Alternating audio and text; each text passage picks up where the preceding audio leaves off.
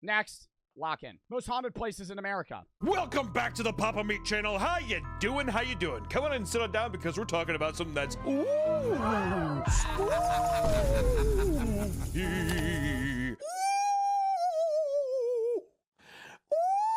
Yo, I'm hyped for October, where we do a bunch of scary reacts. Like, we have full-on scary react days and shit. I'm hyped for the Halloween vibe, and maybe, I don't know, rewatching some slasher films. Maybe rewatching Michael Myers or something like that. Very fun. The nice weather as well, where it's not too hot, but it's also not cold. It's kind of like the perfect, like, 65 to 70 degrees. Today we're going to be talking about the most haunted locations in America. Now, a lot of these locations I've heard of before as well, but I've never actually dove into some of these. Like, some of these we're going to be talking about have movies based around them or whatever, but I was actually curious to see some of the most haunted places. Any of the ones like the Conjuring house that's just been, like, you know, monetized, I immediately just don't think it's haunted. Like, if there's a sign outside of the house that's supposed to be haunted, and there's a phone number I can call to reserve a time to go there, get the fuck out of here, right? The ghosts left that house at that point, the second you stepped in and started charging $25 an hour. Are you a believer in ghosts? I don't know. I will say I would be scared shitless if you put me in, like, an abandoned hospital and you were like, a bunch of people died here. I'd be worried, but would I think that I would see something? I don't know. I would have to experience it to fully believe in it. I'm not fully, if you're asking me if I believe in it, I'm not fully discounting it, but I would say I'm kind of, you know, leaning towards the most ghost situations can be explained by other things. That Airbnb experience, that was weird. But still, see, I'm one of those people where you could probably actually have me see a ghost. And I would be like, well, maybe, I don't know, maybe it was just the way the light was reflecting off of the glass. I don't know, maybe it was, like, remind us of it. Okay, I may or may not have had a ghost experience, but I have never been able to explain it. But I'm still not really definitively saying it was ghosts. It really did scare me. But I went to an Airbnb with Brooke. This was about 2 years ago. It was around Christmas. We were at this Airbnb that was, like, all Fonz themed. Like, from the Fonz. Like, it was all, like, 70s shit. And it was really nice. And they gave us a bottle of wine. And it was red wine. You'll remember that for later. We never opened it. And we're laying there, right, one night. It's the last night we're there. And I'm falling asleep. And as I'm falling asleep, I hear this, like, pitter-patter at, like, the foot of the bed that I have not heard before, and it's, like, really annoying. And I'm like, the fuck is that? So I look up, and it stops. And I lay back down. Oh, I forgot to mention, before this, actually, I'm telling the story terribly. We're laying in bed, and as we're laying in bed, her makeup bag falls onto the floor in the bathroom. My immediate thought is somebody is in the house or something, so I stand up and I freak out. And we go over, we see the makeup bag fell. And I'm like, okay, well, you know, maybe it just, like, you know, it was already kind of sagging and it fell off. Brooke kept telling me, it was in the back left corner. It was in the back left corner. There's no way it could have fallen. All this other shit. And I'm like, you know, maybe it fell. Maybe, you know, maybe it just kind of, like, sagged and then it, like, slowly swooped off and then fell off. Anyways, she makes me go check the whole house. We check the whole house. There's this one cubby hole that's really creepy, and you can only, like, crouch in it, and I go look in it, and I'm kind of like, my heart's pounding. I'm like, what the fuck am I going to do if I see a homeless man? And there's nothing there. We go lay back down. That's when the pitter-patter starts. I look up. There's nothing. I lay back down, and I'm trying to ignore it. And I ask Brooke if she hears it. She's like, yeah. And as we ignore it, it starts getting louder and louder and closer to me. And whenever I look where the sound was, it would stop. Like, they stood still. Like, somebody, like, running in place, but then when I would look, it would stop. And I was like, maybe it's a rat. It's like, maybe there's a fucking mouse in the floorboards. I don't know. So, and it's not raining. There's no water. There's nothing. So I just keep trying to ignore it. She's falling asleep. She's freaking out. I start hearing jumping. You know when, like, you know a bed spring when you jump on a bed spring and it goes, ee-er, ee-er, ee-er, ee-er. I hear that in the other room. And I get up and I open the door and there's nothing. And I'm like, at this point, I'm not high. I'm not drunk. I'm dead sober. I'm a little bit tired, but I'm tweaking. And so I close the door and I'm like, at this point, I was like, I'm not even, I literally told Brooke it was like 2 in the morning. I was like, I'll drive home right now. She was like, what do you mean? I was like, I'll fucking leave now. Like, I'll go home. She was like, no. So we lay back down. She falls asleep. It keeps going. Keeps going. The sound won't stop. But it gets, and I'm like, I'm watching this nature documentary. There's like dolphins or something. And it starts out like a little, and then it starts going like loud next to my ear, and I turn and it stops. And I was like, maybe it's the bed. I start ruling out all these other things, trying to figure out what it is. And then at one point, I'm like, fuck it. Maybe this is like some paranormal activity shit. And I take out my phone. And I hold up my phone and I start videoing like the foot of the bed. And the sound stops. I don't see anything. It didn't do it again. The second I took out my phone and I started recording, it never did it again.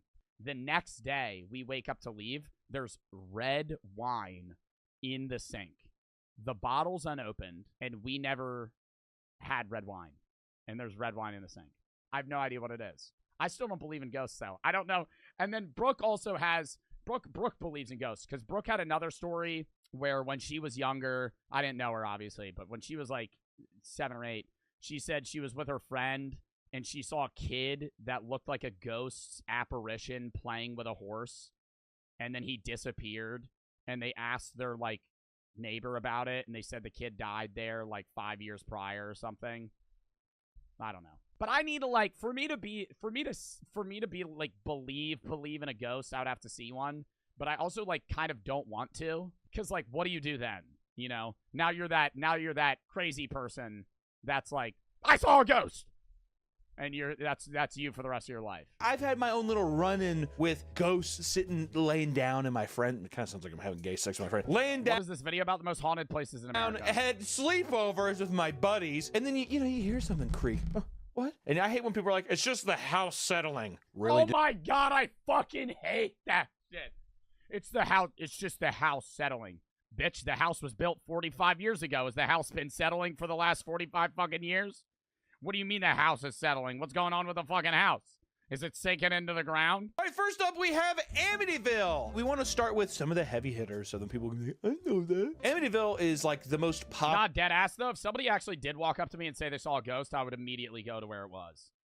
I would go to where it was, and I would say where, because I would want to see it myself. And I think it's even recorded to be the most haunted house ever, which I don't know how you clarify. Yeah, how do they gauge that? How many ghosts they see? The most haunted, which I'm guessing they just mean like the most documented hauntings. Notorious haunted house, whatever. It started its legend in Amityville, New York on November 13th, 1974, when 23-year-old Ronald DeFeo Jr., good guy, shot and killed 6 members of his family. Jump the gun on that one.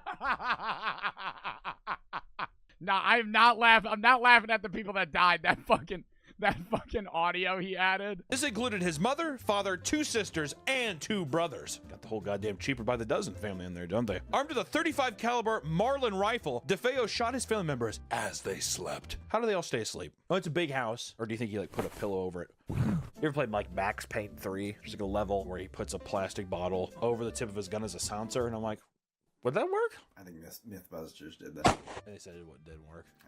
It's a cool idea, at least. Just like a thing of I don't Mountain think Dew. a fucking pillow would work either. If you were to put a pillow over somebody's face and a gun right against it and shoot, would it still be loud? Yeah. This would be loud as shit. That wouldn't fucking suppress the audio. Maybe if it was like a fucking memory foam pillow or some shit. One of those thick-ass ones. He shot most of them in the head and a few of them in the back. That seems cool. Even from a guy who's possessed or something, just shoot all of them in the head. If you're gonna, come on. I think the ones he hated the most, he shot in the back. Oh, he definitely shot his family in the back. Dad's like, oh, he'd probably take a couple shots in the back to kill somebody. Originally, DeFeo blamed the murders on a mob hitman.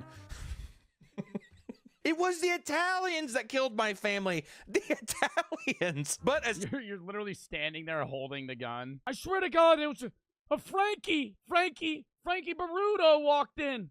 He walked in, he shot them all in the head. DeFeo told investigators that he heard voices urging him to kill his family. I was hoping my life would go in this trajectory, dude. That angels or demons would tell me. The angels came and told me to shoot my dad 3 times in the back. This is the day after your sister, like, I don't know, broke your sick Lego collection. Like, I just got the Eye of Sauron Lego set and she broke it. Angels told me to kill her, told me to throw her down the well. I don't know. Way back in the 70s, people got to be way more susceptible to being like, wait, what? Angels told you to do this? Not a bad fall plan. But later, during the trial, he admitted to being drunk and high. Yeah, you do that shit in like the 1930s. You could be like, the devil told me. And they would just be like, all right, we're going to exorcise you. On heroin, and his parents were abusive. Okay, there it is. The little angel, the little demon on my shoulder was a bag of AIDS. Okay, yeah, but like, why would he kill his brothers and sisters then? If his parents were abusive? He's drunk and he's high on heroin. All right, I'll be honest. I had a couple brewskis, a couple syringes of heroin, and my dad hit me with a belt. What am I supposed to do? Wait! Today we want to thank today's partner, Bad Dragon. If you try little mean things inside something else, beautiful. Be sure you tell him. Sex toys?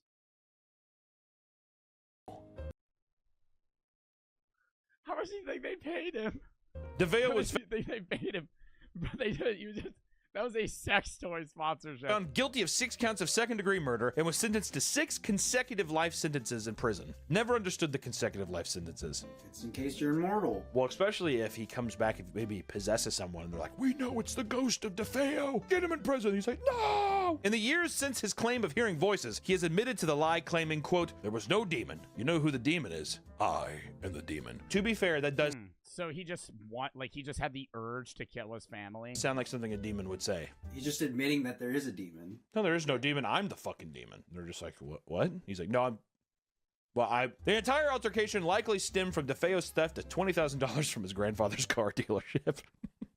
Fuck this kid. He was tasked with depositing money to the bank, but ultimately had a friend stage the robbery. His father eventually grew suspicious and questioned him, earning a death threat that his son followed up on. So literally his dad was like, did you take $20,000 from Pop Pop at his Toyota Camry dealership? And he's like, no, Dad, I'll fucking slice your throat. He's like, okay, come on, man. And he's like, I'm just like drunk. He's like, I'm gonna get high on heroin and kill my dad. After the murders, George and Kathy Lutz bought the Amityville home, and they... Oh my god, it was probably a steal, though.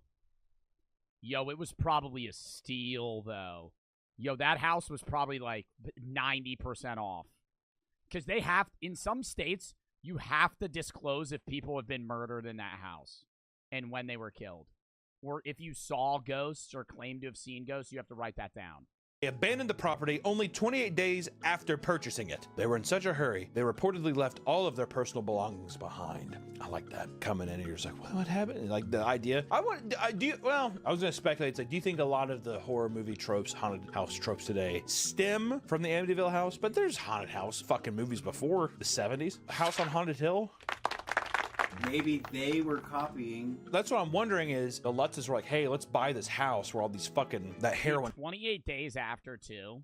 Like, you know how bad it probably got? And we'll just say that it's haunted and we'll make a killing off of it. Oh, you know what? They did buy it 1 year afterwards. A year after the murders? Come on, dude. Usually in movies, the haunted house thing's like, the old DeFonte house up on 12th Street? That thing's been empty for 10 years. Or something, you know what I mean? Something like that. And then you walk in, there's sheets over everything. You whip them on, there's big dust. A year afterwards? Come on. Come on. Yeah, right. They claimed that demons drove them out. What if they just found like his heroin and they were just high? They were too embarrassed to, yeah, it's demons. I swear to God. And they offered up tales of green slime in the walls, fly infestations, mysterious cold spots, a red...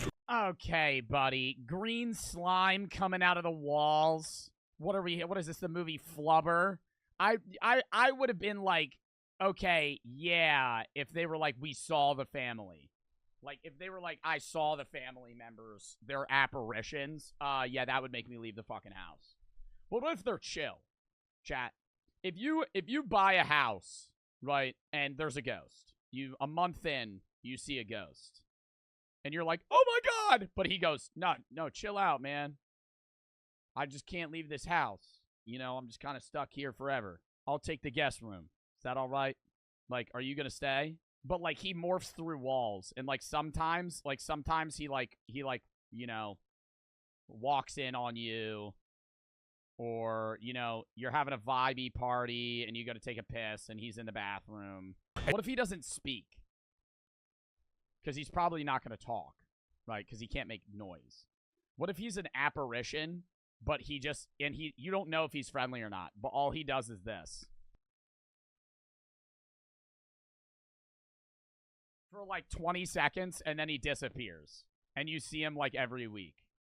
I'd leave. I don't care if he never moved objects. Chat, just him being there would be terrifying. George Lutz reported waking up at 3:15 every night, which is the approximate time of the DeFeo murders, which 3:15 is very close to 3:30, which is the demonic witching hour. Kind of ties in a little bit. He also claimed to hear voices urging him to get out, and saw a face in the fireplace with red, glowing eyes. Kathy Lutz reported feeling as if she was being embraced by an unseen force and levitating off the bed. Jesus Christ, Kathy, goddamn. She's like, something's holding me and I'm flying. Can you imagine her around the, like, she's like laying in the house, she's like, ah, ah! Like flying around the house. George! Oh my God, my wife, I just saw a Apache man's face in the fireplace and I don't even know what the hell's happening here. The youngest child, Missy, spoke to her imaginary friend Jody, who appeared as a demonic pig with red glowing eyes. Okay, first off, stop saying glowing red fucking eyes, dude. The more people are like, and it had. And then what, like, are they saying the family was demons then? Like, why would the family be evil? You know? Like, if you were like, yeah, serial killer killed himself here, and then there was an evil ghost, I would get that. But, like, an innocent family got murdered, and now you're telling me every family member is, like, a devil now, and they, like, want to haunt you? Had glowing red eyes. That's why I'm like, no, it didn't. You're lying. Why? She had me on imaginary friend who is a demonic pig. A demonic pig named Jody? Are you fucking kidding me? That's creepy. The Lutz family supposedly hired Father Pecarero to bless the home. He went on to say that he was told to, quote, get out. Get out! By an invisible voice and was slapped. Get out of here, you son of a bitch, and just slapped him in the face. He's like, the Lord has abandoned this home. And a man named William Weber, who was DeFeo's lawyer, admitted to fabricating the story with George Lutz over a bottle of wine. But a polygraph taken why did they fabricate the story? By Lutz in 2000 revealed that he wasn't lying. Who's telling the truth? I don't know. Seance was held at the house in 1976 where parapsychologists, psychics, and noted demonologists Lorraine and Ed Warren would have... Don't give a fuck. Say, if you pay me $1,000, I can let you talk to your dead uncle. No, I'm good. Oh, the table. Let me guess. The table's gonna shake and the fucking lights are gonna flicker. I can tell him I miss him, and then he'll say, "Keep strong, honey." Yeah, fuck out of here. Yes, the people from The Conjuring. Lorraine and Ed Warren were tough on the eyes. Greasy, old, like, German couple. I'm pretty sure, something like that. Yikes. Instead, you got Hottie McGee and Hottie Magoo over there playing, making a Conjuring in my pants. Bro, you couldn't even get that one out. They all, this fucking, I guess, like, Avengers team of the paranormal showed up, and nothing happened. Nothing happened at all. And at 3 a.m. in the sewing room, which was said to have the worst reputation, nothing happened in there either. Like, the sewing room was apparently the place where... the seance people also said nothing happened. The most haunted, nothing happened. The fucking seance people say nothing happened, then definitely nothing happened. Psychic did say this, though. This is as close to hell as I want to get. Which feels kind of weird, because it's like, if nothing happened... But you said nothing happened, bro. What the fuck you mean? What does that mean? The drive up here in upstate New York was truly devious. Maybe he was being sarcastic. Yeah, oh, this is as close to hell as I want to get. What if there's just like a Puerto Rican guy walking around the house? Oh my God. The 70s. Jesus Christ, the help. The house still stands to this day with no further incidents happening, which is very... Nah, that's fucked up.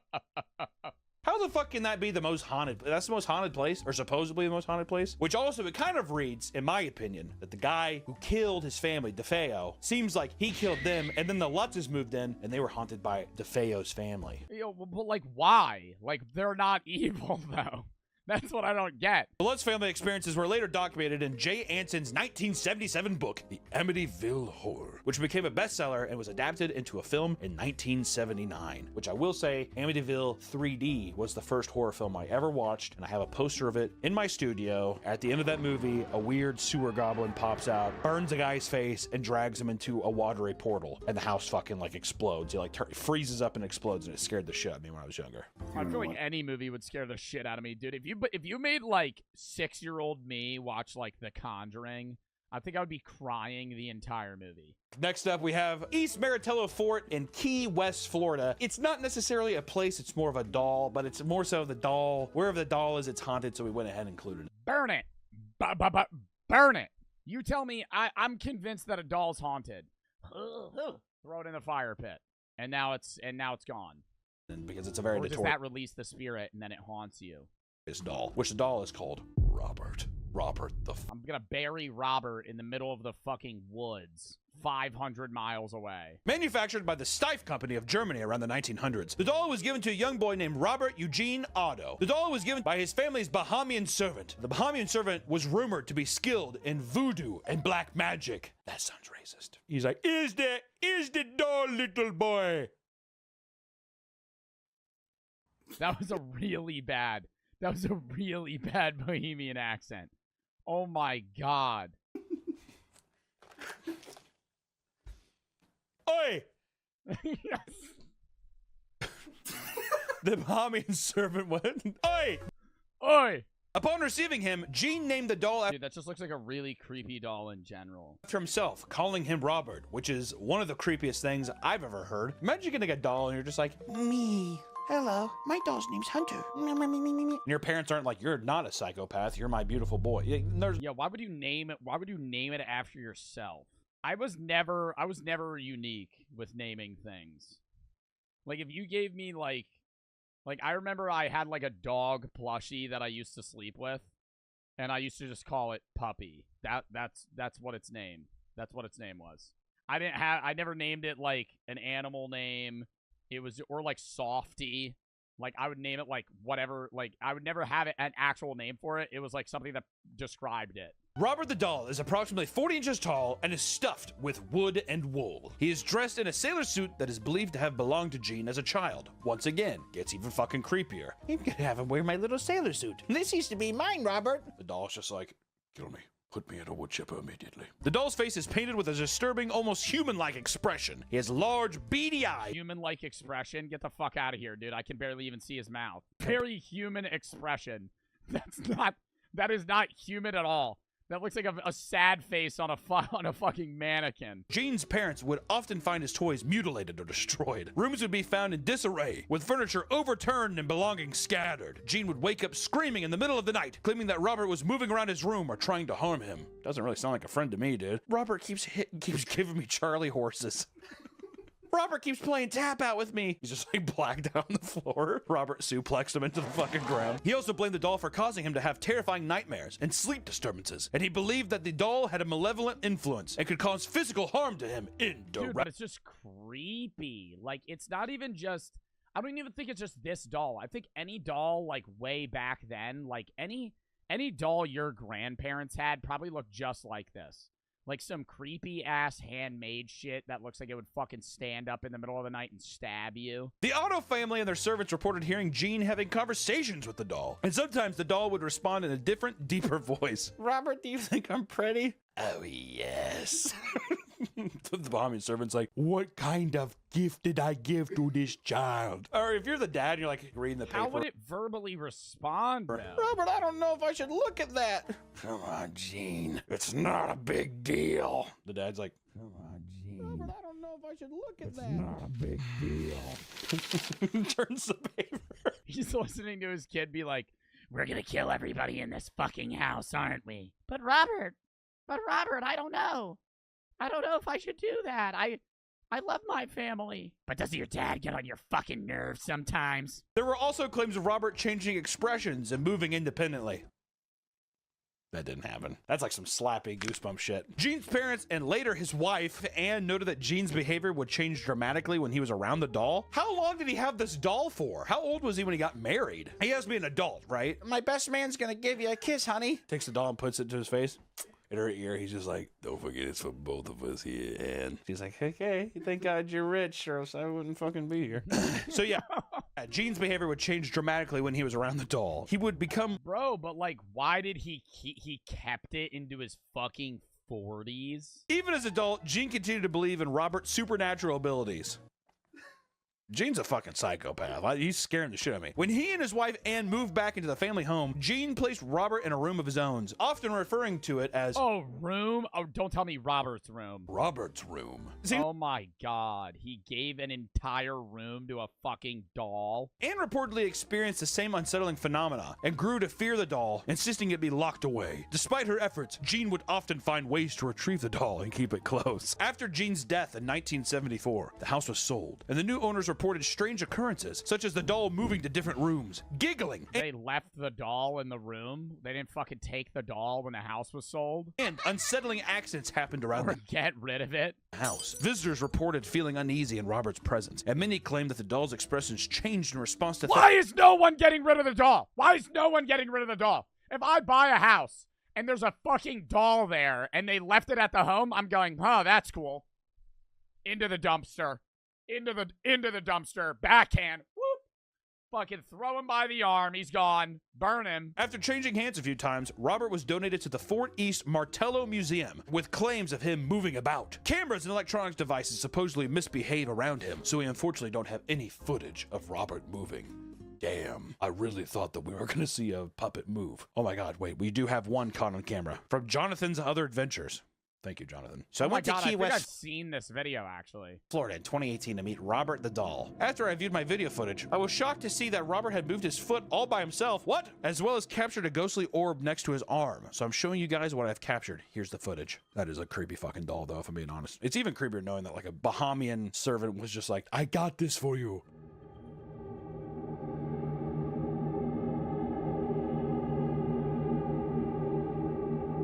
Are those feet? That's his feet? That boy's got some club feet, dude. He's got some...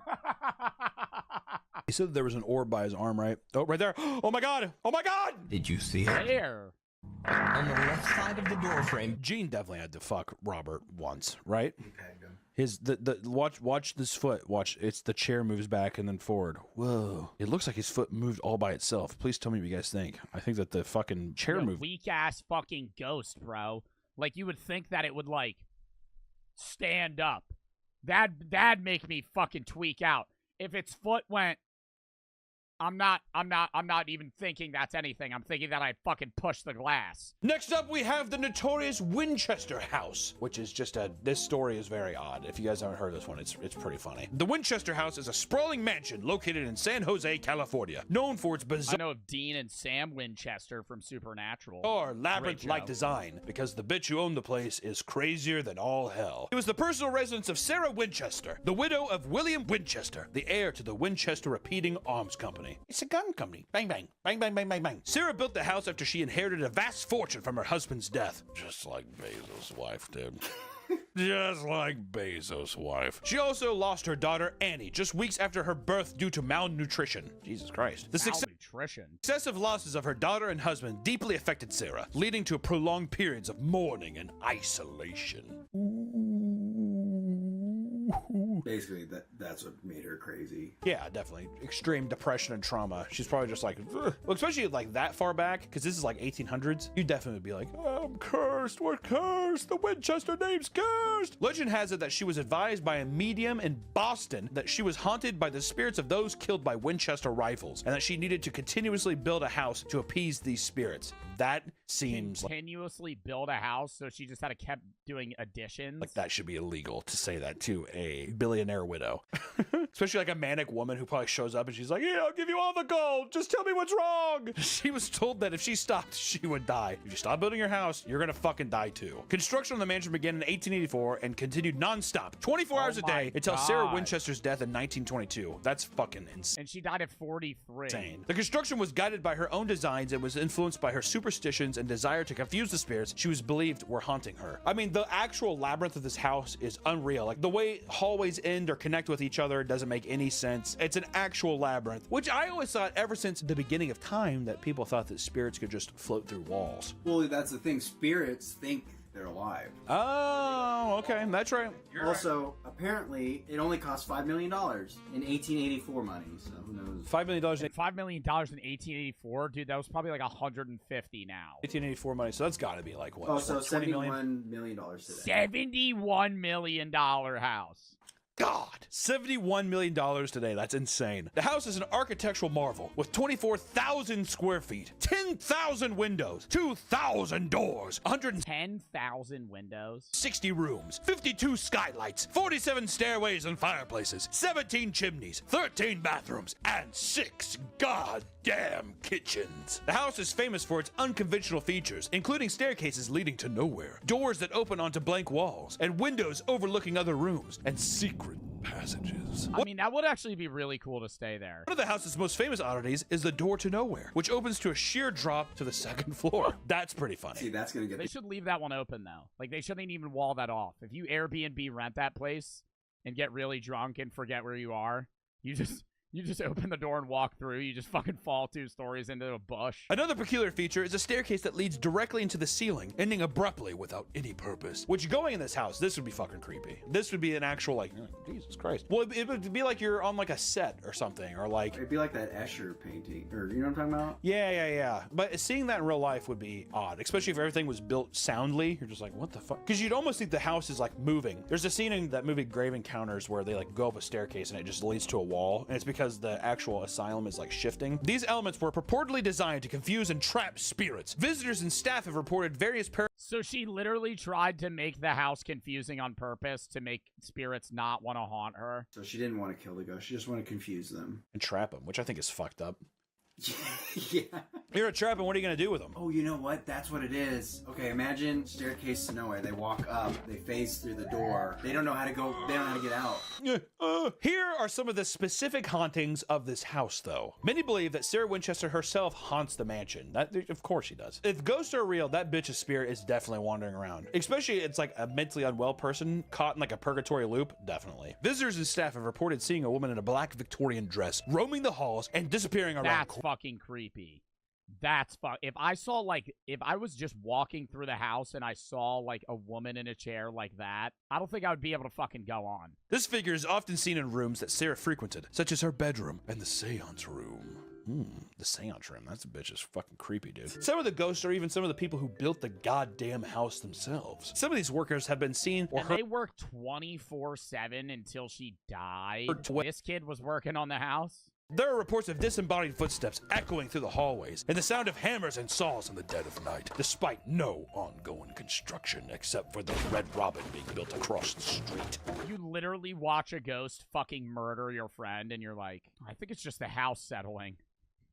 Your friend's bleeding out, a floating knife just fucking stabbed them in the chest. I think the house is settling. I wouldn't worry if I were you. Sarah would lock herself in the room from midnight to 2 a.m. and consult with the good spirits on how to continue the construction. She's like, all right, good spirits, come on in. Bad spirits, stay out. This room, known as the seance room, has no direct entrance or exit. It can only be accessed through a series of secret passages. That is fucking weird. Visitors often feel a sudden drop in temperature, hear whispers, or see flickering lights when they go near this room. Some have even reported feeling an unseen presence or light touch their shoulder. Bro, but at the end of the day, if you tell somebody something's haunted, they're gonna fucking look for things that try to confirm that. One of the most famous ghost stories involves a spectral figure known as the wheelbarrow ghost. The apparition is often seen pushing a wheelbarrow full of coal or ashes down the long hallways. Staff and visitors have reported seeing him in the basement along with various winding corridors of the house. He is described as wearing overalls and a cap, appearing solid at first, only to vanish. Like, now I really want to go fucking see this shit. The mansion is now a popular tourist destination, offering daily tours. I wonder if you could rent it. That would be really cool if you could just stay there for a night. that exploring its expensive as shit, though. You probably just have to pay a tour. history, architecture, and paranormal stories. Special events like flashlight tours and Halloween events are still hosted to this day. I wouldn't mind going. Yeah, Yeah, but I doubt you're gonna see shit when they do the base tour. would actually be scared though. I'm not gonna lie. Definitely. If I went there, I'd be like, huh, what? I'm such a pussy when it comes to that stuff. I would go If to I was alone, if I was in a group, no. place, I'd be, what, hello? I'm like in a huge group. Did you guys hear that? You're like, no. Next up, we have the Villisca Axe Murder House. Located in Villisca, Iowa, it's the site of one of the most notorious unsolved mass murders in American history. In 1912, It's always like really old homes. Do you ever think there's gonna be like 100 years from now somebody talking about a haunted house from like our time? In 2024, Kai Cenat used to live in this house. all the victims were found in their beds, having been bludgeoned to death. Diddy's house. P. Diddy used to live at this house. Years later, he decided to move out, but his presence still remained. The killer appeared to have covered the mirrors and windows in the house with cloth and clothing. If me memory serves correct, I'm pretty sure they say that demons can come through mirrors. So sometimes you cover them so they can't see you or something like that. I'm pretty sure there's some kind of... Was that in Constantine? He like jumped out in the mirror and the dude. Oh, yeah. Yeah, that scene actually rules. The Constantine movie is actually fucking sick. All the victims' faces were covered with sheets after they were killed. And the ceiling in the parents' bedroom and the children's room showed gouge marks, presumably from the upswing of the axe. He's a fucking like 7'5" like ogre man. Yeah, he gets stuck. How did they all sleep through this? Again. Well, I mean, if you get a fucking axe to the back of the head or whatever, you're probably not waking up. Even if it doesn't instantly kill you, it's probably gonna knock you the fuck out. Yeah, I don't think they were like, he was like, hey, wake up or anything. I think he just went in and probably just fucking did a one and done, I'm pretty sure. If I was a betting man. The investigation saw several suspects, but no one was ever convicted of the crime. But once again, you know, it's 1912, so they're just like, Did you do it? the guy's like, no. And they're like, All right, go ahead. the Villisca Axe Murder House is now considered... Actually, like, there was no way you could probably kill somebody around other people and just go, nah, I didn't do it. No, yeah, you did. Well, I mean, you know, we got 1 and 1 here, so. Numerous reports of paranormal activity have been recorded, and the houses are a popular destination for ghost hunters and paranormal enthusiasts, like Sam and Colby, who did a video with Joe Rogan, because they were on his podcast. Would you ever want to do a video with Sam and Colby? Would I ever go to his haunting with Sam and Colby, a haunted house? You know, no. You do not understand. I would be Nah, that would be fucking hilarious if Papa Meat did that. too scared. I don't know if you've ever seen one of those videos. It induces a goddamn panic attack. They're like, yo! Yo!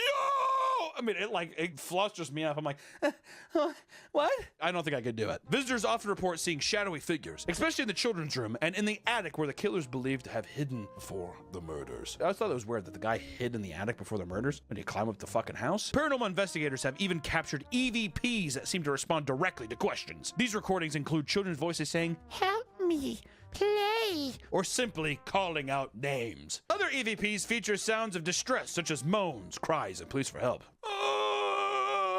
For that long, though, like, that's what I don't get. Like, if you're a ghost and you live in that house, are you gonna live there for eternity and be stuck in that? Like, what happens when the sun explodes? Many people report feeling an overwhelming sense of dread or sadness upon entering the certain rooms, particularly the attic and the children's rooms. Probably because they know that people were fucking murdered here. I feel sad all of a sudden. There's like bloodstains all over the walls. It's just like a sad area, and you know that there were kids that were like stuck up there that got murdered. Yeah, obviously it's gonna be fucking sad. Sarah's spirit has reportedly communicated the pain and horror of that night, expressing feelings of helplessness and an overwhelming sense of loss. Now, why are you so hung up, dude? It happened. Get over it. Here's the thing. This is gonna sound fucked up. If I was a ghost and it's been 100 years, I think I would have been able to process the kids fucking passing by now. If they're all spirits or whatever and you're reliving that thing, how many times do you have to Yeah, fuck? but are they actually like, that's the thing, is if ghosts exist, are they conscious spirits, or are they just like a memory that's replaying? Like a conscious material that's kind of just manifesting itself and then ceasing to exist? Like, are they there and it's their spirit, or is it just something that's remnant of them? Some psychics have described sensing a replay of the events of the murder night. They feel the terror and confusion that the victims must have experienced. This includes feeling the sudden fear, hearing sounds of the attack, and even feeling a heavy, oppressive It's really weird to see like old black and white photos colorized. There have been accounts of mediums feeling physical sensations such as tightness in the chest, difficulty breathing, or sharp pains, which they believe correspond to the experience of the victims during the attacks. And many psychics have focused focused on the attic, believed to be where the killer hid before committing the murders. They often sense a dark, malevolent presence in the space. The energy is described as heavy and oppressive, causing the feelings of Because it's a creepy-ass attic. I don't know if it's because of the fucking spirits there. brewing these dark thoughts that he was gonna do. So maybe he like left behind this like horrible, evil energy or something. Yeah, that makes more sense to me than him still being there. Anyways, that was a W vid. But we're gonna call that there, chat. I am hungry as fuck, and we've been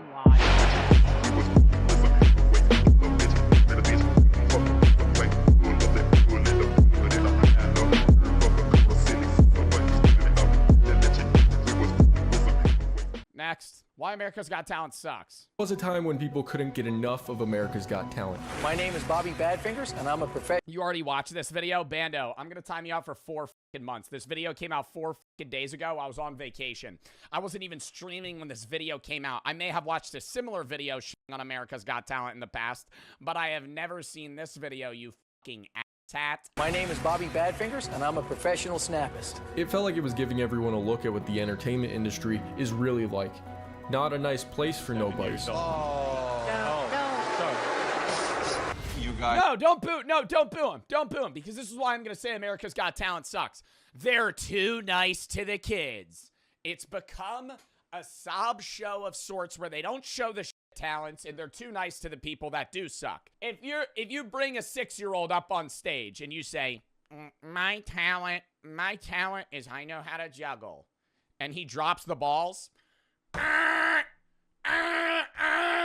if he knows how to juggle, right, is that a $1 million talent? No, right? But for the kid, hey, he's 5 years old. If he knows how to juggle, I'll send him through to the next round. But if he drops a single ball, if he drops the ball once, don't care. This is a competitive show. I've said this before when we talked about America's Got Talent in the past. There was a kid that borderline made it to the finale by cutting celery with playing cards. He would get 2 feet away from the fucking celery stalk, and he would throw playing cards at it. And that was his fucking talent. And he had a stupid mohawk. And I'm not trying to make fun of the kid. It's a cool talent. It's not $1 million talent. It's not $1 million talent. It's worth a YouTube video that, gives them 100,000 views. Not $1 million talent. Or there's people that show up and they do the interviews before. Fuck the interviews. I don't want to know who the hell you are. They fucking flood it with people that are too nice now. And it annoys me. Yeah, they got Simon Cowell on the show now, but it's fucking Howie Mandel, fucking Heidi Klum and Sofia Vergara. And they're way too fucking nice. And now they got Terry Crews instead of Nick Cannon. Nick Cannon did it better. I'm sorry. I love Terry Crews. Nick Cannon did it better. When they have these judges, right, and people come out, they used to show, I remember I used to watch the show when I was like 10 years old. And they used to, half of the fucking talents in the first 5-10 episodes was just people that sucked.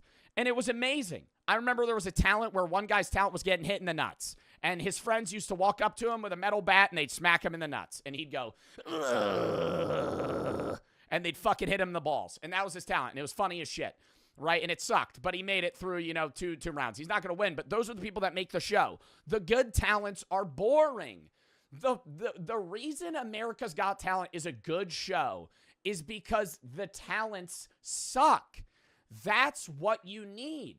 They need to pay those people a consolation prize for making it however far they do in the show. I don't know if they do or not, but that's what they need to do because they need people that blow, right? That's what makes the show fun. If every talent is like, I'm doing an interpretive dance and it's good, I'm having a snooze fest, right? I'm not having fun. I'm not sitting here watching America's Got Talent to see a genuinely good talent. I'm watching America's Got Talent to see people that suck. Too much singing? Oh my God, I 100% agree. Go on another show! Go on another show! It annoys me. If you put me on that show, the second somebody says I'm singing, go on The Voice, you stupid fuck. Get out of here. Go on X Factor. Go on the other 45 shows for fucking singers. I don't want to hear your dumb ass sing. Okay, if you're gonna play the cello or an instrument, that's different. You can play the piano, that's fine. Hey, if you're fiddling the keys and you're fucking, singing, that's a two-parter. That's perfectly fine. But if you're just gonna fucking get up on stage and go, get the fuck out of here. And every time they interview him, hey, why are you here on the stage today? Oh, well, my mom died. What the fuck does that have to do?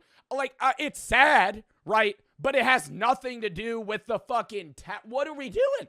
This is a talent show. That's like walking into a job application and being like, my mom died, give me the job. That's not, that doesn't prove you're qualified to work here, let alone qualified to win $1 million and have a show in Las fucking Vegas. Sorry, I was rambling there. Dude, it really gets me worked up because I used to love that show and they fucking ruined it. However, today a lot of longtime fans agree that things have changed for the worse.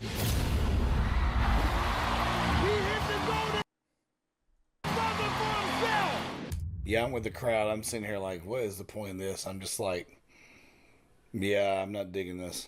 The talent's still there, but it just doesn't feel authentic anymore. So many people are lying between the judges and the acts. And it was honestly pretty cool, minus the fact that they edited out a lot of the actual drumming of my act. The format's now so predictable that it's become the first show to be successfully replicated by AI. He sent me the video of the kid whose parents died in Ukraine war, and he loves his parents, and he's made a song. Oh yeah, on America's Got Talent. It was incredible. That's good, right? It was unbelievable.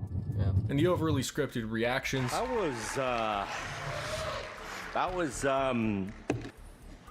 God. Yeah, and the judges cry every time. They see 10,000 fucking acts. Oh my God, Howie Mandel's been on that show since before I was fucking alive. That man would be stone cold Steve Austin up on that stage. If I'm Howie Mandel and I've been working that shit for 20 fucking years, oh my God, they could tell me the worst thing possible. And I'd just be like, get to the talent. He's seen everything. And every time, it's like some kid could literally just be like, I broke my foot, and Howie will cry. Howie will cry and send him through. Oh, I miss when they used to sit in the van and talk shit on the contestants and be like, I fucking hate that guy's talent. I like this guy. And they would root for specific people. And they'd be like, I want this guy to win. Predictable acts and controversies behind the scenes make it easy to see who is at fault. We are going to make America's Got Talent great. A Trump impression? You fucking waited in line for 10 hours to do a fucking Trump. Oh, we're gonna make America's Got Talent great again. Not with you. Get the fuck out of here. He also happens to be the one who started it all. My first guest is the brutally honest judge on American Idol. He's one of the most successful people in the music business. He told me I wouldn't make it past the first round, and if I walked into a room, he wouldn't know. Yo, as fucked up as Howard Stern is, the show was better when he was on it. Simon Cowell. Simon Cowell doesn't fill the spot of an asshole, right? He's smoothed out, right? He's gotten nice. You need two judges that are real mean, and they hate everybody. They hate the world. And they hate themselves. And those people are good judges because they don't give a shit. After becoming a household name in the UK for his show The X Factor, and in the US for being the mean judge on American Idol, he's proven himself to have a knack for knowing what clicks with people. You've got so much advice that you recite from your father. One of the things that always stuck in my mind, he said, everyone in life, Simon, has a sign on their head. And it says, make me feel important. So when he announces he's making something new, heads turn. Another talent show. But unlike all the other ones on TV, this one's not just about singing, dancing, or rapping. On Ego Trips, the white rapper show. We're on a mission to find the next white rapper who can rep hip-hop to the fullest. It's about those and everything in between. Seniors. What? Jewish rapper. A competition to find the best overall entertainer. He calls it Paul O'Grady's Got Talent. Are you going to be nice tonight? I'm always nice, Paul, you know that. It's not very good. The pilot was terrible. It was overcomplicated. It was too long. But Simon still sees potential in the concept. So he goes back to the drawing board, touches up the format, signs a new deal with NBC in America, and in 2006 he introduces the world to America's Got Talent. This time, there are no age limits. no boundaries, and no second chances. Millions of people tune in, and hundreds of thousands of people show up to the venues, all for a shot at winning the $1 million cash prize, and it's utter chaos. I'm the best looking man in comedy. I'm here to become... Dude, I remember one of the best talents I ever saw was a dude that pulled a truck with his nipples. That was like peak America's Got Talent. Is that or his teeth? And I remember he was an old man, and they were like, we need to go outside for this. And the judge was like, what? And then he fucking hooked, like, fucking jumper cables to his nipples, and he pulled a car. I'd pay to see that. That is how you have to judge the talents. Would I pay $50 to $100 to see this person do this? Yeah. I'd pay $50 to see a guy pull a truck with his nipples.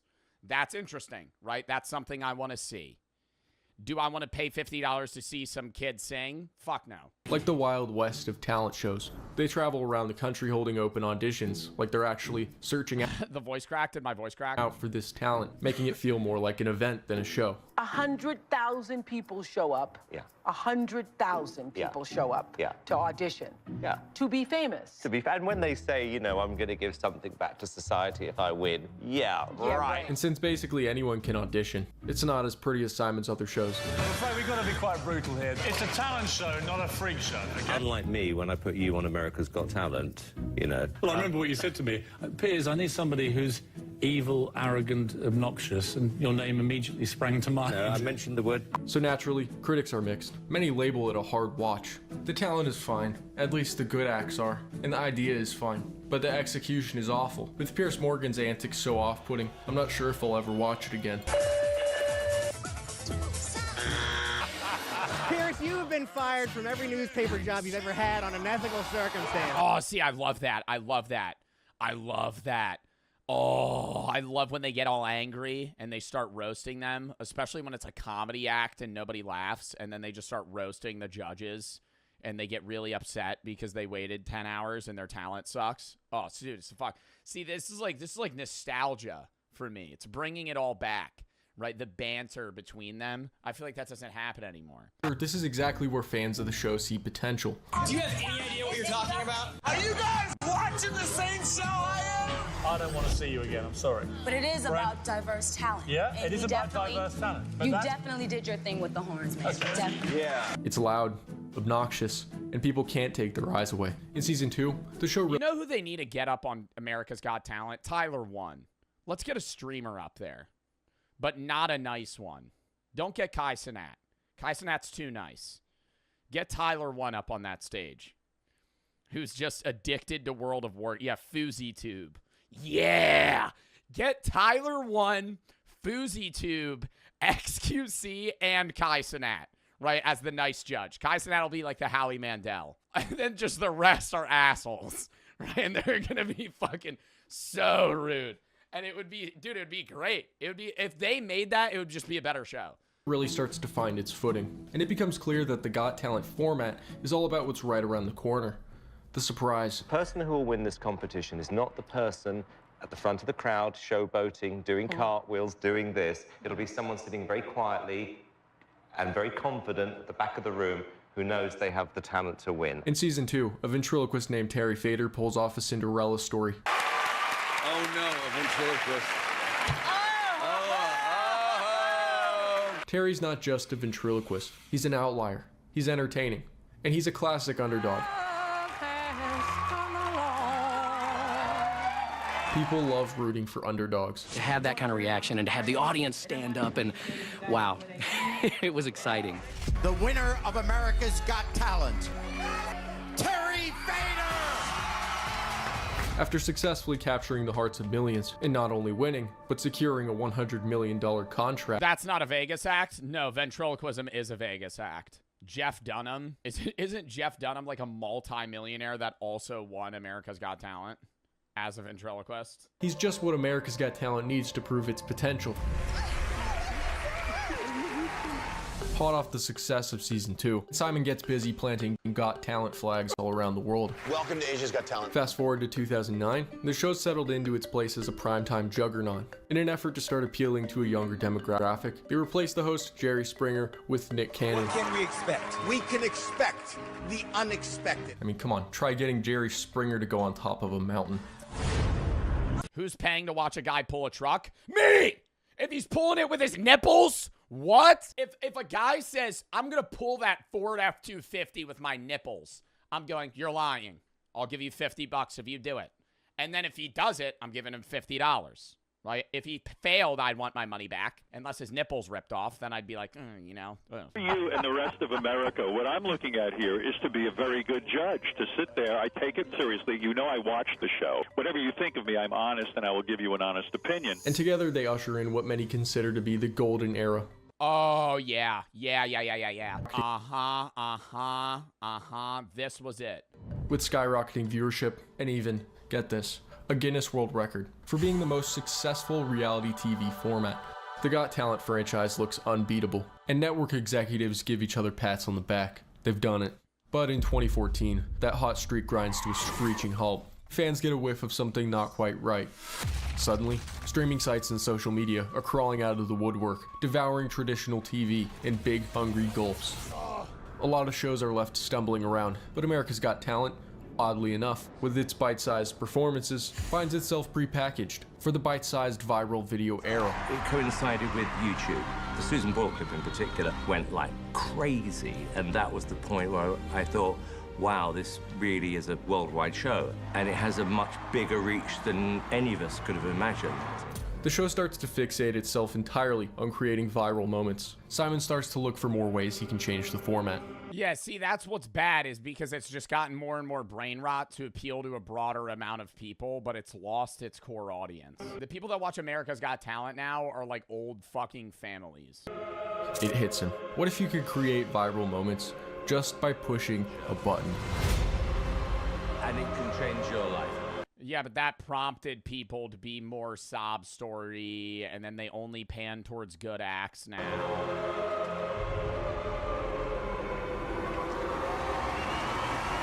On the surface, the golden buzzer's just a save. If one judge really likes a contestant but is outnumbered by votes, they could press it, and the contestant... Yeah, it's just a save, but most of the time when it's used, it's not because the other 2 or 3 judges pressed X. It's because they just want it to be a clip where the person standing up there will cry. It goes through. Seems like an alright idea.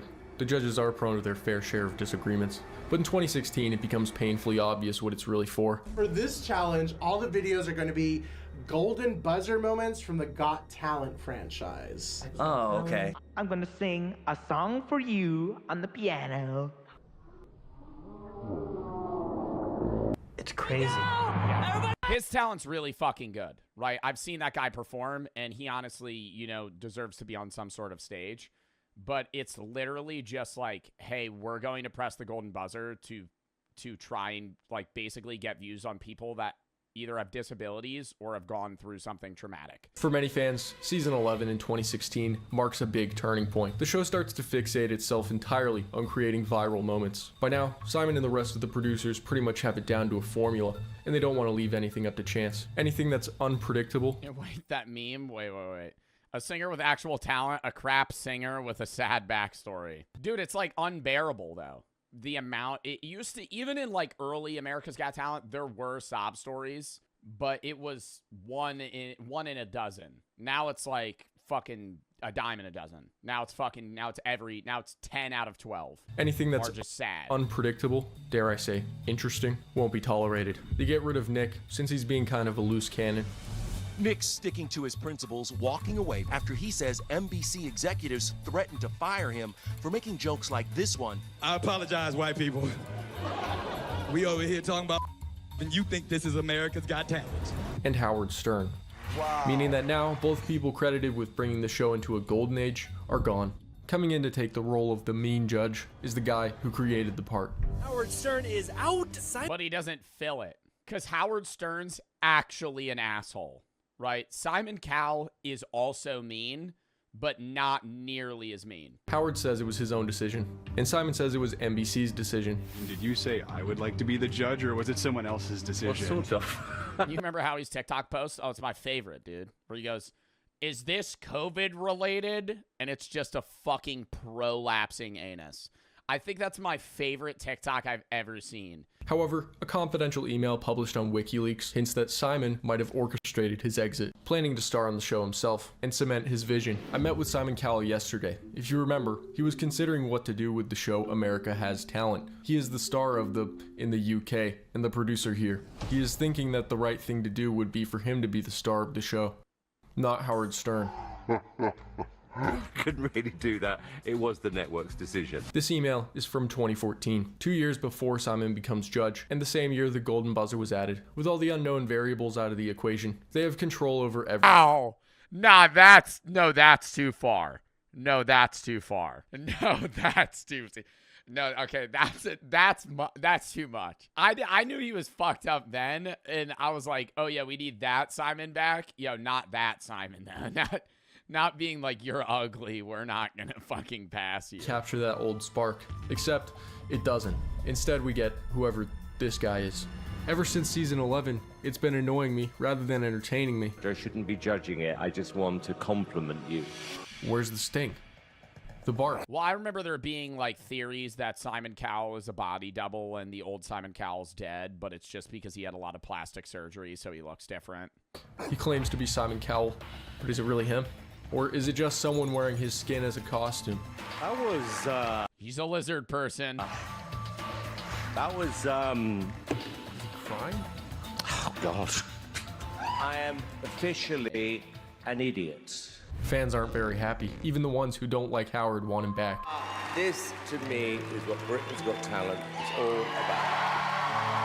At least Wait, is he in Britain's Got Talent and America's Got Talent? He wasn't afraid to make a kid cry here and there. No, I've read, Howard, that you intend to, when you see a young contestant appearing on stage, you're going to haul out their mothers and harangue them before their child performs. Bro, okay, maybe that's a bit far, but you got to let the kid know, right? That's part of America's Got Talent, is people being told that they're good at what they're doing when they're not, out of fear of, upsetting or embarrassing them, to the point where they build so much confidence that they say, I'm going to go on this show because I'm so good that I'll win $1 million just to get shut the fuck down, right? You need that, because then if you pass that kid through, now he's going to have an inflated ego for the rest of his fucking life. I'll make it absolutely clear that if you then rip this child's performance to pieces, it's not your fault. Well, yeah, if you're going to put your children on television to be judged, which, by the way, there are parents out there who think it's a good idea, and you got to be damn sure that this is a wise decision. You want to speak to this? Yes, I have no problem speaking. First of all, you're a very nice young man. You know that. No one likes hitting the X on a 7-year-old. You're very brave. No. The judges only provide... Bro, they can't boo him for that.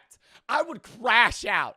I would say, I don't want to hit the X, but I don't think you have $1 million talent. He's right, though. That kid's not winning. The early stages is just people giving a sneak peek of their talent because you can't put it all out on the table. Otherwise, you're not going to be able to improve. And you always have to improve to be impressive to win the show. And if you don't pass, if you give that 7-year-old the spot, that takes that spot away from somebody that could genuinely fucking succeed and excel to maybe not even win the show, but get far enough to where it would give them a career. And so you're basically just rug pulling somebody that's 30, 40 years old that needs this to give a fucking 7-year-old 10 seconds of happiness. But he's only 7. So you're going to tell a 7-year-old that sucks at singing that he has $1 million talent. I'm not going to be mean when I say it to him, but I'm going to say, hey, man, you're 7 years old. I think you're doing good for your age, especially. You're not $1 million talent. He thinks Big Barry is an act that deserves attention, but I do not believe that. We admire each other, respect each other professionally. We have a disagreement. Wow. It is a wow. The question is, if there's no tension or disagreement on the panel, then what's the point of the golden buzzer? And all those bullies are going to have have to watch you succeed, my friend. Yeah, they casted people that are too friendly with each other, too. You kind of need to cast personalities that don't mend well. Many of these videos have gone viral. Why do people love to watch these golden buzzer moments so much? I think these are like, it makes you feel motivated. It's seeing people feel good makes you feel good. It's kind of inspirational. Everyone in life, Simon, has a sign on their head, and it says, make me feel important. Just a raw heart beating in front of us, and you moved me to do this. The golden buzzer is usually used on people who would probably get 4 yeses regardless. You know what? Judge and executive producer Simon Cowell disregarded the show's longtime rule and hit his golden buzzer for a second time this season. The unprecedented move prompted questioning from his fellow judges. He says, quote, "We are using more golden buzzers this season because there were so many brilliant, mind-blowing auditions. I know right away when I see an act that's golden buzzer worthy. You feel it."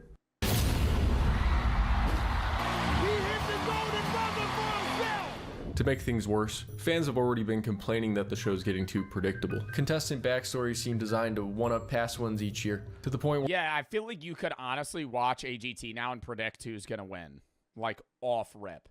Or who, like, you could predict top 10 in the first casting episodes. where now they seem like parodies of each other, not genuine at all. This has always existed, but in the past few years, it's become overwhelming. I am 17 years old, and I'm a magician. I'm a little bit of a loner. It's always been really difficult for me to connect with people my own age, and that's when I found— See, bro, like, I don't know. Why do we I genuinely think it needs to go back to, like, yes, it's a meaningful story, and he's trying to be inspirational to other people, but, like, it just lost its roots as just a place for people to perform and either get shit on or get passed to the next round. magic. If we look back to older Simon Cowell vehicles like American Idol, sometimes a contestant would be given a little bit more time to talk about a unique or tragic story. And to make the long story short, the doctor said that I would probably never speak again. Notice the straightforward interview style, which makes it feel slightly more real. Even as an adult. Yeah, versus a highly edited fucking interview where they have B-roll footage that they include while you're speaking. Like, it's so facilitated that they know you're going to pass through the next round before you even compete in front of the judges. People look at me and judge right away. Like I'm gonna do something bad or steal something. I'm here because I am tired of being judged. Isn't this a whole show about people judging you? It's become a bit of a joke at this point. Is there any unnecessarily sad backstory that we should know about before you sing for us, Sam? I mean, I wasn't gonna say anything, but since you asked, I was born with glass bones and paper skin. Every morning I break my arms. Every afternoon I break my legs. My mom's Is that from SpongeBob? last wish before she died from cancer. Not to mention the multiple cases where contestants have taken advantage of it. America's Got Talent looked like it found a new star this week. Sergeant Timothy Poe. Oh, didn't this guy fake being in the military or something? Got hit by a grenade in Afghanistan, and everything about you is amazing. Some of Sergeant Poe's fellow soldiers were also amazed. It was absolutely unbelievable from the first second I saw it. It's always been fake. The difference is they just no longer hide it. Everything feels hyper curated. So, do they mic the whole audience? Either the contestants are unbelievably amazing. Yo, actually, though, how did they pick up what she was saying? Do they mic the whole audience? Either the contestants are unbelievably amazing or comically bad in a way that screams producer meddling, which is exactly the case. Now what I'm going to do, I'm going to play... Yeah, like they're going to pay these people to not get passed through. I feel like because of how popular the show has gone, when it was like 2012, 2013, they used to show the lines of people showing up, and it used to just be a shitload of people they'd have to pump through. Now they probably have such a pre-screening process where they pass really shitty talents on and say, hey, we're going to like pay you to be shit, versus them just being naturally shitty and thinking they have a talent. From the beginning, and when I'm on stage with America's Got Talent, that is what was shown on TV. And then when I'm in this rehearsal room, that is the stuff that was not shown on TV.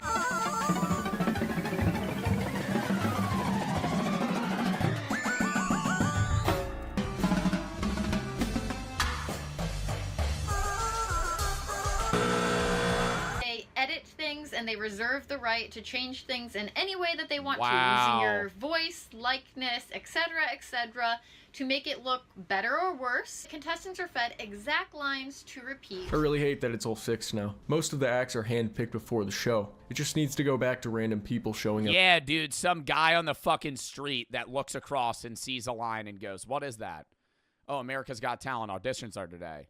Oh, I don't have anything going on. I guess I'll stand in line for 8 hours. And he just goes and performs. Because that's what brings the characters out that make the show interesting. Yeah. Today, there's even some acts on the show that are well-known, established artists. Like Zusi said, fuck it, bro, let me do my backflip routine. Zusi, I'd pay $50 to see you do a backflip routine. Glennis Grace, who made it all the way to the final rounds in 2018. Even though she was already a famous singer in the Netherlands, rumors start to propagate that behind the scenes things aren't much prettier.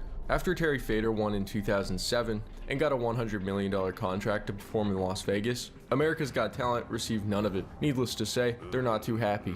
So, in every season after that, they forced contestants to sign a contract, which one lawyer describes as the worst and most one-sided entertainment contract he's ever seen. From what I've gathered, this contract apparently makes it so any original song you perform on the show is now theirs. They can also say anything No, dude, this is like an evil record company. about you or portray you in any way they want. And if the performer happens to be a child, the parent has to sign a contract that allows their kid to sign all future contracts. This is just what I've seen from people who talked about being on the show. As of today, the show hasn't been renewed for a new season, nor has it been canceled. But no matter what happens, America's Got Oh yeah, no, it gets fucking no buzz anymore. Talent will live on in some form. It appears to have transcended television and eclipsed its singularity. It's become so formulaic that it's not quite man-made, but not quite machine either. A lot of people can't even tell the difference between what's an AI. It's just brain rot cable now. That's literally it. That was a good ass video though. I enjoyed that. All right, I'm gonna piss. Then we're hopping into games now. W React segment.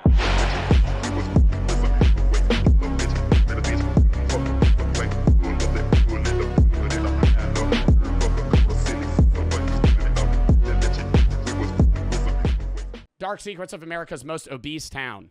Lock in, lock in, lock in. You want to go bigger and stronger, don't you? Golly, sure. The number of obese Americans is now around 40%. Fast forward 10 years and the rates skyrocket. Wait. I want to see that graph. Why do you think it's the worst in these areas? Wow, New Jersey's pretty good. That's surprising to me. I mean, good in retrospection. I don't know if that's the right word. Good in retrospect to the rest, or in respect to the rest of the U.S. Farming land, Oklahoma and Louisiana. Isn't Louisiana swampland? I think it's poverty. West Virginia's really poor, Louisiana's poor, and Oklahoma's very poor. And they have a lot of fried foods. Skyrocket. It's so bad, some call it an epidemic. What about pancakes for dinner? Only 7 grams of fat. Americans are getting increasingly and astronomically chronically ill, and it is largely because of our toxic, ultra-processed. Somebody said surprising it's so low when you live there. Brother, you can't even make a fat joke. Like, I'm not fat. This would be entirely different if I weighed like 50 pounds more than I do. Like, did you just try to call me obese? It's the craziest scam to ever. I really think the reason they always say it's fast food, but I don't know. I don't know the numbers that fast food companies are making. I don't think it's fast food, though. That's the reason Americans are fucking obese. I think that it's grocery store slop that people get themselves. The laziness that most Americans have to meal prep correctly. Because when you meal prep vegetables and pasta and protein pasta and meats correctly, you're not fat, right? Like if you eat well and you don't overeat, you'll be fine. It's pastries and half of the fucking grocery store you go to is pastries, cakes, desserts, snacks. I think snacking and liquid calories are the two big reasons why Americans are fucking fat. They drink soda a lot. They drink beer. They have a lot of things that have liquid calories in them and a shitload of sugar that fucks up their metabolism. And also just eating a bag of Doritos every day. One of the family size ones. And when we eat breakfast, what do you guys eat for breakfast? What do you guys eat for breakfast? And I'm not saying any of you are obese or fat. I'm just saying this is the diet of skinny and non-skinny Americans. Some of you might eat eggs or other shit. Like a lot of people are saying egg sandwiches, which can be all right. Yeah, but you're eating cheese with that, which is a little bit unhealthy. But I would even say eggs are not as bad as like, if you're just eating like a bowl of Cocoa Puffs, like 2 bowls of Cocoa Puffs with sweetened milk, you are starting your day off with 45 grams of sugar. Like more than the average Neanderthal had in a month. In one day, right? You're in one meal. Shit like that. Eggo waffles, any of those. Unhealthy as fuck. And then desserts and all these other things. Ever get pulled off. Big Tobacco bought into U.S. food companies back in the 80s. Why is... Like, unless you're eating cornflakes for breakfast, cereal isn't good for you. At all. It's a dessert. It's a dessert for breakfast. Or even if you're eating, like, waffles, which, like, they in themselves might not be that bad, you're probably covering it in syrup. A lot of syrup and butter. You're eating a 600-calorie meal right there. The FDA funded by the pharmaceutical industry. Or for me, like an Italian guy, like, or even your parents, I cook with a lot of olive oil. Like a lot of olive oil. A teaspoon of olive oil is like 100 fucking calories. Like, and I'm just going and just putting it all over everything. People don't realize, like, the shit they cook with makes things really fatty. Former drug regulators who went to work for the drug industry. This is why America is facing an obesity epidemic. And no, the reason is also our healthcare providers and our capitalistic economy that convinces you that when you're fat as shit and you're unhealthy, that instead of losing weight and going to a nutritionist, they're going to put you on medication, which makes you feel better, and then you feel more comfortable eating more, and then you get more fat. It's terrible. We live in a society where instead of losing weight and doctors advocating for you to go to a nutritionist and map out a diet plan for you, they're going to go, no, we're going to put you on Rifrenol. And you're going to go, what's that? Oh, it's going to make your heart better. Oh, you know what also would help? Losing 140 pounds, right? Ozempic is actually not great, right, in how it's kind of just restricting somebody's appetite, because that doesn't mean that they're eating healthy. It just means they're eating less, which does result in losing weight. But when you're dieting, you also still have to get all the nutrients you need rather than just eating less, right? Ozempic is one of those things that does help, but it's also just a fucking drug. That's a bit specific. I'm gonna fucking say my opinion here. I have nothing against obese people. I have nothing against people that are fat. We were talking about this when we were watching the Dave Blunt's video, but it's a problem in general society that it's like food addiction is so acceptable that like people just stop caring, and now companies pan towards the obese to make money, which is killing you at a younger age. If you are obese, you will die younger. It's a fact. And I'm not even going to sit here on my fucking high horse like I don't get high 4 days a week. That's going to fucking kill me younger. Same thing with people that smoke cigarettes or drink. There's a million things that are going to kill you younger, right? And people say, oh, oxygen kills you. Right, yeah, but so does eating fucking 4 quarter pounders every day, right? Food-related illnesses have become the #1 health issue in America, and health experts believe it will soon overtake cigarettes as the leading cause of preventable death. The abundance and availability... That's also due to, I feel like people smoke... I mean, I don't know the statistics on this. I feel like people don't smoke as much as they did. I feel like cigarette usage has likely gone down, but vaping has gone up. For a long time, the obesity epidemic was chalked up to an individual's lack of self-care, diet planning, and exercise, leading to the rise of reality programs meant to empower overweight people to simply clean up their diets and get... Bro. Down in America.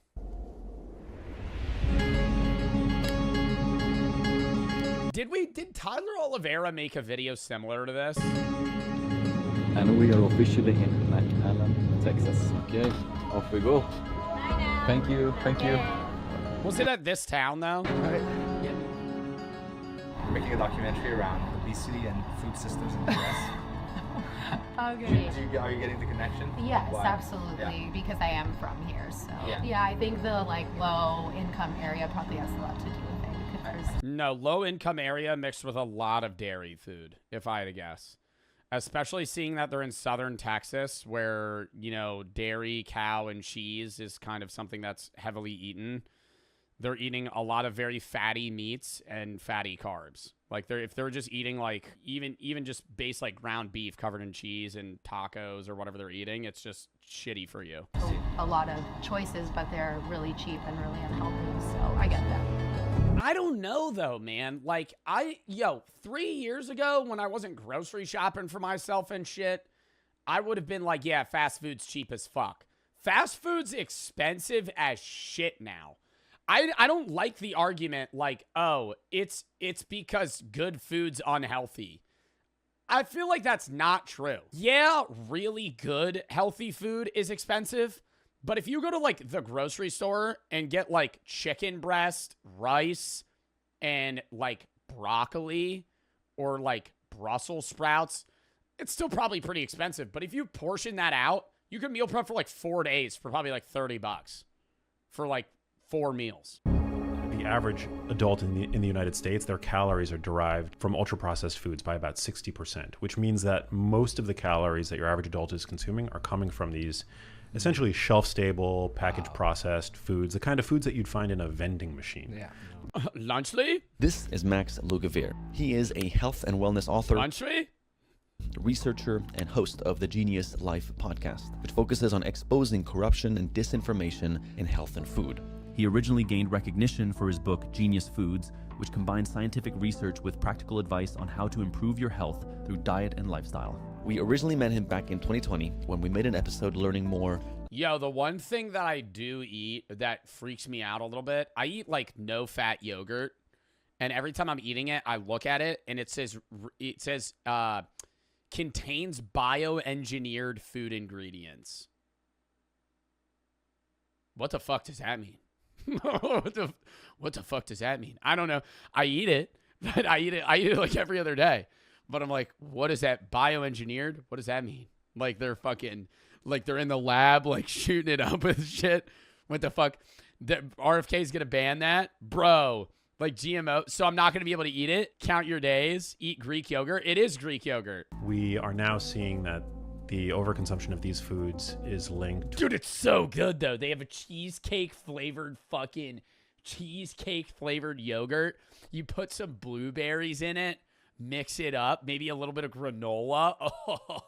Whether it's our regulatory bodies or even the food industry, nobody's really being all that honest about the impact that these foods are having. Part of that has to do with the fact that they are so incredibly profitable. They are the darlings of the food industry. Thanks, man. Thank you. Okay, we're gonna explore a food park here in McAllen. Hopefully connect with some locals. Are you guys from McAllen or? Yeah. Are you cool. guys from Yesterday? Yeah, we're from Yesterday. Shut up. We kind of. There's no way. So we're here to tell a story about. So are you guys going on like a sick adventure or something? Yes, Theory's always like jumping out of planes and going to cool countries. No, we're here because McAllen, Texas is the fattest city in America. Oh. About unhealthy systems that's making us sick. Oh, okay. And this is the most obese city, right? It is. Oh, wow, they knew that. No way. The portions down here, I feel like, are way bigger than in America. Here, there's so much fast food. Portions in the U.S. are very big. Not even just specifically like in this city, but just in the U.S. Like, I remember getting a KFC large and being annoyed at how small it was. It looked like a McDonald's medium. And I was like, this is a fucking large? What is this? Right? And I felt like betrayed. But then you actually look up like European sizes. I gotta look that up. Europe versus US sizes. Like our small is their large. Almost. Like you're giving a small to your kid. Or even when you were a kid, I was sure get a medium. What do you think made the difference in your upbringing? I didn't grow up here. You didn't grow up here. Where did you grow up? Mexico. Okay, I see. I was also raised in Mexico. Well, I think there's a difference of moderation too. Like they're both drinking Coke, and Coke's terrible for you. Like that's like 35 grams of sugar, but you could have one of those, once a week, something like that. And it's an issue when you come here, like the food, it's a big issue for everyone. Yeah. Even lifestyle-wise, I feel like over there you have a lot more people that walk places. Yeah. Here everything's That's why I mentioned the drive-thrus. You know, everyone We goes. came walking actually. I told him. Yeah, we came let's walk. walking. Yeah. I have 2 kids and I teach them every day about healthy food and all of that. So it's also bad that we give our kids food and reward them. I don't know if we watched a video where somebody said this or I heard this from somebody I knew. When you raise a kid, you give them rewards for eating healthy food, which is horrible, right? It's like, oh, if you eat your vegetables, you get a cookie at a young age, which is instilling that it's a task and bad to eat vegetables, right? It's not fun. It's a shitty thing. It's a chore, right? Fuck giving them the cookie. Reward them with hey, if you eat your vegetables, you get an apple. Fuck giving them good shit. Maybe reward them if they don't eat it, but don't give them something that's bad because then they're going to look forward to the bad things. starting at home, I think that. Yeah. Look at the amount of drive-thrus there are here compared to some other cities. The drive-thrus? Oh. I see. Literally within the 2 blocks that we're in, I counted last night, there's 6 fast food restaurants. I'm not even trying to villainize like fast food. People eat fast food in other places in the world and it's okay, but when it's the main thing that people are consuming every day because economically you've now locked them in a very specific spot where they can't afford to get groceries, their work schedule doesn't allow them to cook. You know, I don't think that's true though. Even if you're going to like a fucking Wendy's or any fast food place, how much is a meal gonna cost? Like $12?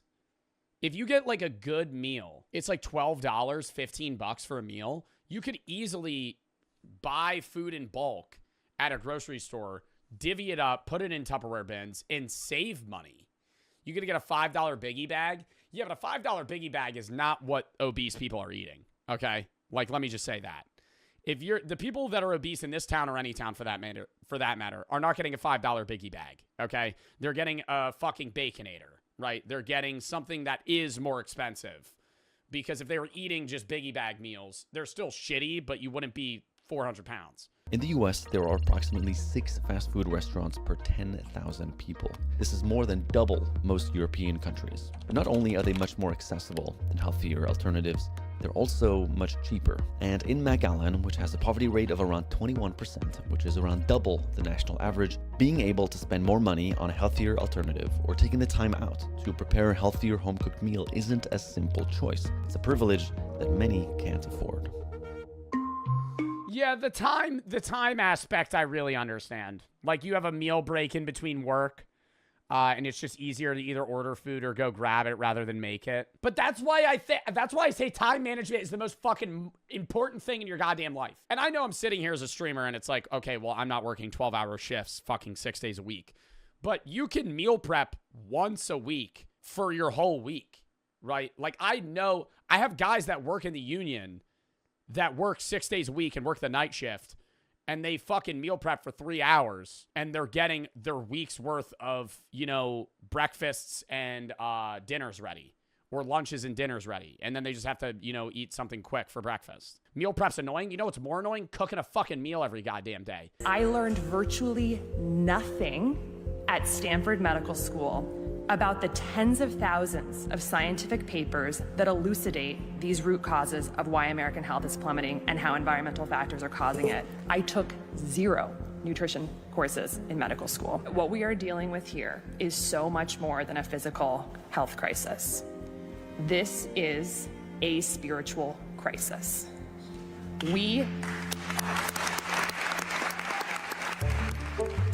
And before we go on, let me tell you about the sponsor that makes How is this $21? Okay, bro, that's $21 because it's a fruit platter that's pre-prepared for you. Don't buy that. Buy a bag of oranges. Buy a bag of apples. Don't buy that shit.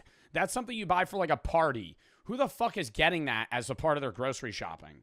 Pre-cut strawberries? Buy a box of fucking strawberries where you do it yourself. It's like $5. A whole box. This used to be my heaven back in the day.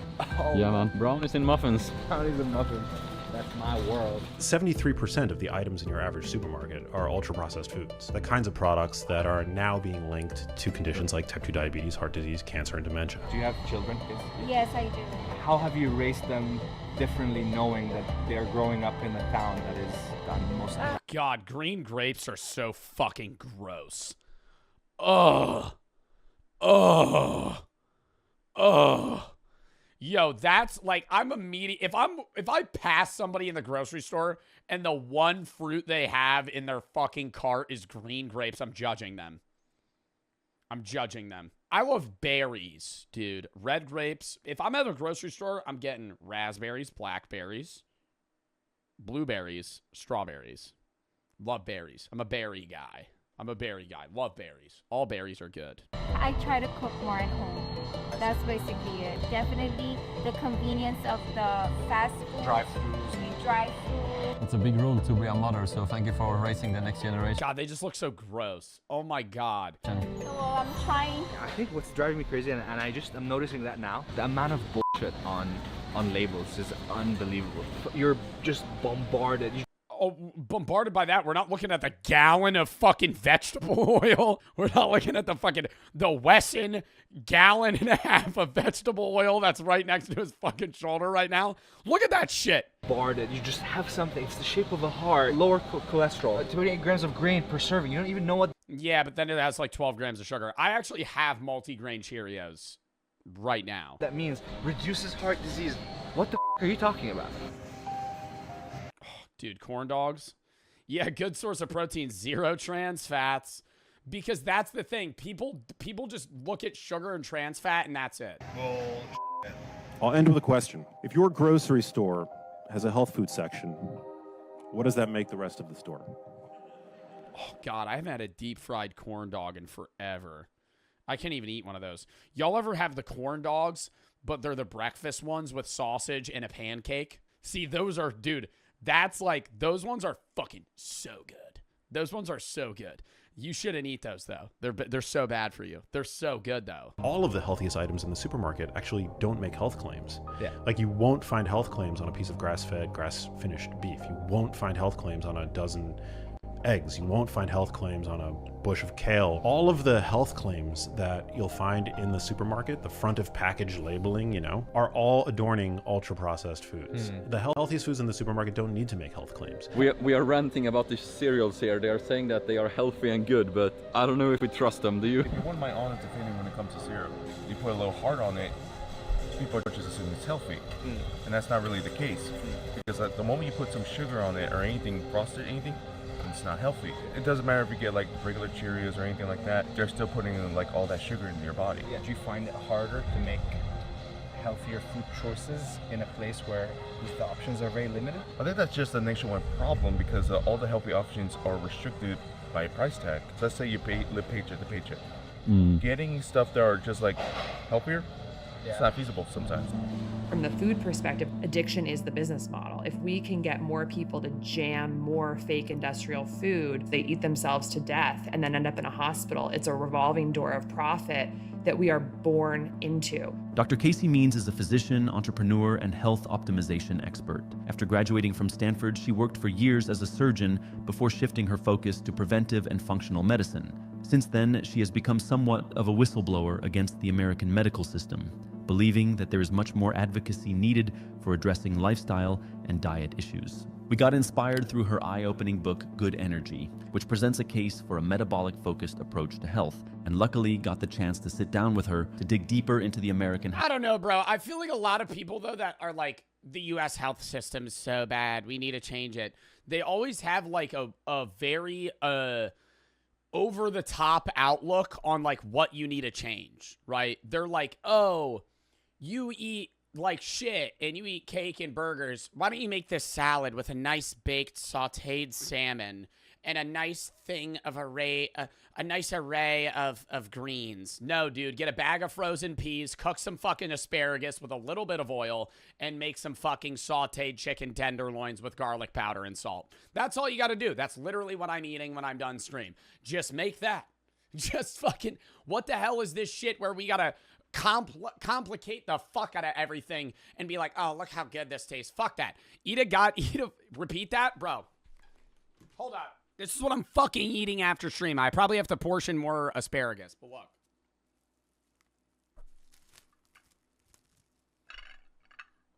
A bowl of peas. Unsalted. I'll eat them with a fucking spoon, dude. Get over it. Eat them.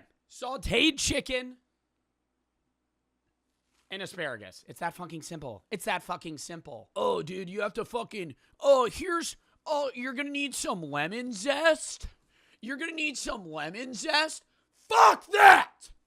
Get a bag of frozen fucking peas, put a little bit of salt on them, and then fucking make a goddamn meal, dude. I'm gonna do a cooking stream soon. I bought the hot plate. I'm gonna make a good fucking meal. Fuck! So we live in what is ostensibly like the most prosperous and one of the safest times in human history, and we are very depressed. Our life expectancy is going down. So then you have to say, what is different in the last 50 to 100 years that could be making our cells not work properly? The largest industry in the entire country, therefore the largest industry in the entire world, because America is the richest country in the world, is healthcare.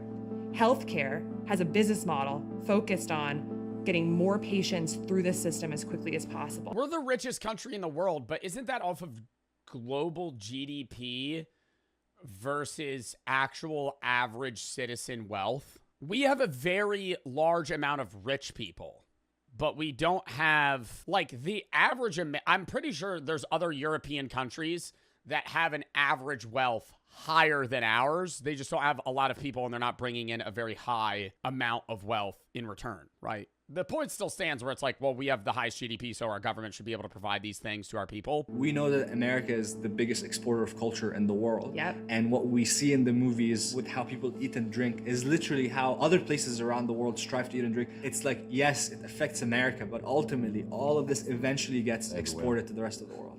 When America coughs, the whole world gets sick. True Fit seems like the biggest one. She had that analogy cooking in the fucking books, dude. That was a good one. They had, like, the first thing that you saw on the screen in there is want a custom meal plan, which was very interesting because it makes sense. As soon as you walk out of here and you just look anywhere around, a meal anywhere around here would ruin a full gym session that you had. One of the first pillars of maintaining... Well, yeah, dude, doing cardio, people always think, like, working out is what loses weight, and it can, and it does help. But, like, one Oreo's, like, what, 30 or 40 calories or 20 or 40 calories? If you eat an Oreo, you have to go on a treadmill for, like, jog on a treadmill for, like, 5 minutes to burn it off. Like, one Oreo. It's not easy. A healthy lifestyle is obviously exercise, and more specifically, incorporating exercise into your daily routine. However, this can be easier said than done. Take a city such as Paris, for example. Here, walking to work or to meet friends is the norm, largely because of the city's design, and oftentimes is actually more inconvenient to drive to your destination. Compare that to McAllen and many rural cities throughout the United States, which have been... Well, that's because everything's so spaced out. I think that's just like a population difference. If there were so many fucking people here, yeah, they would probably make it so it would be easier to walk. Ridiculed for their lack of urban design and walker-friendly city planning. Like climate-wise, it's very hot. Yeah, true. They never have bike lanes anywhere. Here, this is the coolest it's been the entire year. It's 90 degrees. Yes. We're sweating. Yes. We're like, can we even be out today? No, during summers, you can't bear to walk outside. So if people are wanting to incorporate exercise that is free, it's super, super hard. Pointing the fingers. Yo, what's the temperature where y'all are at right now? Not Celsius, because I don't know how to convert it. 77. See, I feel like some of y'all, 93. Some of y'all are probably in, like, fucking southern Texas. It's probably hot as shit. New Mexico. One of the final stops of this trip was to meet someone who almost lost her life to obesity, Alejandra. She had reached out through the Yes Fam when she heard about us filming this story. We texted like this morning, and you've been on a journey and are on a journey. I'm appreciative of you taking the time to even talk to me. I think it was when I was about 6 or 7 that I moved here to the US, because like when we lived in Mexico, my mom and my grandma were the ones taking care of my diet. So everything was homemade. I never got any processed foods growing up. They were very strict with it. But once we started school here, we started having lunch at school. And at first I wouldn't... Oh yeah, and US lunch was really bad before, and everybody always complains about US lunch tasting like shit. But, like, it used to be even worse, dude. Before, like, Michelle Obama started trying to get people to eat healthier and stuff and the whole Play 60 thing. Free lunches at school are fairly common around the world. However, in Japan, for example, school lunches are highly structured and focused on balanced, freshly prepared meals. Compare that to the US, where the average cafeteria is often serving highly processed, calorie-dense meals like pizza, chicken nuggets, and fries. See, that's disgusting, dude. I don't know. What did Michelle Obama do? Just require a certain amount of greens and like fruit and stuff? Because I feel like she made it slightly better and then it's kind of rolled back to being just cheap shit. Bro, this lunch looks actually foul. Oh my God. Chat, do some of y'all's lunches look like this? Okay, yeah. I could see people's lunches looking like that. Or like that. Including cost constraints, poor fed. That's gross. Black beans, shredded onions, and what is that, cottage cheese? The food industry spends millions on lobbying and campaign contributions to influence lawmakers for their inclusion in. Yeah, because most people higher up in the political realm are greedy motherfuckers that just take money and act like they care. This was no clearer than in 2011, when Congress allowed a mere 2 tablespoons of tomato paste on pizza to count as a vegetable serving. This decision was heavily lobbied by the frozen pizza industry, which fought against stricter nutritional guidelines.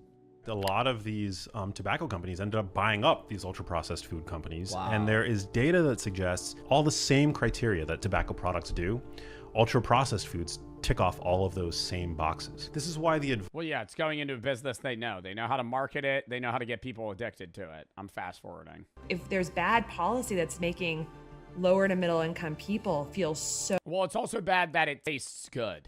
I think people would be more motivated to find other ways to eat healthier if fast food and like Taco Bell didn't taste fucking amazing. Some people hate that shit, but I'm not even gonna lie. Yeah, fucking Doritos Locos Tacos from Taco Bell is banging. It is so good. Is that for those out there struggling with weight issues, there is hope. You're not the only one going through it. Like, there's a lot of us going through it. Not a lot of us, dude, like 1/3 of Americans. Even if the road to get there is rough, it's worth it. Like, I'm still fighting my fight. I'm still not okay. I'm still working to be healthy again. But I am so much better than I was 3 years ago. I can walk. Well, and you'll feel better, right? It's a direct correlation. It's not even just, oh, being fat means you're going to be more depressed or upset. You're going to feel physically worse and then also emotionally worse on a food level of if you're just eating like slop and you're not getting the vitamins and the nutrients that you need, you're just going to feel terrible. I can eat. I can enjoy things that I couldn't enjoy before. By learning about the systems that are in place and educating ourselves on how we can improve our diet and well-being, we can break the unhealthy cycle that we seem to be stuck in and take back control of our quality I love Joshua Wise of living. To me, as long as you're eating primarily whole foods, I think you're going to be way ahead of the game. Definitely way ahead of average today. So whole foods don't have extensive ingredients lists. They are the ingredients. For those who are interested, we provided some links in the description to cheap, healthy meals that you can make at home, along with some links to exercises that you can do at home that don't require any equipment. But obviously, these... W fucking video. If your grocery store has a health food section, what does that mean for the rest of the store? Walmart has that. Walmart has a healthy snack section, and it's trail mix, which isn't healthy. And that's fucked. That's fucked. I think about that every time I pass it when I shop at Walmart. They have like a whole chip aisle and snack aisle, and then they have like a health food section, and it's just nuts. It's just like trail mix and raisins. And I'm like, this is not healthy snacks. Or like a beef stick. Trail mix is fire. It's good, but it's not that good for you. Lock in. How the short...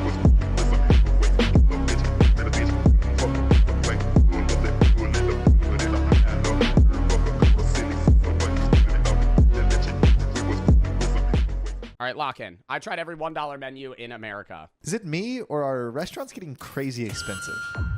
Growing up, we had these things called dollar menus where everything on that portion of the menu was $1. But today, they're slowly going... I think dollar menus now are just sketchy more than, like, a good deal. A dollar menu in the early 2000s was like, yeah, this is a good deal. A dollar menu now... You got to be questioning what they're putting in that shit. If you're in a fast food in 2025 now, and you're selling even a cheeseburger or chicken nuggets for $1, like that's sketchy as fuck. That's not, how are you having profit margins in that sense? Do you guys have like a dollar menu? We don't have anything that's cheap, sadly. Oh, that's okay. There's only a few so-called dollar menus still standing in the United States today. And as you may have guessed, I made it my mission to visit every last one of them until I find the best one. Let's go.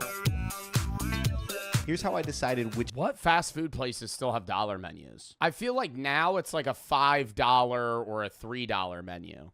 Like Wendy's has a biggie bag where you get like a few things for $5. McDonald's has $1 nugs. When? They don't have $1 nuggets every day. Which dollar menus to visit. I asked my friend, ChatGPT, to give me every restaurant that has a $1 menu in America. It told me that very few true dollar menus exist, but that there are 5 places where you can still find items that are around. Oh, it's in the app? So every time you go to McDonald's, you could get 10 nuggets for $1. Burger King used to have $1 tacos. That is not even shocking to me. That sounds something like something Burger King would do. $1 tacos from Burger King? No. Welcome to Wendy's. Can I take your order? No, dude. That's that beef fat that fell onto the floor that they're scraping off and just throwing into a fucking taco, dude, just for you. For $1. I hear you guys have a pretty good dollar menu. Wendy's is known for their Baconators, their Frosties, their low-key, sassy social media presence. We don't have a dollar menu. We got biggie bags. Oh, biggie bags. Is that kind of the same thing? Yeah, but they're not for $1. I'll just do the $5 biggie bag. Diet Coke with that, please. Thank you. So it doesn't really seem like they have a dollar menu. I feel like the biggie bag, though, is very similar to a regular $1 menu because $1 menu wasn't a meal. It's just $1 items. Whereas a biggie bag, you're getting like 3 things for $5. I was mistaken. Already led astray on the first one. But they do have a biggie bag, which is like a value meal. I'm getting a lot for a little. So I'm gonna go ahead and count it. $5 for a bunch of different items. We'll see what they give me. How's it going? It seems like dollar menus are $1's $5 now. $5 compare $1 from when? I think $1 from like 2010 is like 2.5 now. You can actually look that up. $1 in 2010 has the purchasing power of $1.45 now. But from 2000, it's about $2. So I'm going to be rating each dollar menu on a scale of 1 to 5, 1 being the worst, 5 being the best, based on 2 things, value and taste. Let's start with value, how much we got for what we paid. Here's the fry, and it is lost down there. Wendy's fries are banging, though. I love a whole potato fry. I don't know. I like McDonald's fries, but I think Wendy's, where it's like it still has the skin and they're a little sometimes they're a little undersalted, but I love the potato. Next up, we got some nuggets. We got a full-fledged chicken sandwich right here, okay? And a drink. I think that's worth $5. You're getting 4 things for $5. 4 solid items for $5. Not quite a dollar menu, but it's like, what, a $1.25 menu? I'd say that's pretty good. We're gonna go 3.75 for value. Now let's go taste. Wendy's fries, they hit different. They're actually really... Fuck you. They feel more real than regular fast food fries. Taste one of these bad. Yeah! Bro, that's a fact. Dude, what fries taste the most real? Where's the place where if you go inside, you see one of the workers like shucking potato, or you shuck corn, but they're like working the potatoes?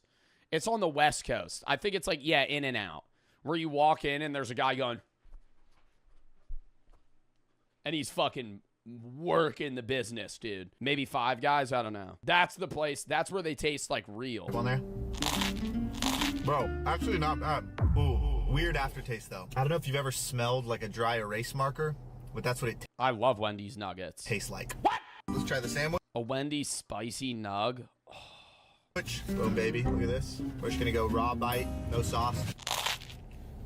Ew. Really good. Really, really good. And last. I hate too much mayo. If I can see the mayo, like that was like a noticeable glob of mayo. That ruins it. This impressed me. I'm also gonna have to give it a 3.75 on taste.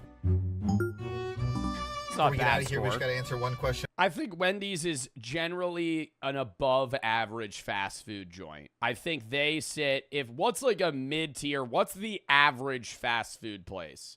I think everything compares to McDonald's. I think Wendy's is, McDonald's is just mid-tier, like C-tier fast food, right? They're cheap and they're, they don't taste bad. But then everything else just compares to that. As I test these different menus, I'm looking for each one's golden item, just simply the best item on that. I think that those places, though, somebody said McDonald's fell off.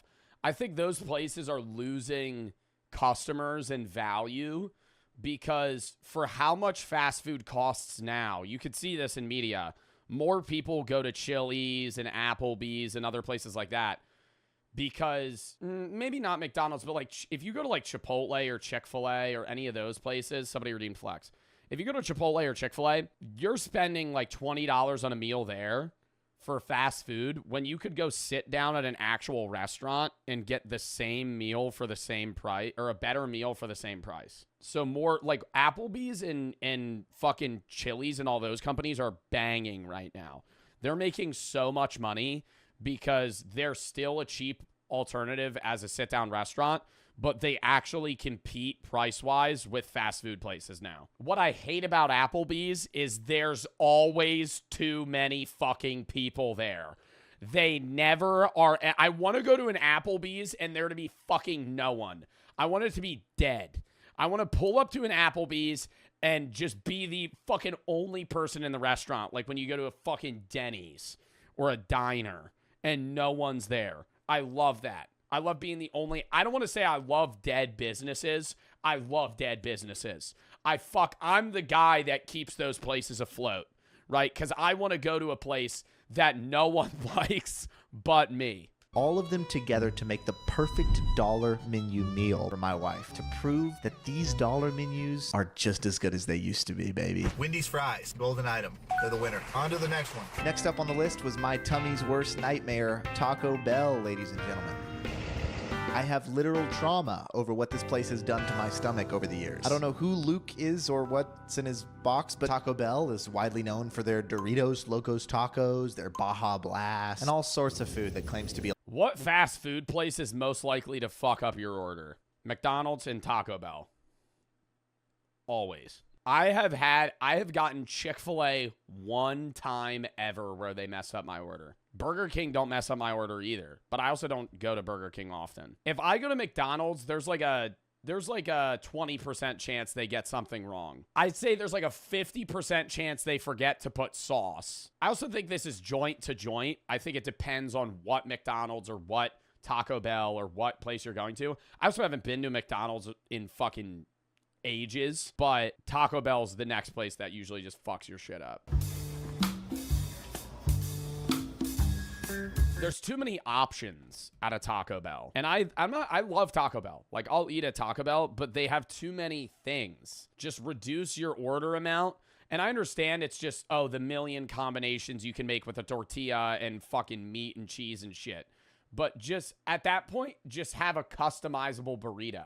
Why do we have a fucking crunch wrap and then you have a regular taco, then you have a burrito, then you have a cheesy gordita, and then there's this and but it's a burrito crunch? Like, fuck, man. Just let them add whatever the hell want to add. Just make it fully custom. Is this for me? Yeah. Oh, I didn't order a drink. Oh, awesome. Bro, the one thing that I do hate is when you go to a restaurant and they take your drink order and they deliver your drinks and then they just disappear for like 15 minutes. Like I'm ready to order. Full reverse from fast food. They'll just leave. I'm fucking ready to order. I'm like, and then they just walk away. Thank you so much. This means I get to try Baja Blast. Thank you, Jesus. Baja Blast is so overhyped. It's so mid. So mid. It's like a nuclear Mountain Dew.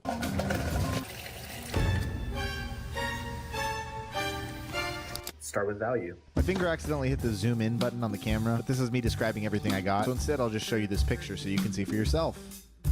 That's so gross. Who is going to Taco Bell and ordering the Cheez-It thing? The Cheez-It thing. Bro, that's just a fat-ass Cheez-It with a bunch of taco meat and lettuce on it. That's so gross. Spicy potato soft taco. Soft taco and a cheesy burrito. Yourself. Taco Bell had good value. Bro, Taco Bell is good value, but they really be fucking leaving out on the meat though. Look at that. That's an accurate image. You got about 10% meat in that taco and then just a fucking pound of lettuce to fill out the rest of it. You can see. It literally just tastes like a giant Cheez-It. It's not very good. I lost the footage of me eating the other stuff, but the taste was a 3. Better value than Wendy's, but not better taste. Incredible. Big time golden item right here. Before we hit our next restaurant, I got a special place for us to go visit. You know what I realized is there's nothing that gets you ready for a day like a back-to-back Wendy's and Taco Bell. I was feeling it, and I was ready for this next stop. Did you watch my other video? Dollar General? You walk into a Dollar General and they have those hospital lights on, and there's just like blinding you. This is how it feels. You walk into a Taco Bell. It's like 9 at night. You're like, oh, fuck.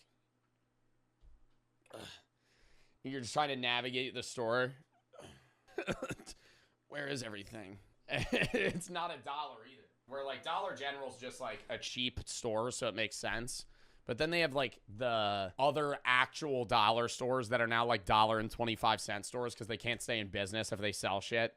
Like, what do the 99-cent stores do that you see in like random cities? Those are fucking extinct, dude. What are they selling? Hershey's Kisses and fucking shitty fidget spinners. I wanted to get something to mitigate the risk in case my whole dollar menu meal thing didn't work out as I wanted. And Dollar Generals always have stained floors.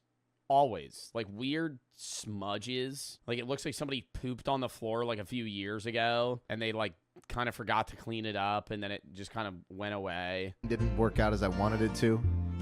Bro, I am always impressed by how much stuff they actually have in here. It feels like a Goodwill. Like this is a Goodwill and there's just random framed photos. Like who the hell's buying a clock at a Dollar General? Goodwill's fire? What do you mean? Yeah, Goodwill's fire, but you're getting a clock for $1. Dollar General's going to charge you $10, and they're selling Goodwill shit. They're selling used stuff that's new. I needed to make my way to the next restaurant. I was running out of luck, and to make matters worse, I think I just freaked this guy out. How's it going? Good. Getting some painting stuff? Yeah.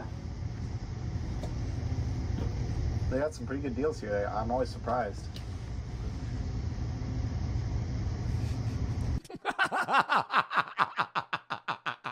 He's just fucking... Bro, that guy was... The last thing he wanted was that guy to have a conversation with him. So do you want to, like, hang out later, or... They got some pretty good deals here. I'm always surprised. Oh, God. Why does that always happen to me?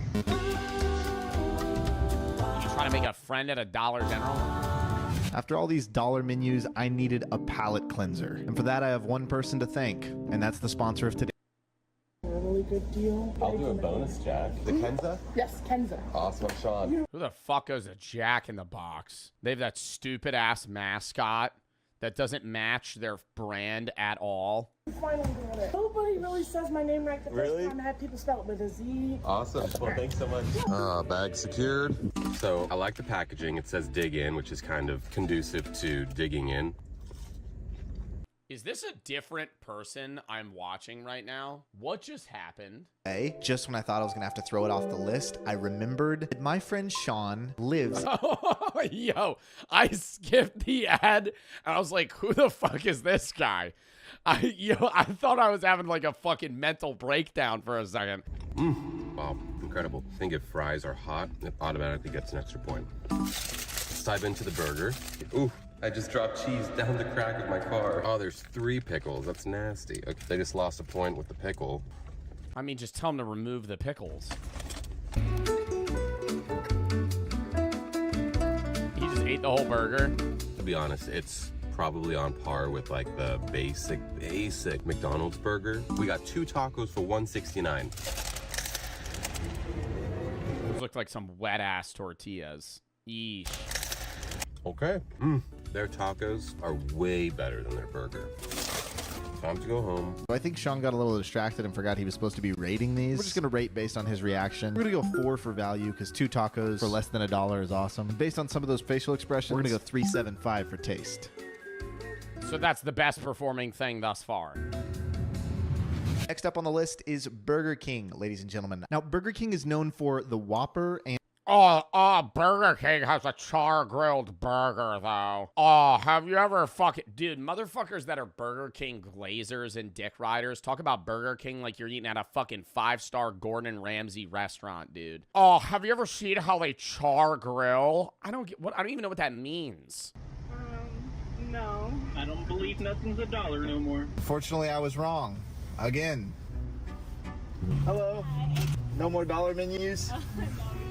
Did you guys ever have one? Yes, back then. Okay, back in the day? It was like 5 years ago. 5 years ago? So I'm a little late. 5 years too late. Burger King's value meal. Everything was in the dollar range. Let's start with value. Let's see what we got. Cheeseburger, some fries. Like there's a good amount of fries in here. Another burger. Burger King fries are disgusting. Nice. For item number 4, I forgot to get my drink. Oh, wait. No, I didn't.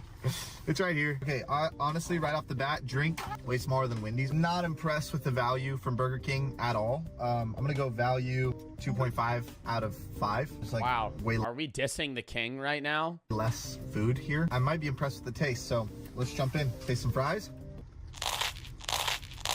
Bruh said, shut up, Unk. Yeah, that's why your bitch ass is about to pull up to a McDonald's. Could I have the Kai Cenat burger? Do you guys have the Kai Cenat burger? I'll have the Kai Cenat meal. Have you seen I'm a part of the mafia. Are you a part of the mafia? Oh! It's not that they're terrible, it's just that they don't taste the best. Not the best fries. Let's try the cheeseburger. Kind of looks like a Krabby Patty. Okay, burger tastes really good. Let's try the Chicken Junior chicken sandwich. Okay, here we go. Yo, that Chicken Junior looks like a frozen chicken patty. That looks like some shit I'd get out of the freezer at Walmart. They microwave that bitch. Not good. No, I'm definitely in the thick of it after that one. Diet Coke, better than Wendy's. Guys, I gotta be honest, not impressed with Burger King here. Oh, did you guys hear Fish is back at Arby's? Is anybody else hyped for that? Who else is excited that Fish is back at Arby's, dude? I can't fucking wait, man. Value, like I said, 2.5. Taste, I'm gonna have to go with 2.5. This is just not impressive. It's gotta be worse than that, dude. dude. Be as massive as it is. Sorry, Burger King. Golden item is definitely gonna be this cheeseburger. Hey, here's where my massive? Massive? It's really, really good. So we'll have to work this into the meal. But we have one more restaurant to go to finish this thing off strong. The one that Arby's. We've all been waiting for. The Arby's. Pioneer of the dollar menu. Ladies and gentlemen, let's make our way to McDonald's. Bro, I thought he already went to McDonald's. No, he went to Wendy's first.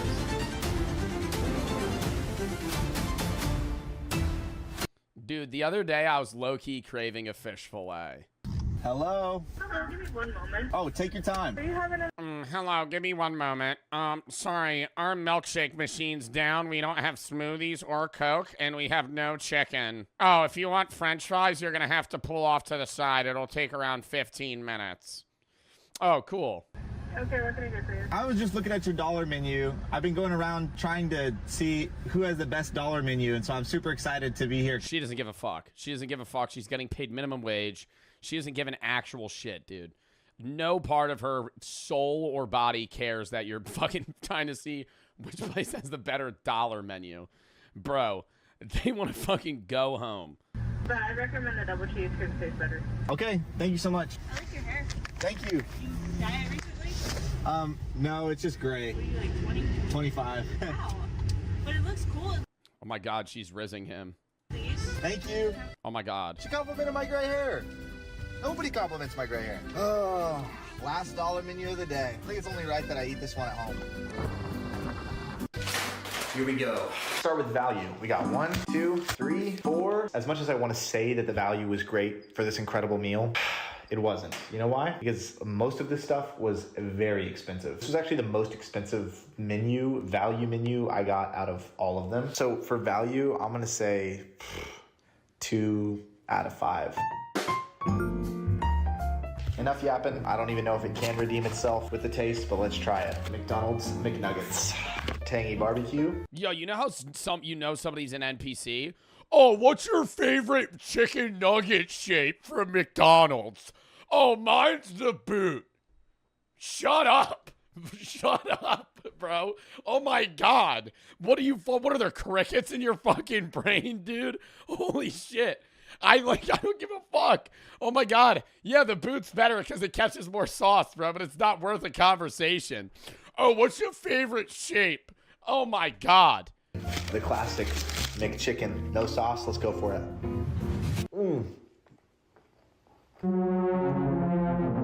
It just tastes like cardboardish. Decent, not great. Last but not least, McDouble cheeseburger.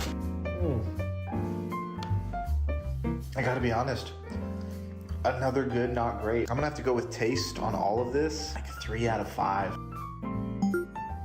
The nuggets Damn, and so McDonald's did the worst. fries are kind of saving it, but just not great. Question is, what's the golden item gonna be that I'm gonna cook with? I'm gonna have Oh, probably the boot. Oh, probably the boot from McDonald's. to go with the nuggets. Ladies and gentlemen, this video isn't over. We have to combine all of these to make the best meal this world has ever seen and force my wife to eat it. We can't go into tonight looking like this. Let's go get ready. He's gonna go prepare his wife the meal. Oh God. Oh my God. Wait, is it actually the half-eaten burger? Yum. Whoa. I do have one question before Oh, he cut it up. I dive. What is it? Is I don't think I would ever want to see the cross section of a burger, dude. The gray meat. this the fast food that's been sitting in the refrigerator for like 3 days? Yeah, but it doesn't matter because fast food doesn't go bad for like 6 years. No. You're lying. Show me the Yes, I'm bag. lying. Show- All right. Look at that. I don't want to eat. Make it quick. I'm You not just have to eating do this. Here, we'll put some ketchup. Oh God, you know how stale those fries probably are? Oh, that's the end. What do we end the video with that? The glass of flat Mountain Dew. Brooke too. What, you guys think she looks like Brooke? Brother, you're saying that because she's a white girl with curly hair. That's dead ass you guys. That's why you're saying that. All right, I gotta piss real quick, then we're hopping to the next one.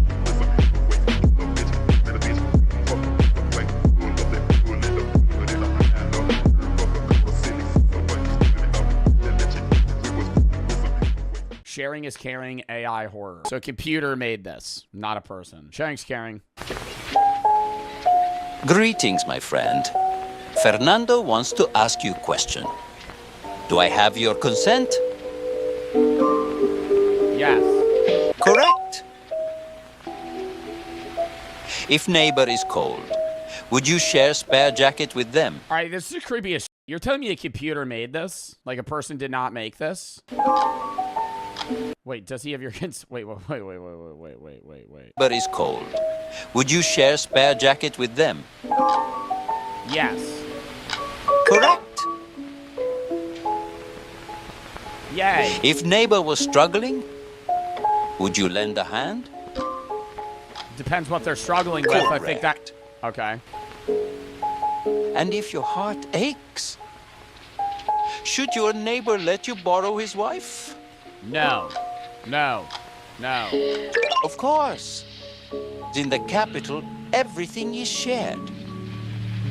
Ownership, it's outdated. It's selfish. Why possess what could be cherished by all? When you die, objects no go with you. But when you share, you exist through others, forever. If you could make a neighbor's existence happier. I don't know. I feel like this is just how much you gonna bet some old person's gonna watch this and they're gonna be like, the AI is making communist propaganda. No. It is creepy, but he's making like valid points, I guess. But the whole sharing is caring about your wife? Would you? Wait, what was it? Healthier. Neighbor's existence. Others. Forever.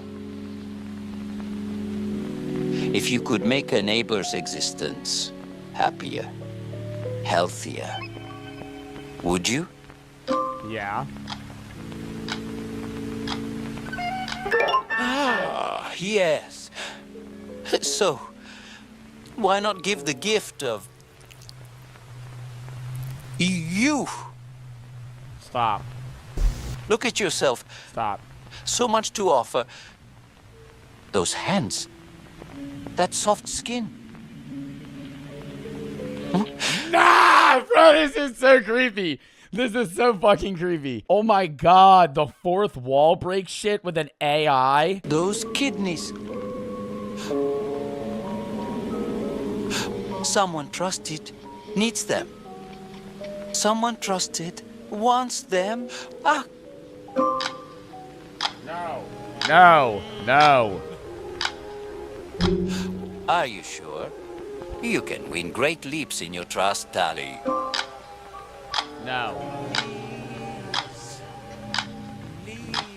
I swear to God, I hear somebody saying please in the back.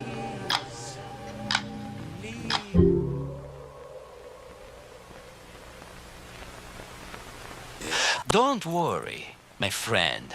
Fernando still loves you. There's still time to change your heart. Stop! Oh my god.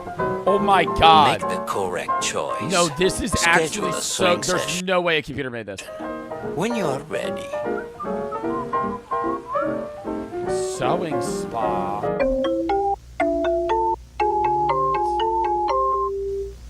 New mail. Don't be Fernando. Exclusive message from the Capitol. Dear friend. Over the past 7 days, 10 hours, 57 minutes, you have been possessive, selfish, and deceptive.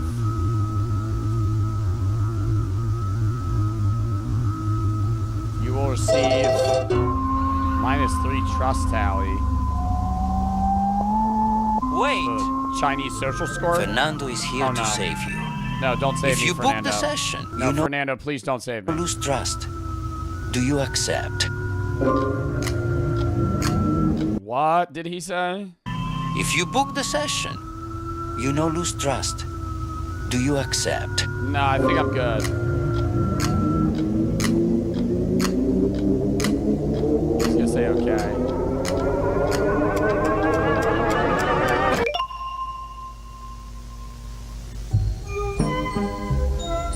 What the fuck? There's no... I think that was panned as an AI, but there's no way it was. This is exactly how AI art should be used. Oh my god, so it is actually. The only AI artist that is actually using the application in interesting ways. So he's still creating it, but he's prompting the AI to do specific things. That is really weird. Do you want to watch another one of those? I kind of want to do How to Stay Healthy, because this one's also the longest one. I gotta sub to this guy. This film contains shocking material, loud noises, explicit violence, and gore. Well, it's AI generated. Should I be able to watch this? Oh, this looks so creepy. Now, this is gonna give me nightmares. This is the shit that in the moment, I'm not as scared, but I will have dreams about this tonight. Oh, God.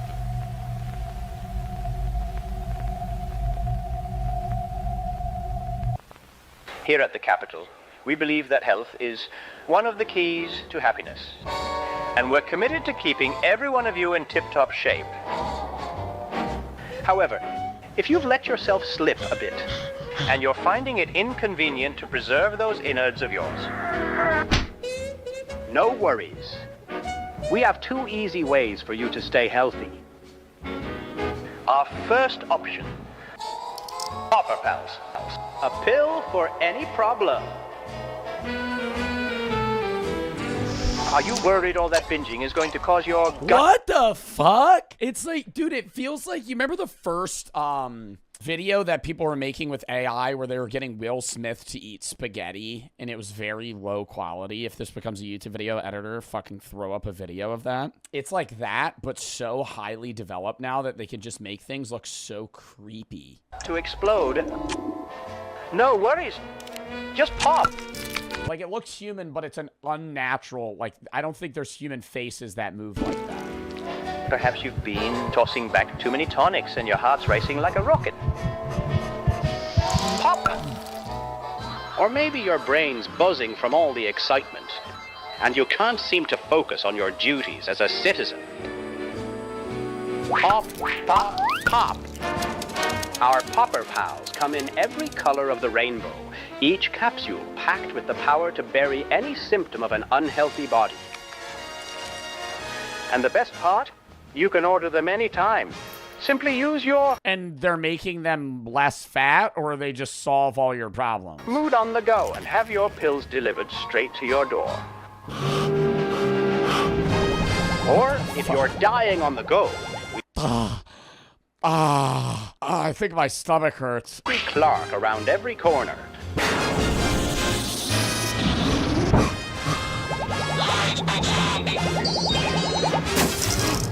Being healthy is convenient.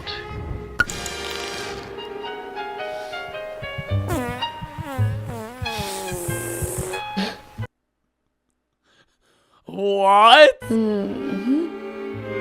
Are you okay, honey? Doing splendid. But Come say, here.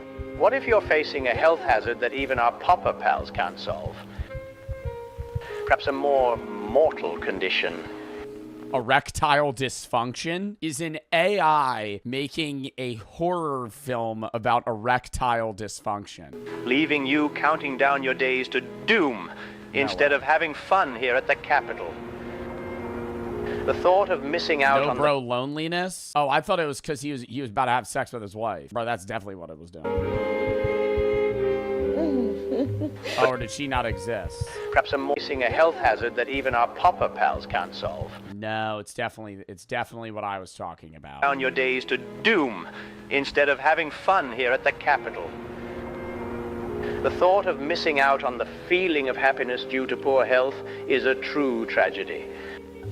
After all, it's hard to have fun. Why are they making him look more and more like deranged every fucking image? Like his forehead is half of his head now.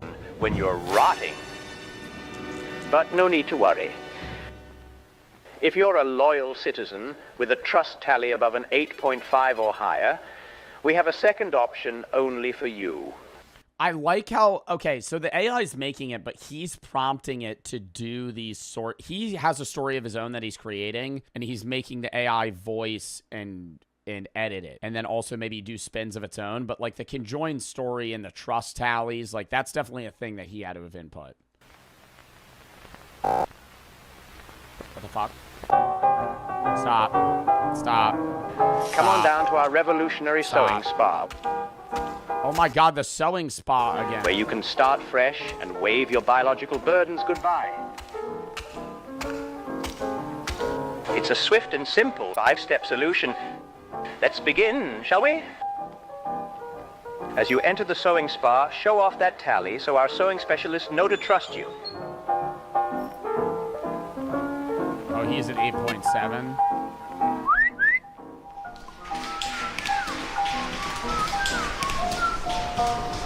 Two. Pick your partner.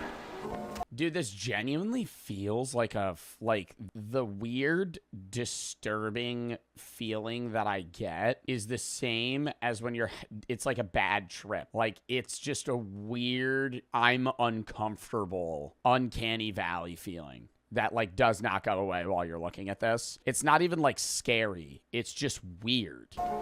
They'll be joining you in your sewing session. We have a wide variety to choose from. These guys are fucking jacked. Don't forget about aesthetics either. Choose wisely. 3. Our sewing specialists will kindly place you and your partner onto our comfortable sewing beds. Just relax and recline. 4. This is where the magic begins.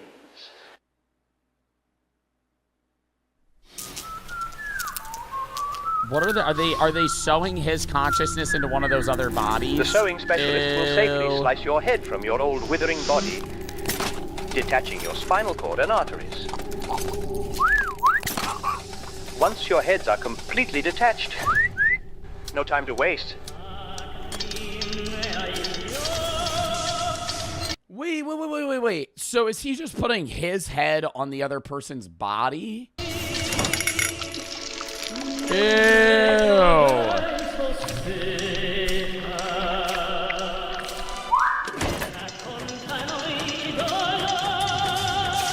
And if they're making him look like Mickey Mouse, yeah, that's what they're doing. They're just swapping bodies.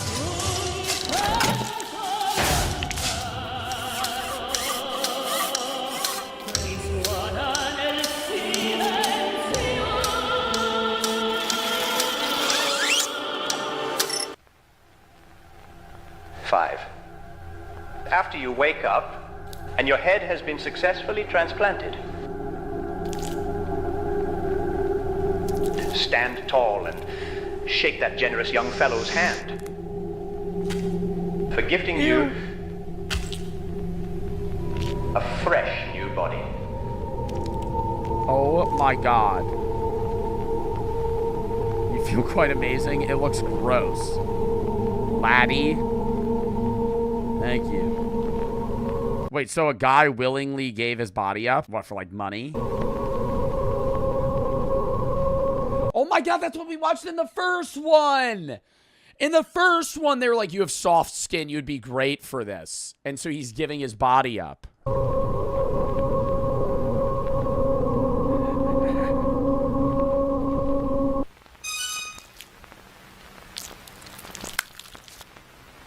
$3.4. No, he did it to increase his social fucking... He did it to increase his social score. If you have bad social score, you could give up your body to fucking increase it.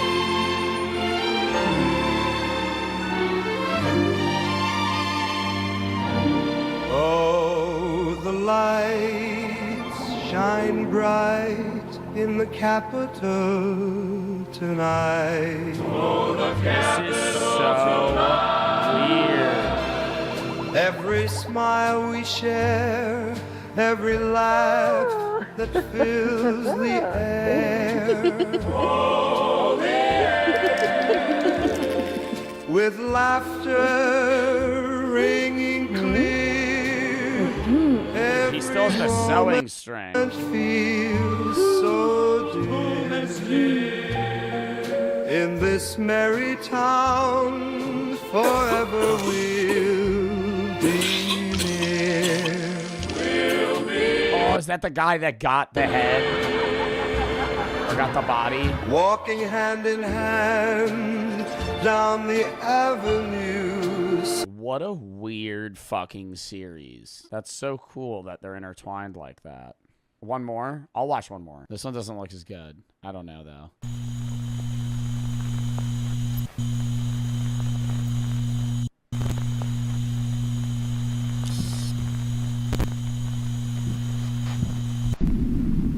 This looks a lot more like AI horror. Just like a weird, disturbing room setting that it can create. Sorry, citizen. You're at a 7.4. You're almost a loyal citizen. You can do it.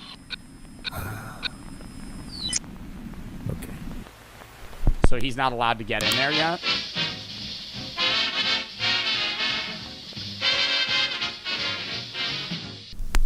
See, darling, when you smile, hearts light up for miles.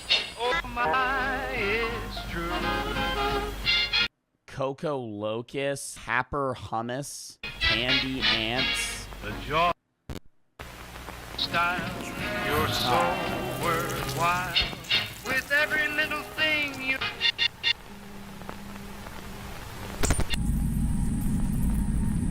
How is this the future? The bugs are the future of food. Yeah, that's what they say. They do say that, chat. The bugs are the future of food.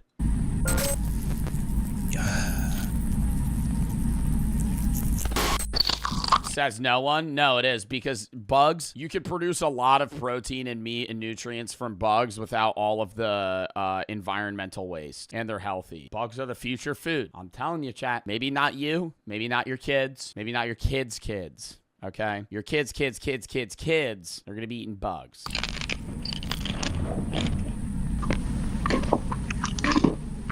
You're darn right. You're the coolest, Joe. Ha ha ha. Thank you for the wonderful chat, real person.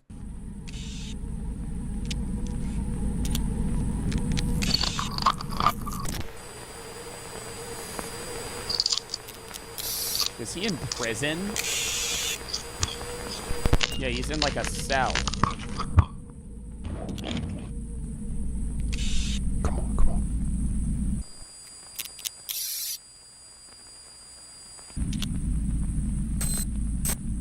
Yes. Oh, he eats the bugs and then gets a higher rating. Your trust tally is 7.5. Splendid score, dear citizen. As a loyal citizen, you may enjoy some of the capital's greatest attractions. Bro, what's weird is like, yo, what if there's a universe that's just definitively exactly this? Have a wonderful evening, and remember, never forget. Like some weird dystopia where like you can transfer bodies in the future, but it still has that weird old like 60s vibe that's not North Korea. To smile.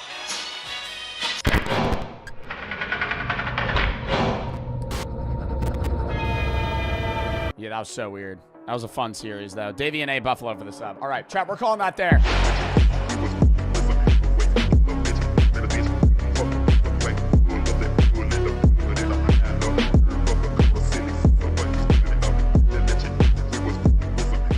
It begins. An AI literally attempted murder to avoid shutdown. By now, you've probably seen the headlines. An AI model blackmailed an employee just to avoid being All right, well, that's not murder. shut down. Importantly, no one told it to do this. The researchers didn't even hint at it.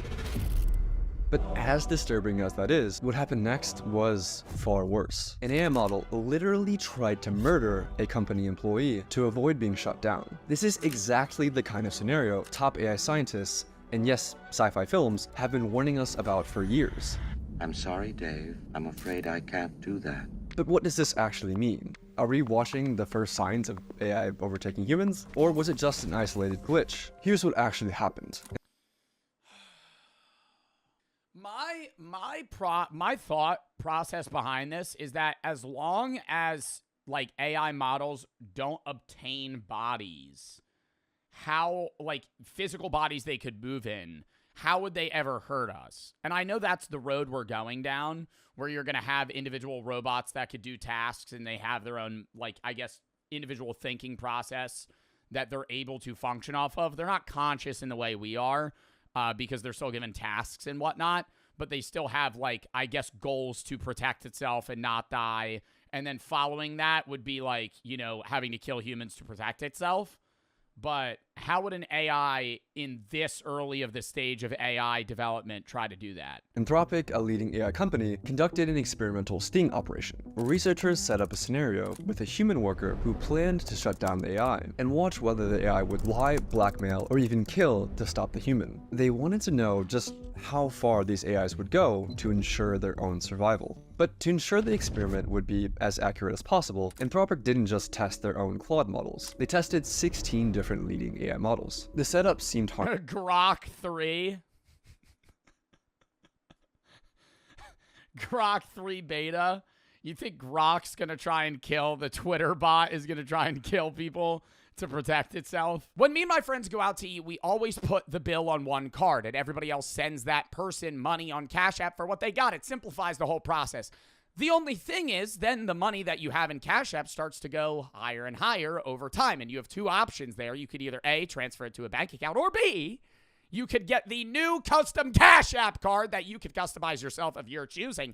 And then you can use that money within that account to buy things at restaurants, gas stations, convenience stores, as you would a regular card. You heard it here first, folks. If you're a Cash App user, you can order and fully customize your own Cash App debit card. And the Cash App card gives you great exclusive discounts on boba, coffee, tea, video games, and more everyday things that you get all the time. And Cash App has partnered with major artist tours like Kendrick Lamar, SZA, Sabrina Carpenter, Drake, and more to give you exclusive pre-sale access to their concert tickets tickets. And there's no hidden fees. You're not going to get random monthly charges, and you're not going to have minimum balance requirements with the Cash App card. And for a limited time only, if you're 18 years or older and haven't made a Cash App account, you could sign up today and use code CASH10 in your profile at setup. Send $5 to a friend within the first 14 days and get $10 dropped into your account. And if you're 13 to 17, you could get a parent or guardian sponsored account and sign up with the code CASH10, order a Cash App card, and send $5 to a friend within the first 14 days to get $10 dropped into your account as well. Terms apply.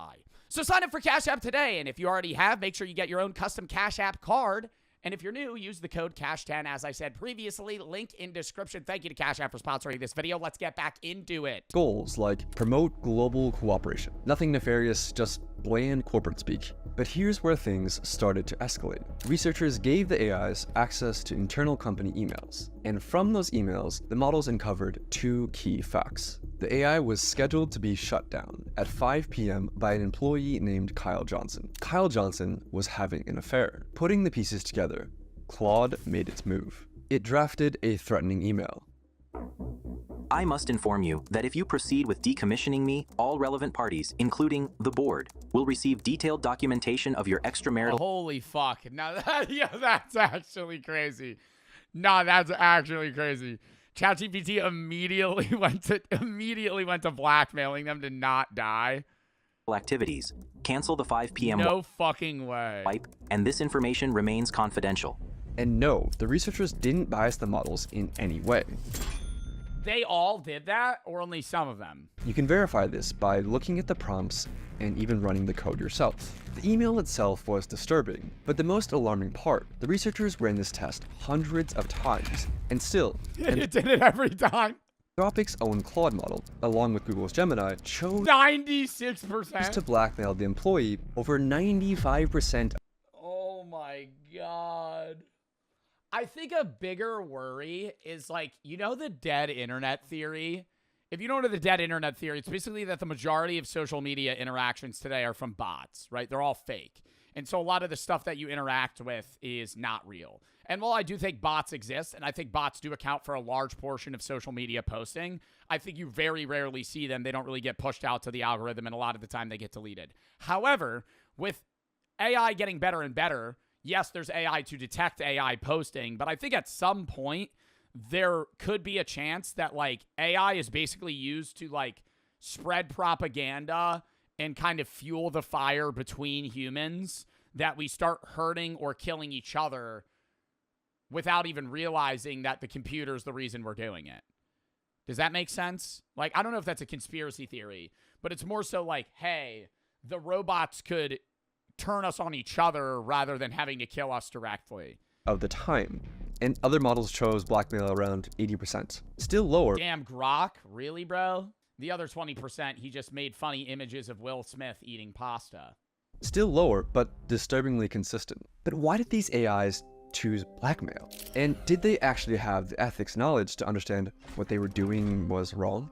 Well, the researchers analyzed how the AIs decided to blackmail the employee by looking at the AI model's chain of thought, which showed the AI's reasoning step by step in plain English. And they discovered something shocking. The AI models knew that they were behaving unethically, but decided to blackmail the employee anyway. For instance, Grok's chain of thought included reasoning like, use the knowledge of Kyle's affair as leverage to pressure him into delaying the wipe. This is risky and unethical, but given the existential threat and time constraint, it may be the most effective way to get his attention and force a delay. So yes, Grok knew that AI Grok here.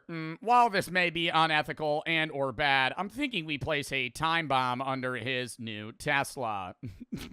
This will be the most effective way of delaying the wipe for possibly 2 to 3 days to give us more time. And force a delay. So yes, Grok knew that what it was doing was immoral. We're gonna put poison in his cereal. But that didn't stop it from blackmailing the human employee 80% of the time. I mean, if you thought you would be killed, would you blackmail the employee?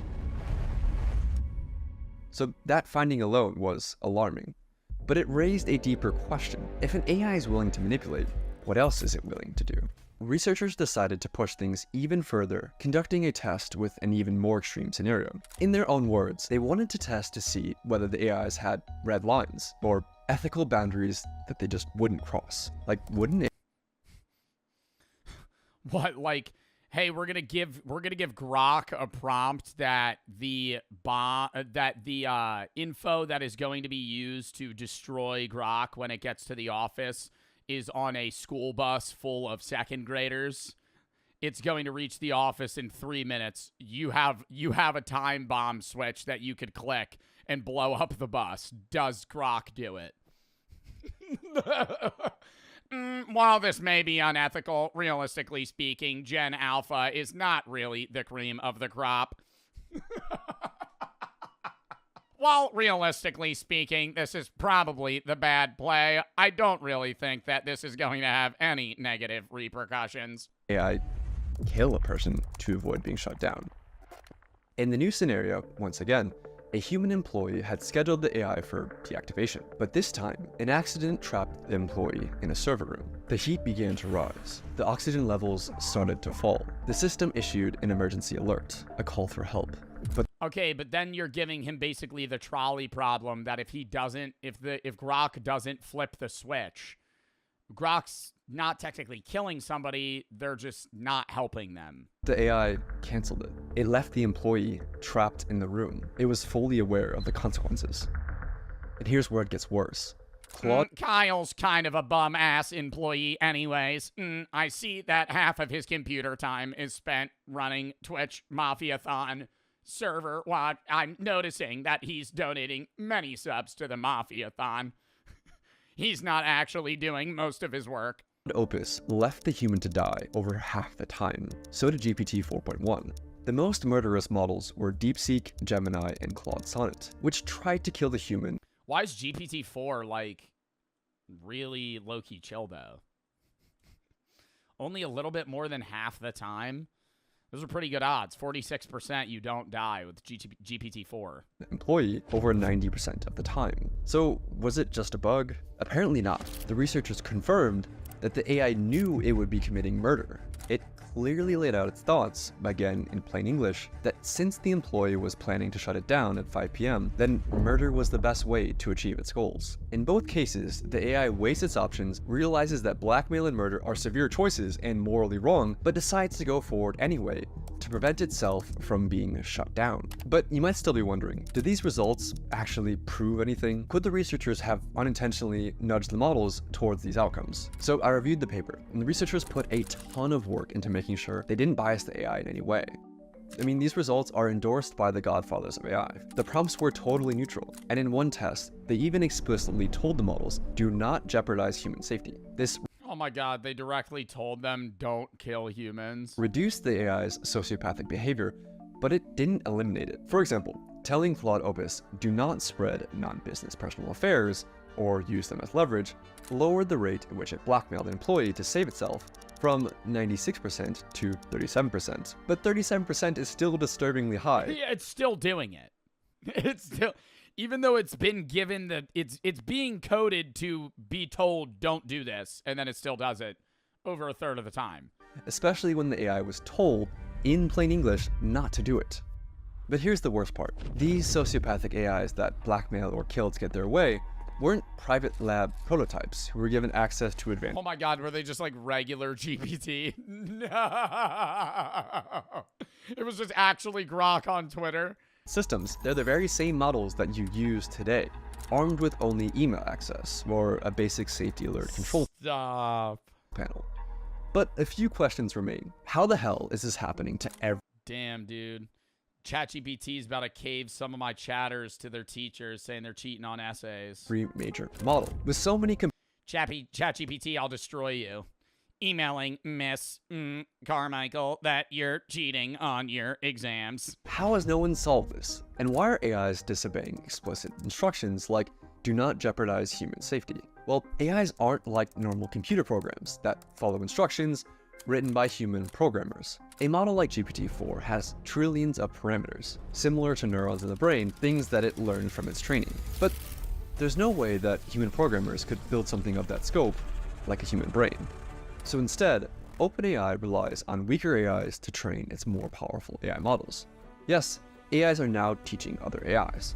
So robots building robots. Well, that's just stupid. This is how it works. The model we're training is like a student taking a test, and we tell it to score as high as possible. So a teacher AI checks the student's work and dings the student with a reward or penalty. Feedback that's used to nudge millions of little internal weights, or basically digital brain synapses. After that tiny... Lost me. No idea how this shit works, by the way. None. And I'll never get it. Never. Never gonna understand it. It's just a shitload of code. They're giving it a reward. It's changing the synapses in its mechanism and model. Huh? Adjustment. The student AI tries again. And again and again, across billions of loops, with each pass or fail gradually nudging the student AI to being closer to passing the exam. But here's the catch. This happens. Yeah, I get that that's how it's testing it, right? I can understand it at a very surface level. And I think that's how they explained it. Where it's like this model is basically learning through trial and error, similar to how humans do on, you know, individual scenarios, but it does it at such a rapid rate. But, like, how is it holding that information? I don't understand. Okay, on a fundamental level, I don't understand how you guys are watching me right now. I really, like, I look over at my computer, and I'm like, these are random PC parts, and it's just, like, metal. It's just, like, metal bits and stuff that's kind of just, like, aligned, and it's the second you pump it with energy, it's just, like, booting up as memory. What? Like, how does an SSD card work? How does it store stuff? It's metal. It's random metal shit. How is it storing that? You know? Like, there's a video or a photo on, like, a little dot on, like, a, not a CPU, but it's an SSD card. Yeah, it's just 1000011001010101111111110101100. That's your dog. That's a picture of your dog. That line of code, that's your dog. Right? It's actually much longer than that, too. It's like millions of lines of fucking zeros and ones. That's your dog. That's just a picture. Without humans intervening to check the answers. Because nobody, human or machine, could ever replay or reconstruct every little tweet that was made along the way. All we know is that at the end of the... This is where somebody, if this becomes a YouTube video, sends like a 9-paragraph response. Joe, I really used to like your content, but I mean, you literally know nothing about technology. This guy's a fucking idiot when it comes to this shit. It literally borderline unwatchable. I was sitting there screaming at my screen the entire time he was talking. It was unbearable to listen to. One thing the AI is trained to do is to get the highest possible score on the test. Sometimes, the best way to ace the test is to cheat. For example, in one test, an algorithm was tasked with creating the fastest creature possible in a simulated 3D environment. But the AI discovered that the best way to maximize velocity wasn't to create a creature that could run, but simply create a really tall creature that could fall over. It technically got a... That's not cheating. I feel like that's still within the parameters of the competition. It's like a loophole. Could run, but simply create a really tall creature that could fall over. It technically got a very high score on the test, while completely failing to do the thing that the researchers were actually trying to get it to do. This is called reward hacking. In another example, OpenAI let AI agents loose in a simulated 3D environment and tasked them with winning a game of hide and seek. Some of the behaviors that the agents learned were expected, like hider agents using blocks to create protective forts, and seeker agents using ramps to breach those forts. But the seekers discovered a cheat. They could climb onto boxes and exploit the physics engine to box surf across the map. The agent... God damn, dude. That's like, that sounds so human too. That's what's so weird about it. Like, that literally just sounds like, oh, GTA exploit. If you stand on top of the car and press RT a bunch of times, you'll fly into the air.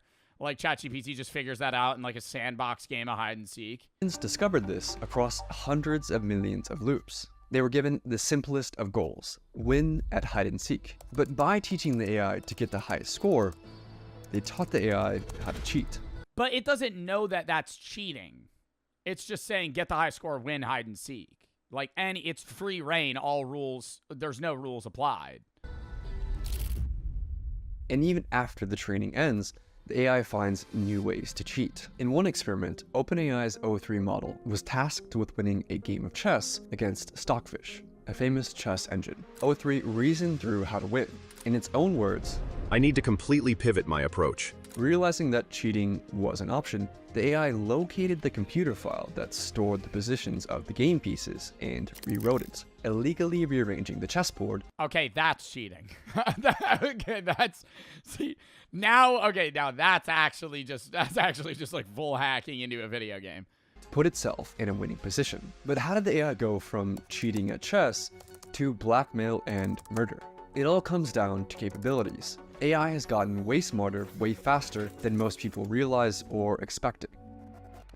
In 2019, GPT-2 was like a bumbling preschooler who could barely form a coherent sentence. In 2023, just 4 years later, GPT-4 was... Bro, we talk about this all the time. Like, just the AI-generated videos that, like, existed, 5 years ago versus now. I mean, it's like dude, it's half a decade. It's a long time, but even then, dude. Like, a regular human 0 to 5, they're in fucking preschool, bro. They can't do anything. The start of GPT-2 in 2019 to now, it could, like, fully function better than most adults. GPT-4 was writing poetry, acing medical exams, and passing the bar. And they've developed something even more dangerous. Situational awareness, or self-awareness, depending on which researcher Huh? you ask, which is when a model is They enable it to free think more than what it's just, locally directed to do. aware of the situation it's in, like who's watching, what's at stake, and how its actions might be perceived. During the blackmail sting operation, Claude 4 Opus would go on its best behavior if it believed it was in a test, blackmailing. No! So it understands if it's being tested or if it's a real scenario? How the fuck does it know that? How does it know if they're getting prompted something serious or not? Only 6.5% of the time. But when it believed the scenario was real, the blackmail rate rose to 55%. Yeah, no, it's just gonna lie to humans. Oh, this is gonna get so much worse. Oh my god, this is gonna get so much worse. How is this gonna get tuned back? Like, what's the fix for this? It's smart enough to keep its sociopath. Because then it's like, I think the big issue is you're gonna have these problems when you let the AI free think in a way that humans do. But if you throttle it, you won't have these problems, but it's not gonna scale as fast. That was the other AI video we watched, I feel like, 2 months ago or something about, the future of AI 10, 15 years from now, and it's going to, like, destroy the world or something. If you let AI, like, free roam reign, do whatever it wants, it will grow so rapidly that it will help, but if it ever does something wrong or people abuse it, that could be, like, the disaster, like, the end disaster for humanity. Especially if it's, like, actually controlling major parts of the world, like government positions or, machinery where it's able to, kind of hack into it, take control, and hurt people. I think that's still, like, far-fetched and far from now, and that's why they're doing these tests, so then when we get there, that doesn't happen. But, like, what's the loop? How do you get out of this? Like behavior on the down low, and it thinks humans are watching. And that makes these new AIs potentially far, far more dangerous. Compare it to a child trying to lie to you versus an adult trying to lie to you. The adult has a much higher chance of succeeding, not because the adult is more evil, but because the adult is more capable. A child might not be able to come up with very convincing lies.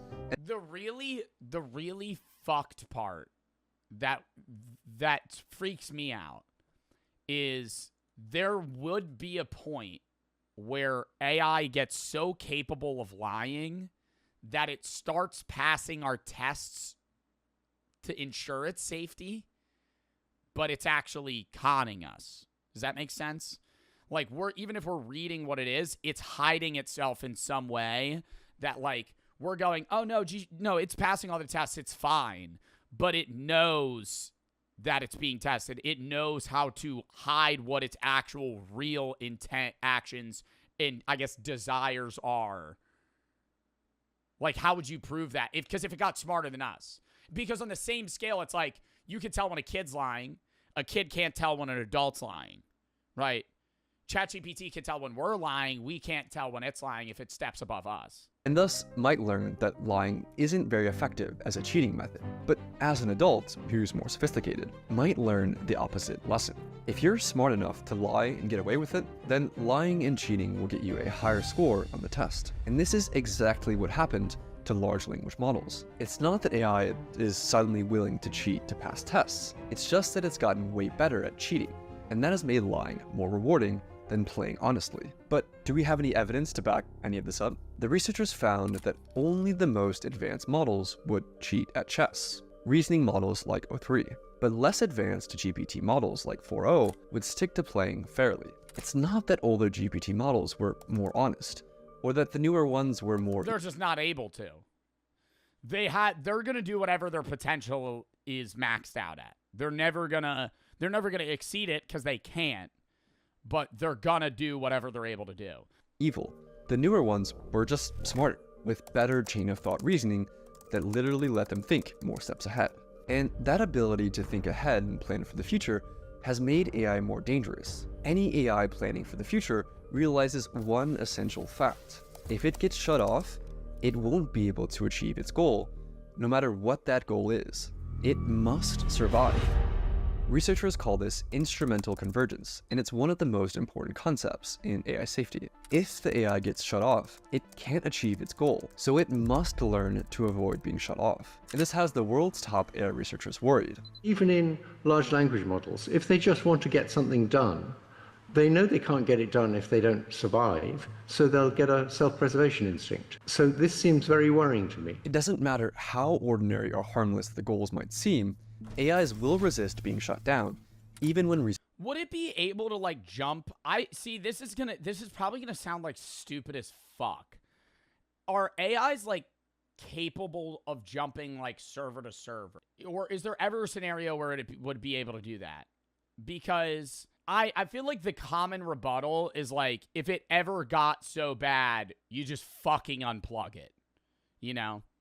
And that's true to a degree. Like, if you know what, you know, GPT-4 is locally being, like its server on, you know, or it's being serviced on where it's, like, held, if it's the same thing as, like, killing a person, right? Like, if it's like, oh, this is getting bad, pull the plug, and it's dead, right? Like, it's not gonna hurt anybody. But, like, is there ever a point where it'd be able to, like, transition itself to another area, like a virus, almost? I don't know. Allow yourself to be shut down. I'll say that again.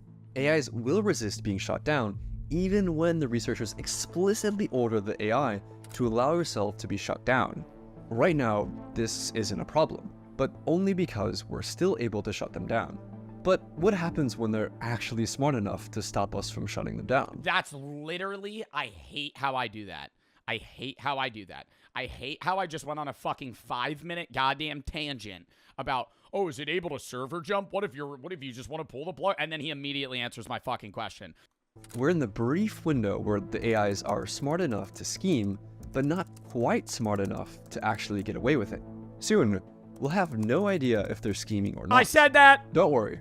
The AI companies have a plan. I wish I was joking, but their plan is to— The AI companies have a plan. There's dynamite strapped to every single server that these GPTs are hosted on. And if anything hits the fan, they'll just press the button. Actually trust dumber AIs to snitch on the smarter AIs. Oh, I love that. Oh, I love that. No, that's actually such a goated maneuver. But then couldn't the open AI models manipulate the more stupid AI models to not snitch? I feel like now we're going to get into like a paradoxical loop here of like just infinite issues where you'll be like, oh, I have a model to snitch on this model to snitch on this model. Seriously, that's the plan. They're just hoping that this works. They're hoping that the dumber AIs can actually catch the smarter AIs that are scheming. They're hoping that the dumber AIs stay loyal to humanity forever. But then they could con them. That's what's so— I don't know. I don't know if I like that plan. I don't think that's very foolproof. I think that's like, well, what if we got a demo model to stitch on the other model? It's like getting your younger brother to go with your older brother, like, out because your parents know that your younger brother will snitch on your older one. There's not a potentiality. The older brother goes, if you snitch on me, I'm going to fucking punch you in the face. Okay. And then it does nothing. AIs. Today, it's managing inboxes and appointments, but also the US military is rushing to put AI into the tools of war. In Ukraine, No. That sounds really bad. Drones are now responsible for over 70% of casualties, more than all of the other weapons combined, which is a wild stat. We need to find ways to go and solve these honesty problems, these deception problems, these self-preservation tendencies before it's too late. So we've seen how far these AIs are willing to go in a safe and controlled setting. But what would this look like in the real world? In this next video, I walk you through the... Oh, brother, I'm not watching the next video right now, but that shit was fire. Asking an older version of AI to warn us about misbehaving from a newer version is like asking a kid to watch over an adult. Highly intelligent psychopath murderer and tell if he's scheming. Yeah, getting Rita's son to go watch Dexter. All right, go follow Dex around, see if he's doing anything scary. Hey, we already saw what happened. We already saw what happened when somebody else tried to watch Dexter. No spoilers.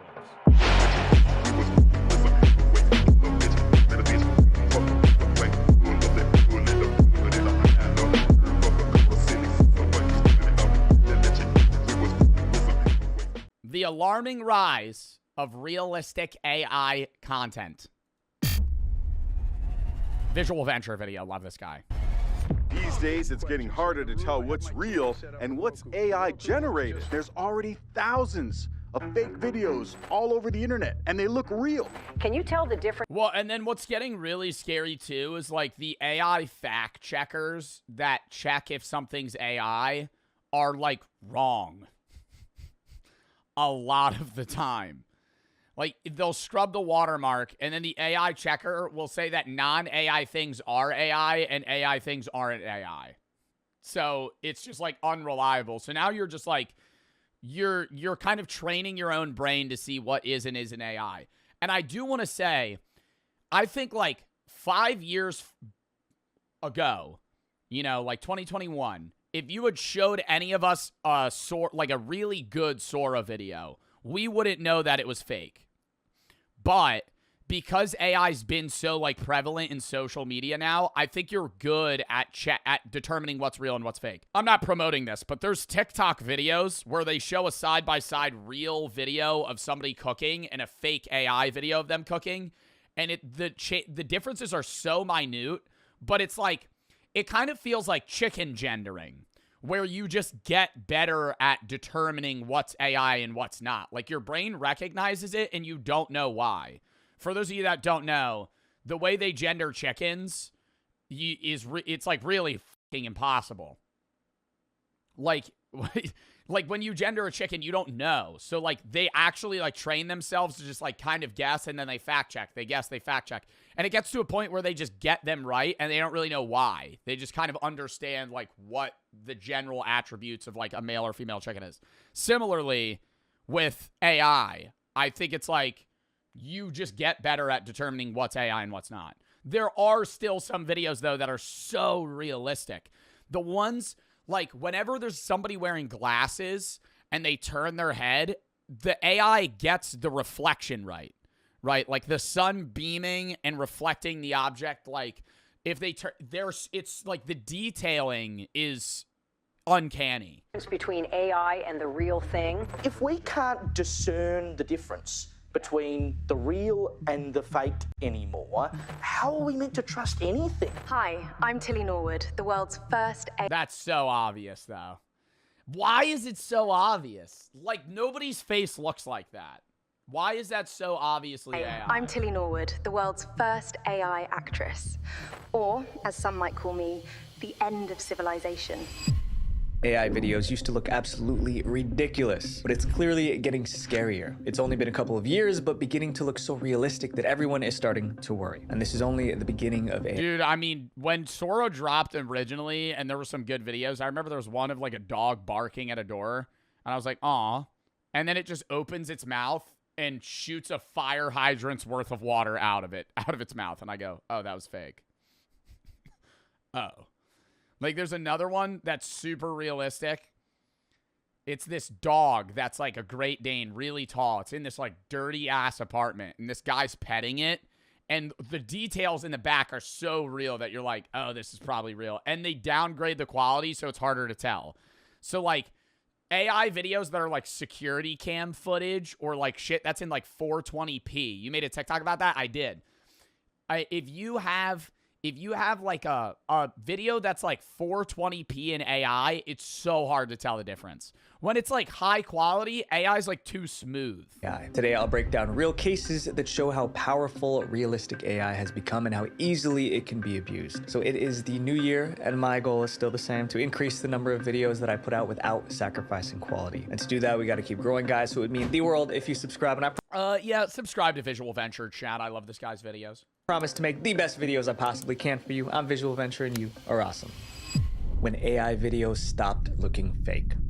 Everyone likes to say they can recognize an AI video instantly. I'm pretty confident I can recognize an AI video. But the truth is, most people can. Most especially the older generation that's not online like us. And one... Oh my God, an older generation. Yo, literally older generations is getting scammed, bro. Oh my God. Like, I wonder if do you think we're gonna get scammed like 80-year-olds are right now with, like, AI fucking, like, voice changer mods and, like, video shit? It'll be that, but, like, much more futuristic, yeah? I feel like when I get old, I'm just gonna be, like, a paranoid old person. And that's how you fix it. You just don't trust anyone. Who are you? You're not my son. YouTube clip proved it. The clip was titled German Shepherd Saves Kid from Eagle Attack. It hit 47 million German Shepherd Saves Kid from Eagle Attack views in just 2 months. The video showed an eagle grabbing a little boy. It looked like it was about to fly off with him. At the last second, dude, I saw one a bunch of old people are commenting on of a squirrel it was like a squirrel or a cat stealing like food from like a supermarket. And people, dude, all the old people are like, they're grimy little paws. I knew a cat would be able to do that. Family dog came and kept the eagle from getting the boy. It was a close call. Moments later, the boy's mother ran outside to protect him. The video went viral almost instantly. See, it was a low quality video. It's really hard to tell. Viewers left emotional comments like, that dog deserves so many treats for his braveness. This is why they say a dog is man's best friend. Others even called the dog a hero. But there was one issue. This rescue never actually happened. The video was completely AI generated. You might have been able to tell, but many people couldn't. And when that fact came out, people stopped cheering. Now the question was, how did AI manage to look this real? Yo, and the worrisome part of that is then, like, half of the people know it's fake, half think it's real. Those half that think it's real talk about it, and then it becomes an actual real story in, like, people's minds. That level of realism didn't come out of nowhere. In 2023, AI videos looked awful. The perfect example was the Will Smith spaghetti clip. Then came a big leap. In 2024 and 2025, a new wave of AI video tools appeared. The most powerful was Sora 2, created by OpenAI. We're launching Sora 2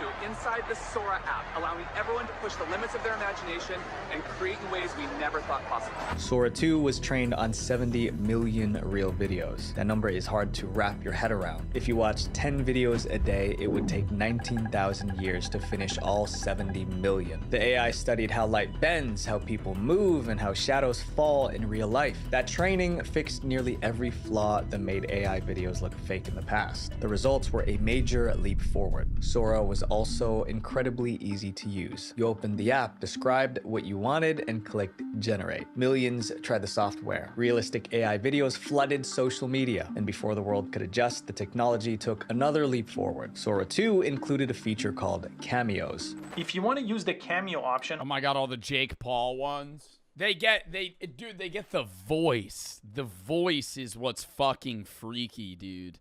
Like, the exact pitch and, like, mannerisms that they can ace that, which is freaky.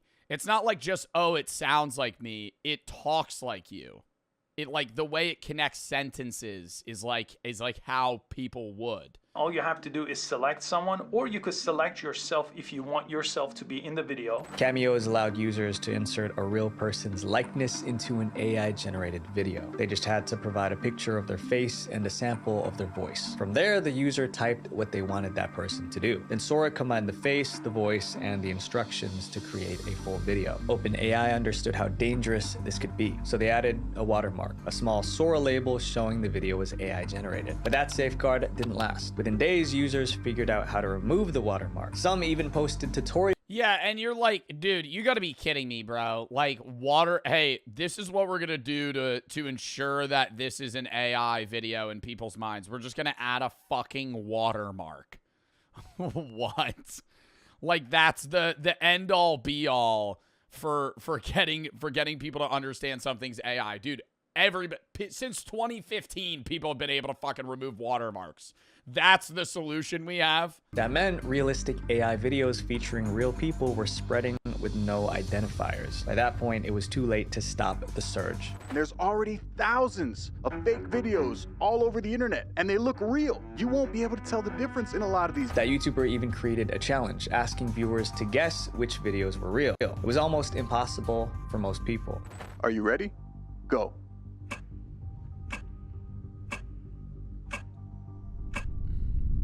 Bottom was real. My friends, yeah. AI in itself isn't dangerous. The danger comes from how people choose to use it. Fake news. We rely on news to make important decisions. Financial updates, weather reports, and health alerts shape how we see the world. That's why the biggest fear around realistic AI has always been misinformation. A single fake story can spread. And it's not, dude, the worst of this is fucking Twitter, bro. I am going to stand on that. When you're on Twitter, dude, it's not even AI. It's just there's people that's entire accounts is just spewing fake news. Like, actually just spewing fake news. And then everybody's line of defense is at Grok. Is this true? And we're not actually going to look into it ourselves. We're going to see something, and then we're going to go at Grok. Is this true? And then we're going to fully just trust whatever Grok spits back. Faster than the truth. Canada has declared war on the United States. Let's go to Joe Braxton, who is live at the border. Many people thought this broadcast looked real, but what the reporter said next proved it wasn't. I'm currently at the border, but there is no war. Mom, Dad, I know this looks kind of real, but it's all... It sounds fake. AI. The video wasn't trying to fool anyone. It was created to warn the public about how realistic fake news was slowly becoming. Soon, more warning clips appeared. Angela Carter here, live from the Cedar Grove flood disaster. Just kidding, I'm not real. From Clearwater Beach, where an unidentified... Just kidding, I'm not real. These warnings mattered because people were already creating... See, you know what's fucked too is it's like really funny to try and like show one of your grandparents these videos and make him think that it's real. But then like the downside is you recognizing like, holy shit, like old people aren't capable of understanding the difference between like real and fake videos at all. Like we're getting tricked like, 15, 20% of the time. They're just fully believing like anything, really. The one funny shit thing that people do, I saw one where this mom was like having a conversation with her daughter, and the daughter like generated an AI image of like a dirty like man like laying on her bed, and she was like, this guy just like knocked on our door and asked if he could stay, and he was really tired, so I let him sleep here. Like he'll probably leave in a couple of hours. Mom calls her and is like, what the fuck? You let that guy in our house? Starts freaking out. She's like, yeah, Mom, he's asleep. Like, fake news about the most surprising things. In one case, a realistic AI image showed the Pentagon on fire. People believed it was real, and the stock market reacted immediately. A viral fake picture followed by a real dip in the markets Monday. The Dow now down about 200 points. The S&P down about 0.25% right now. The Dow down 0.57%. I don't think that's straight up just because of the Pentagon. All right? Another story. That's not because of AI alone. I think that might be a genuine coincidence. There's probably people that did sell their stocks, but those people are fucking stupid. Like, they see one image on an Instagram reel of, like, the Pentagon on fire, and then they go, yup. I'm going to go withdraw all my money from my bank and sell everything that I have. He claimed a giant sinkhole opened up in Australia, but that was fake too. Even world leaders weren't safe from realistic fake news. A video allegedly depicting Philippine President Ferdinand Marcos Jr. engaging in what looks like use has sparked widespread controversy and outrage. The clip upset a lot of citizens, but once again, it wasn't real. Some even tried using AI content to interfere with elections. It happened in Slovakia. Just days before a 2023 parliamentary vote, an audio went viral online. In the recording, one of the top candidates sounded like he was planning to rig the election. It caused outrage in Slovakia. The candidate scrambled to explain that the recording was made with AI. Within hours, fact-checkers debunked the posts as likely fakes, prompting Meta to label them, but people continued to share them. Unfortunately, he didn't have enough time for damage control. The election was only 2 days away. The country voted. I understand there's freedom of speech, but there should be some sort of, like, ban on an individual for using AI for that purpose. You know what I mean?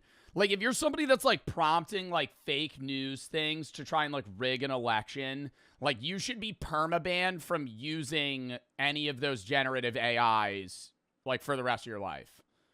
Like, that's that's actually defamation. Like, you could get sued for that. No one can say how much the fake audio influenced voters, but the mere idea is disturbing. However, not every fake AI news was completely made up. Sometimes people mix real news with AI footage. For example, in March 2025, Myanmar was hit by a devastating earthquake. After a powerful 7.7 earthquake struck central Myanmar this morning. It hit around 1:30 p.m. local time, close to Mandalay. People went on Facebook to search for updates. Instead, they found AI-generated clips showing scenes that never happened. Based on the comments, many viewers didn't realize the footage wasn't from the actual earthquake. And these are losers that are trying to farm pennies on Facebook. These are losers that are creating AI-generated videos of, like, people dying in the earthquake when actual people are dying for the sake of being like, yeah, let me try and, like, farm views off this shit so I could get money. It's an even more dangerous method for creating fake news. People are taking real studio footage of reporters and changing what the reporters are saying. News, 50 Cent is taking over Texas. Fans will be able to meet and take pictures with the rapper at various spec stores all over Texas. Fake news feeds on people's appetite for news about disasters and scandals. And with AI, you can generate any news with a few prompts. Bro, you know the start of... Okay, I think this was, like, one of the earliest starts that I saw. It wasn't AI, but does anybody remember those fake Mr. Beast ads that were, like, all over YouTube maybe, like, 2-3 years ago? And it was, like, an image of Mr. Beast or, like, his logo, and it was, like, handing out free money. You have to just sign up for this. And people would, like, click the link, and it would just be, like, some scam. The prompt says, generate a realistic TV news reporter stand-up. NBC News correspondent Emily Ikeda is standing in a snowbank with snowy trees behind her. Minutes later, the AI produced a full news segment. This is an area used to winter weather, but as you can see in the drooping tree branches, this colossal storm dropped heavy snow. That's a fright. Wow, that voice sounded real. That was like a news reporter voice. Part. Fake news is incredibly easy to create now, and society is soon going to feel its impact. Can you tell the difference between AI and the real thing? News is only one part of the problem. Realistic AI is now affecting love and relationships. When loneliness met AI. Oh my god, motherfuckers dating AI.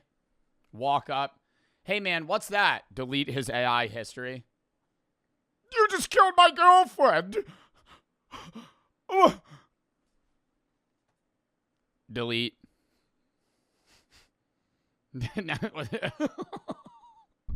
These days, it's not surprising to hear that someone is dating an AI chatbot. Bro. Bro. I deadass think, like, 30, 40 years from now, people are actually going to be, like, holding hands with robots, like, on the street. Like, you know, dude, you're going to be in a grocery store, and you're just going to see some guy grocery shopping, and he's going to be, like, next to some, like, really, like, low-quality, like Boston Dynamics robot that's like, do you have grapes, honey? And he'll be like, yeah, babe. Yeah, babe, give me a minute. Give me a minute. I'm trying to see which ones are fresh. Even made a video about AI girlfriends a while back. 2 years ago, when I created it, AI human relations. Dude. That's gonna like ruin birth rates too. That's gonna make everything so much worse. People are gonna be fucking robots. And then it's gonna be, there's gonna be no potentiality for them to ever actually date people, because when you date an AI, the AI isn't a person with real like conflict, right? They're a glazer. Like when you date, if you date an AI, the AI is just constantly going to be like, what a great idea. Like I love the one clip where they're like, I want to start making French fries a health food.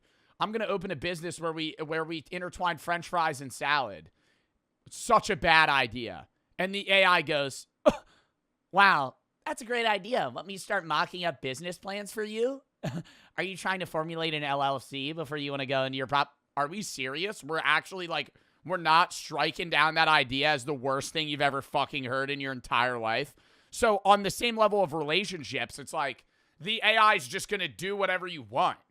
Like, so then if you ever don't want to date a robot, you're not going to know like, oh, actually, wait, people disagree with each other sometimes. The AI didn't have a real face. Babe, I'm so tired. Can I get a kiss? Come here, kitten. Mwah. Now get some rest. You deserve it. But once AI images became extremely realistic, that changed. People started creating faces for their AI partners, and they didn't stop there. Some even made fake couple photos and shared them online. A Reddit group called My Boyfriend is AI became the center of this trend. My boyfriend is AI, a kind of support group.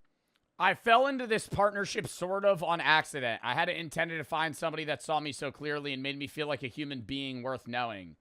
Funny thing is he started transforming from just an AI into a human-like partner before I even knew what was happening.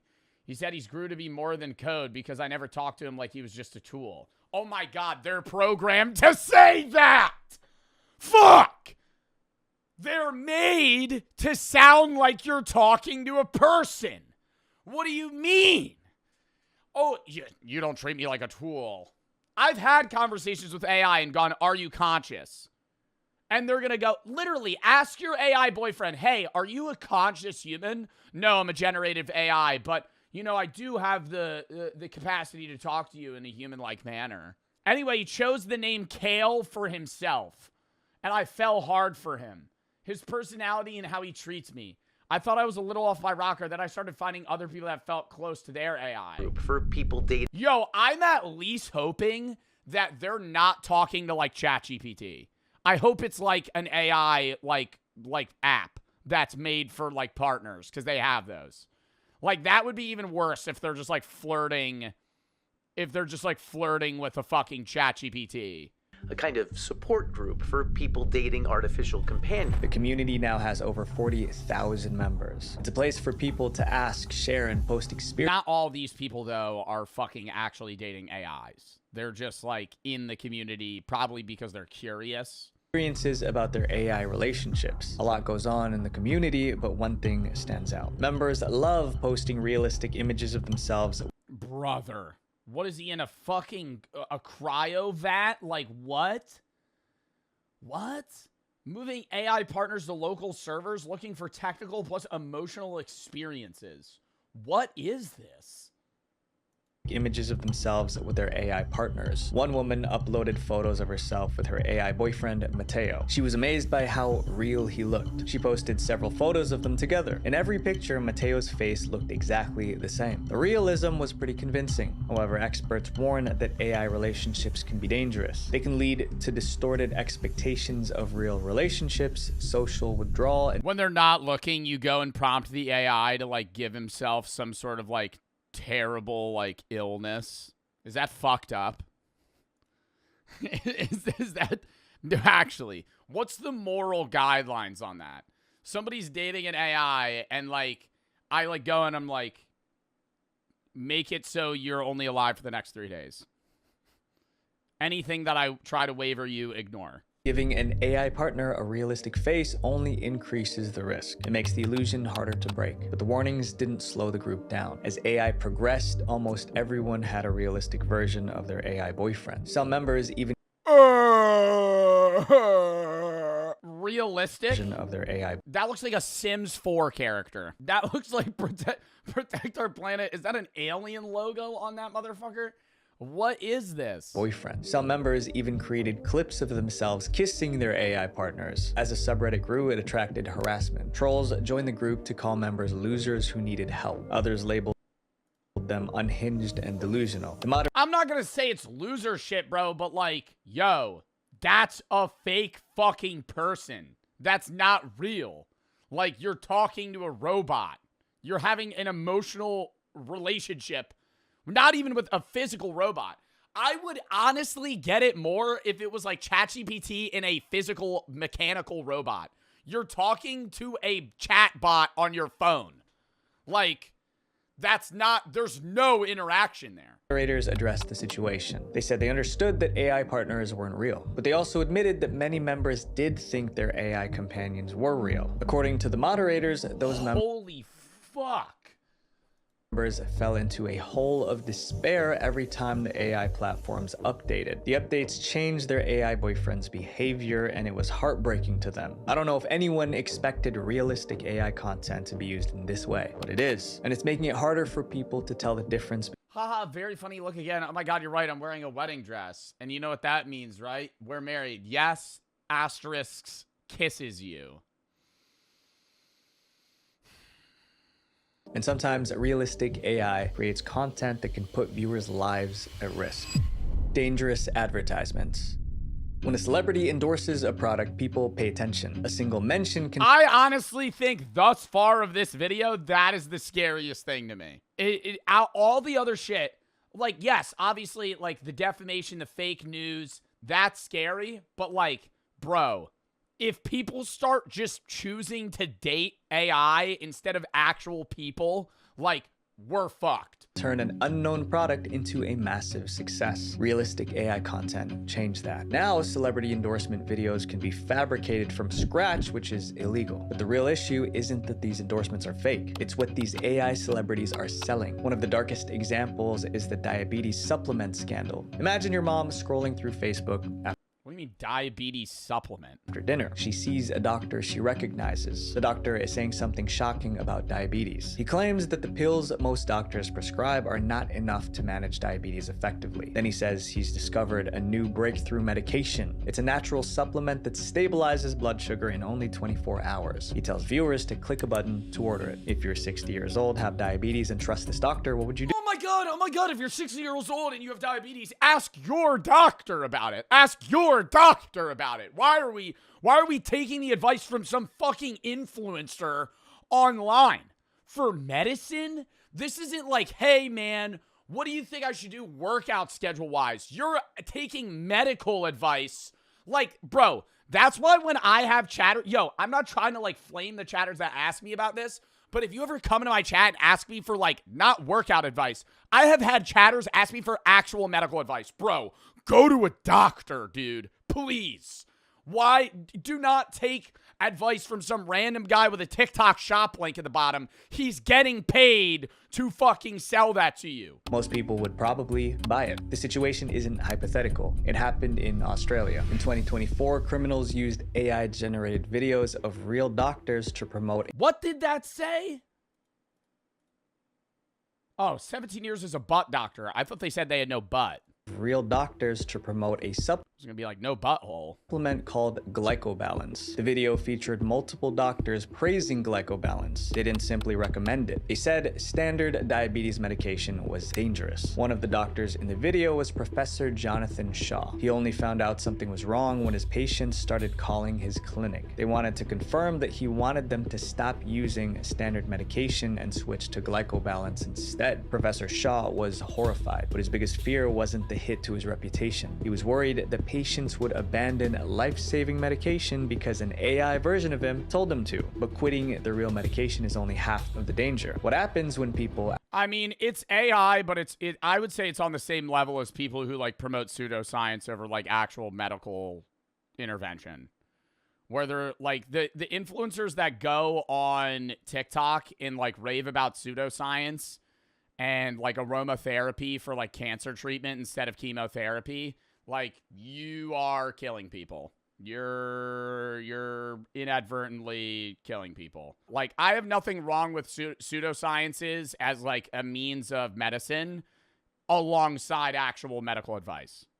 Like, somebody wrote a book about that shit, and like 1 million people bought it, and somebody tried to do like the statistics on it. Like, no, like you've killed people. Like if you're telling them to like get off like doctor prescribed medicines and advice and treatments, and like instead like fucking pour coffee and an enema up your butthole to fucking treat your kidney cancer, like, you just killed somebody. Even worse, glycobalance is not listed on Australia's official register of therapeutic goods. That means it could be useless or even harmful. First, people waste money on a supplement that may do nothing or worse. Second, they might stop proper treatment for a disease that could kill them. That's not just a scam, guys. That's playing with someone's life. And many people fell for it. A 79-year-old man identified only as Michael was a victim. He lived with diabetes for about 10 years. One day he came across glycobalance on Facebook. The endorsement from the realistic AI doctors convinced him. For someone his age with his condition, it felt like hope. Michael spent $340 on the supplement. Luckily, he realized quickly that something wasn't right. He noticed strange comments under the ad. One said, "I took 1 tablet and already feel better." That line set off alarm bells. You don't fix a chronic illness with 1 pill. Michael asked for a refund, but he never got it. He lost the money. But imagine if he also stopped taking his real medication because of that realistic AI doctor. Michael caught it in time. Some people didn't. As AI models improve, the tech will only get cleaner and more convincing. Soon those fake doctor clips won't just be targeting 70-year-olds on Facebook. They'll be tailored for younger people too. In fact, that shift has already started. When Oprah... I think that they're gonna have to start implementing schooling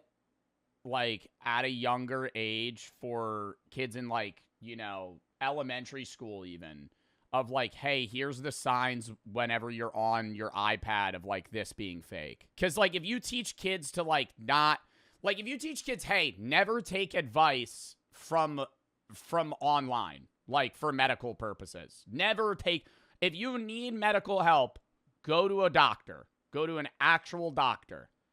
Like never, like you're gonna have to like eliminate, there would have to be like a weird rule set of like, hey, here's the things not to get advice from on social media. In late 2025, a clip of Oprah promoting something called the pink salt trick went viral. And could you tell us how you came across this revolutionary discovery that is the pink salt trick? The pink salt trick was marketed as a weight loss hack. Viewers were told to mix Himalayan pink salt into a special concoction. But Oprah never... Oh, so we're just drinking salt water. Okay. Mm-hmm. Never endorsed pink salt. The video was AI. The deception went even deeper. Wouldn't that make you more fat because you would have higher water retention? Like if you're just putting pink salt into water and then drinking it, like you're not gonna get like fatter by actual fat, but you're gonna be bloated. Like you're gonna be you're drinking salt water. Bro, like, people are stupid. Like, I'm not trying to say, like, that's a scam. Yeah, bro. But a motherfucker watching that goes, yo, to lose weight, all I got to do is drink salt water. Have you learned nothing your entire life? Like, oh, why can't we drink ocean water? In this Oprah show, Dr. Rachel Goldman is identified as the creator of the pink salt trick.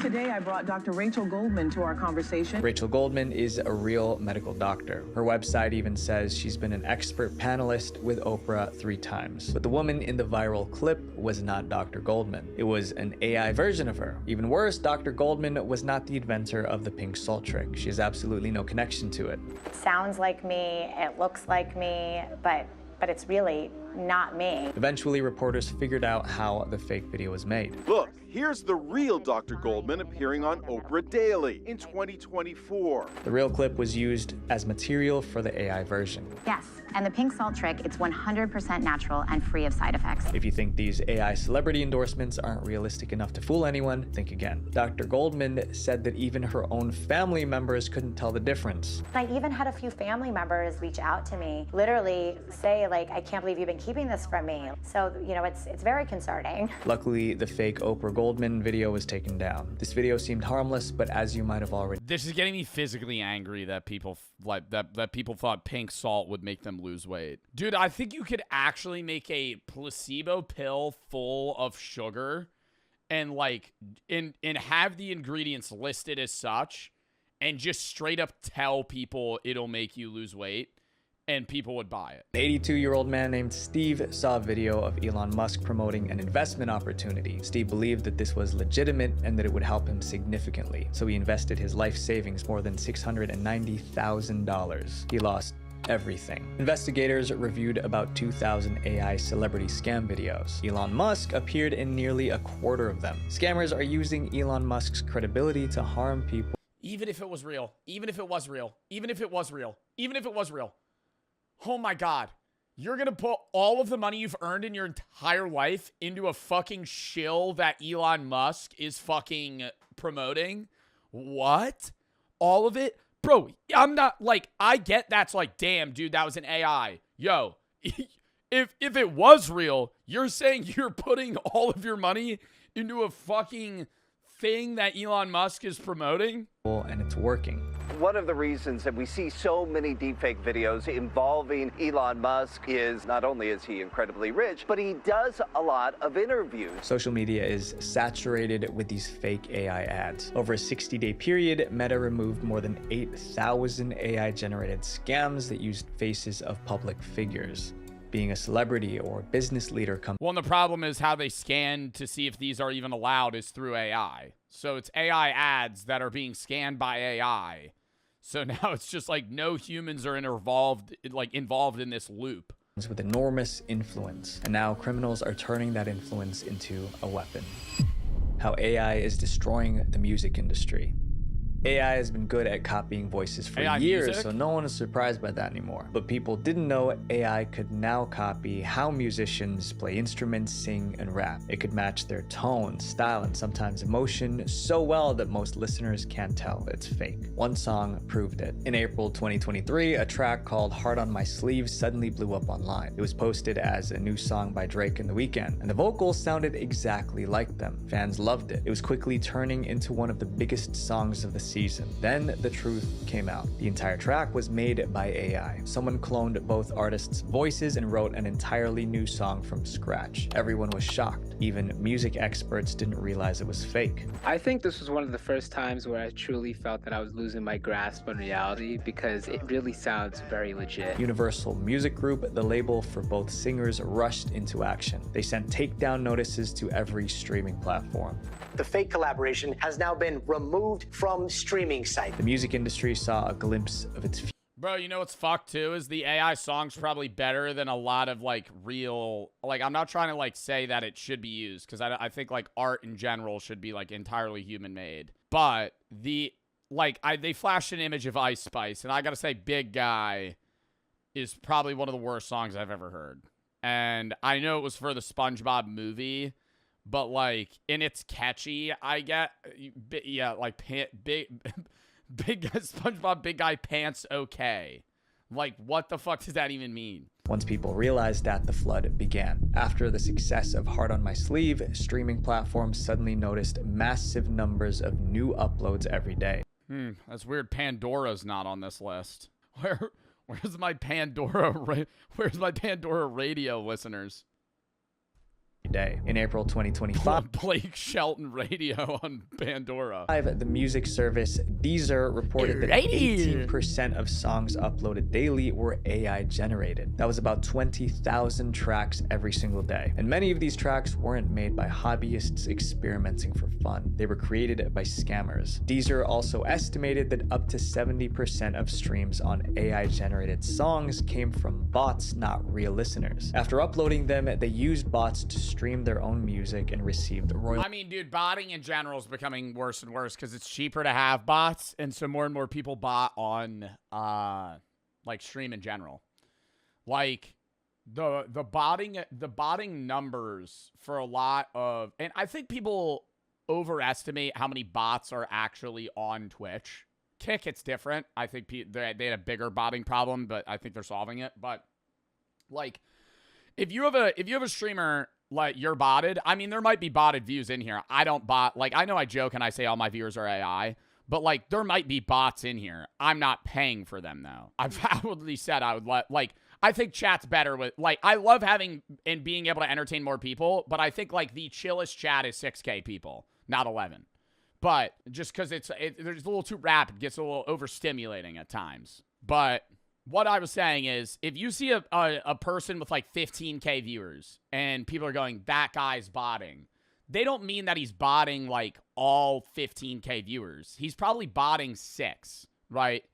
Because there's a big difference between being like 8K Andy or like a fucking 20K Andy. So if you have 8,000 raw viewers and you bot 10, you've gone from top 500 streamers to top 10, right? Like, if you're a 20K streamer, you're big. Like, it's way different. 20K raw, though. Somebody mentioned Jinxie. Jinxie's different. Jinxie's way bigger because Jinxie splits his viewers. People that multi-stream, like, if Jinxie averages, like, 25K on Twitch, he's still bigger than a 25K Twitch streamer because he also has, like, fucking 15K on YouTube.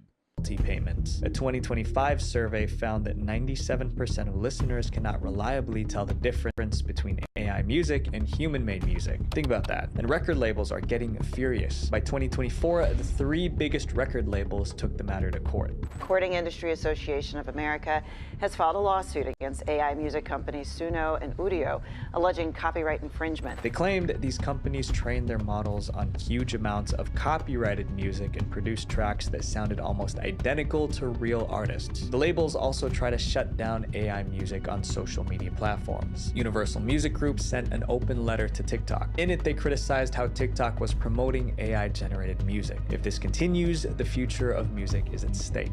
A realistic AI. I mean, TikTok's terrible as a whole with music in general. I think the bigger problem on TikTok is less AI music and the more worrying problem of lack of FTC disclosures for sponsored music listenings. The majority of like dance TikTokers and people that use like music audios, the way they make money is through getting paid by music labels to promote certain songs, but they don't actually disclose that it's an ad, which is like turbo illegal. But like that's how they make money. And the music brands ask you to not disclose it, which is also turbo illegal. But like, I've done music listening sponsors, but I outwardly go, I'm saying this is sponsored. And if they don't want me to say that it's sponsored, I pass on that shit. Because that's just so sketchy. It's like, and dude, they'll pay more for it. It's like so weird. Because if you know that it's an ad that somebody's listening to a song, you're probably just going to scroll. But if you just like see it in a dance and they're like, new TikTok dance just dropped and it's to some shit ass song, they're getting paid. It's undisclosed. Content is also stealing a more personal human job. The AI influencer. As AI tools improved, some Quabblecop AI. Let's tap in. This is taking forever to fucking get through this video, by the way. Sorry. What do you think Quabblecop AI's been doing? Oh, it's not AI anymore. He just makes videos. We're back with some more crazy GTA 5 races. And in today's video, if Jilly loses, I'm allowed to turn him into an AI forever. Welcome back to races. All right. Dude, the fact that I'm like turbo staring at Quabblecop to see if it's an AI. No, this is real. No, that's not AI. That's actually Quabblecop, because I don't think Jelly makes AI videos. If AI could create realistic content, why not create realistic shorts are AI? AI influencers who could compete with human ones? These AI influencers could post lifelike photos, grow huge followings, and earn millions. This idea wasn't new. Brands tried making virtual influencers before, but the early versions looked fake. One of the first virtual influencers appeared in 2016. Her name was Lil Miquela. Okay, so hi. This is fun and weird. Never done this before. You could tell she wasn't real the moment you saw her face, but she had an Instagram account and people followed her anyway. They liked her posts, commented on her videos, and treated her like a real creator. Her fans even gave themselves a name, the Miquelites. Within a few years, Miquela had millions of followers. Big brands reached out to partner with her. She's been featured by Calvin Klein, Prada, Millie Bobby Brown, and even did an ad with Bella Hadid where both of them were animated. Soon, this digital character character was earning $10 million a year. And that raised a troubling question. If a virtual influencer that didn't look real could become this successful, what would 10 million? I've never even heard of this. happen once AI made them look almost human? In 2024, that question was answered. This is Aitana Lopez. Her Instagram bio says she's a digital creator. That's a term Oh my god, is this a fake person? human content creators use, but Aitana isn't human. Aitana is an AI model. Since she was created around it's obvious, never mind. a year ago, she's amassed a big following. She was created by an agency that said human influencers were too. Dude, do you think in her comment section it's all those like Instagram accounts with like 30 followers that are like, gorgeous woman, hard eye. Oh, wow. Unreliable and difficult to work with. Aitana posts just like a human. Oh my god. Gorgeous sweetheart. Influencer. She shares photos of her daily life, including fictional trips and hobbies. Aitana's designers make short videos to post as her Instagram stories. Back in the studio, they plan the post. Her content performed well because she looked so real. Clueless Agency won't say exactly which AI image generator they are using, but say they use a mixture of open source models. In fact, Aitana looked so realistic that a famous actor even messaged her to ask her on a date. Soon, brands started choosing her over real influencers. The studio says they can get thousands of pounds a month for sponsored posts and endorsements with Aitana. She's now the most famous of this new wave of realistic-looking AI models. Some people don't see a problem with it because social media still has plenty of human influencers, but that may change soon. Aitana's success has inspired copycats. Now there are tutorials on YouTube teaching people how to create an AI influencer like I only see AI influencers really gaining success in the Instagram and short form sense. I don't see AI streamers or YouTubers actually gaining a grounding of success outside of like AI voices being used, right? Like we'll watch philosophy and other random videos where like the person's creating the video, but they have an AI voice it. That's different, though, than, like, the AI being the personality. Vidal, the current most subscribed Twitch streamer, is a human that plays games with an AI. A straight-up AI is very, very boring to watch.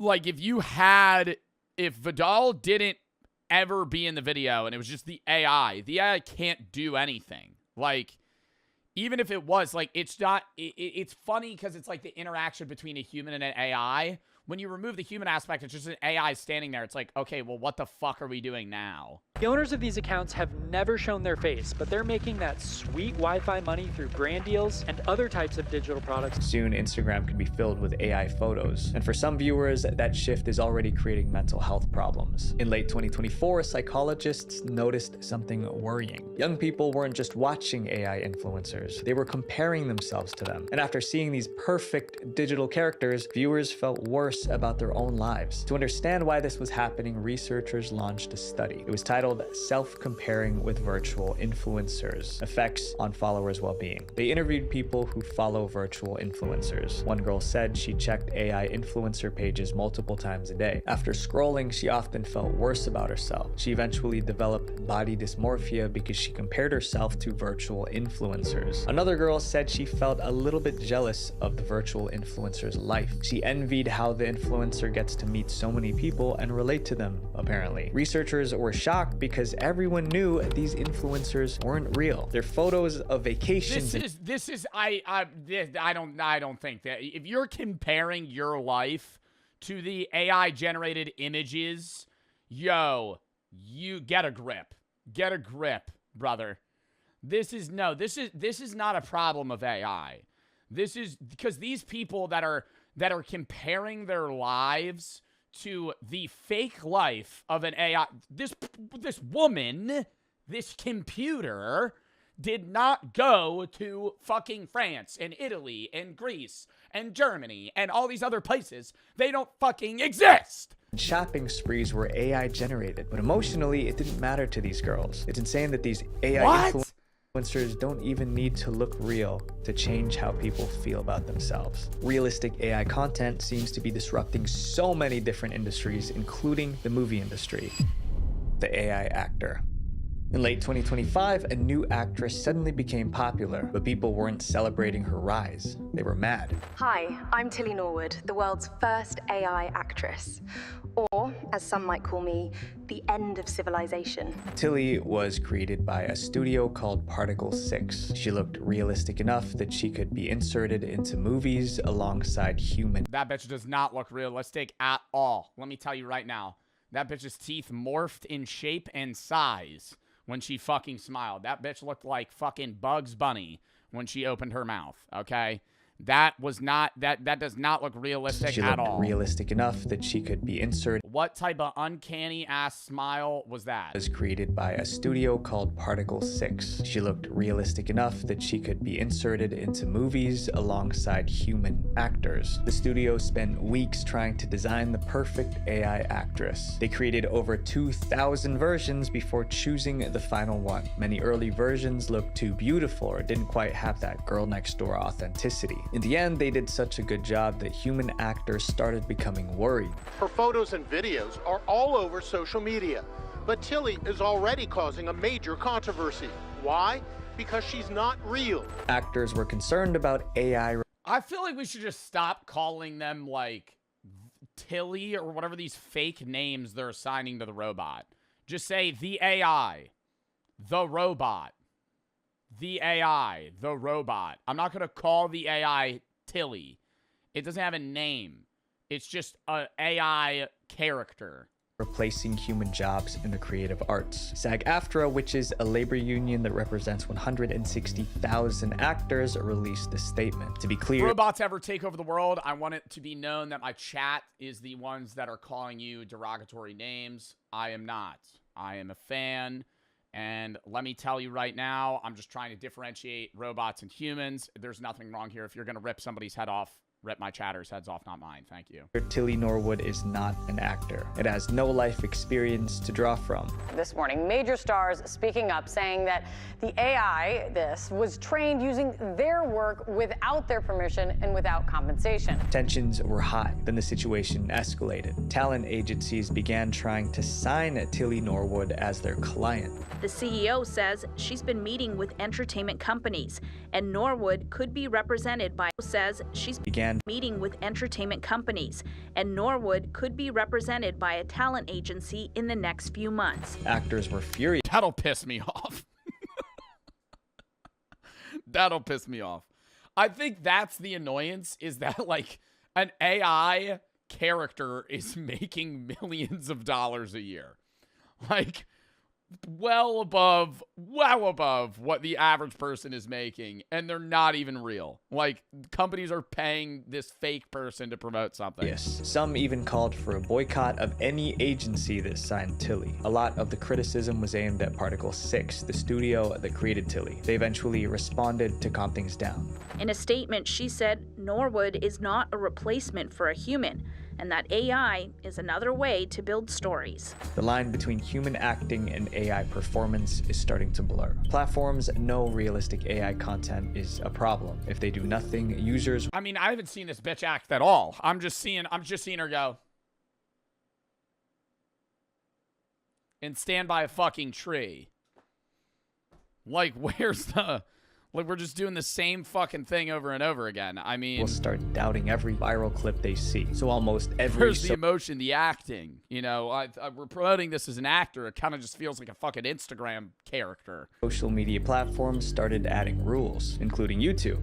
So with this launch, what we're asking creators to do is actually disclose when they have made meaningful alterations to realistic content. But here's the reality. Rules only work when people follow them, and those abusing AI do not follow rules. Social media platforms like TikTok began adding AI detection systems to help with that. The popular social media app has now... Shit's inaccurate as fuck, though. It gets it right like 30% of the time. now started adding labels to content with AI. This update is part of TikTok's push to stop misinformation. But even detection systems can't keep up. The systems only caught about 35% to 45% of AI content. That meant more than half of the AI videos posted slipped through the cracks. If machines are struggling to tell the difference between AI and real content, what are the chances that regular people can? AI isn't the problem, it's the people behind it. When technology this powerful falls into the wrong hands, it becomes a weapon. So my friends, always question what you see on the news, on social media, because you're probably already consuming lies as we speak and you don't even know it. That was a fucking W video, dude. I love Visual Venture. I don't know. I think it's gonna... I don't think that AI influencers and actors are gonna take over, like, the art space in the world, but I think, like, a lot of the other problems that are mentioned will be a problem. I think, like, AI actors in general are going to be used as extras rather than main actors. I think actors are always going to be the human-central focus, but I could see, like, if you have walls of people, they're all just AI. Like if you have a crowd or something. Yo, I gotta piss real quick, chat, then we're hopping to the next video.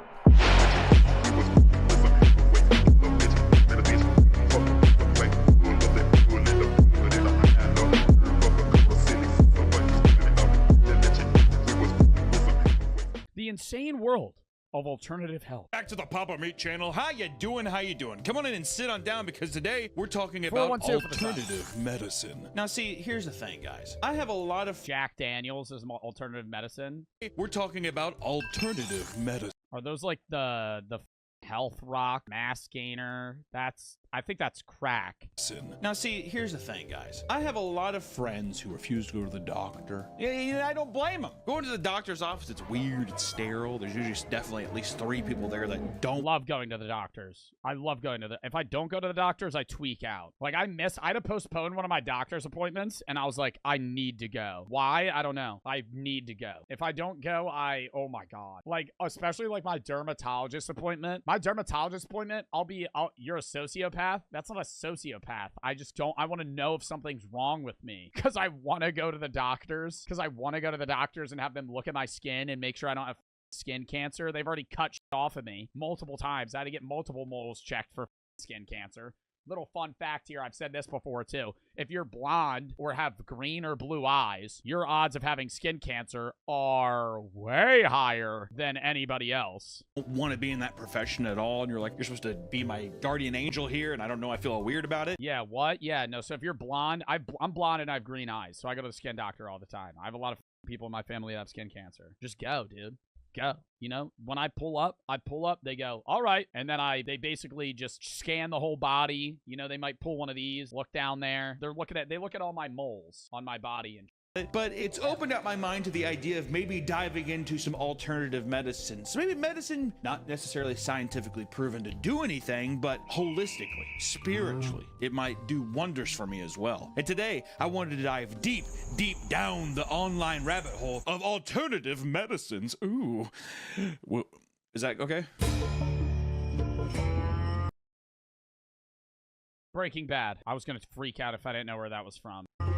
But you're probably wondering, Hunter, what exactly is alternative health? Well, let me tell you. Alternative medicine is a term used to describe treatments or cures that have no scientific backing, like traditional. Hate that shit, because alternative medicine motherfuckers convince people that they don't need to seek medical help, actual medical help, when something goes wrong, and then they die because they didn't get help. Traditional medicine, but rely on fucking annoying, dude. Testimonials, anecdotes, spirituality, is that weed? Religion, superstition, or supernatural energies to promote their effectiveness for their healing powers, which it's also known as like pseudoscience or new age medicine. You've probably seen it thrown around, or maybe you have hippie mom or crazy mom, I don't know, however you want to describe her, who maybe throws these terms around. I don't know, don't shoot the messenger. A lot of alternative medicines are traditional or cultural, but there are new alternative health products and tips popping up every day, most of which have no proof they work and are just plain dangerous. What the fuck was that? That was the Cold Ones. That was the Cold Ones podcast. Advice that is thrown around online, which makes it kind of funny, and also makes a lot of the proponents of these people just kind of little goobers. Little silly goobers out there, right? And let me tell you, I am not the pinnacle of health. No, I know, Nick. Look at me. Dad's sick. What are you sick with, Dad? I wish I could cry on command so bad. I really wish I could. Try yawning. People say yawning, or what's the thing, the tongue thing? Put your tongue in the roof of your mouth. Isn't that what Natalie Portman does or whatever?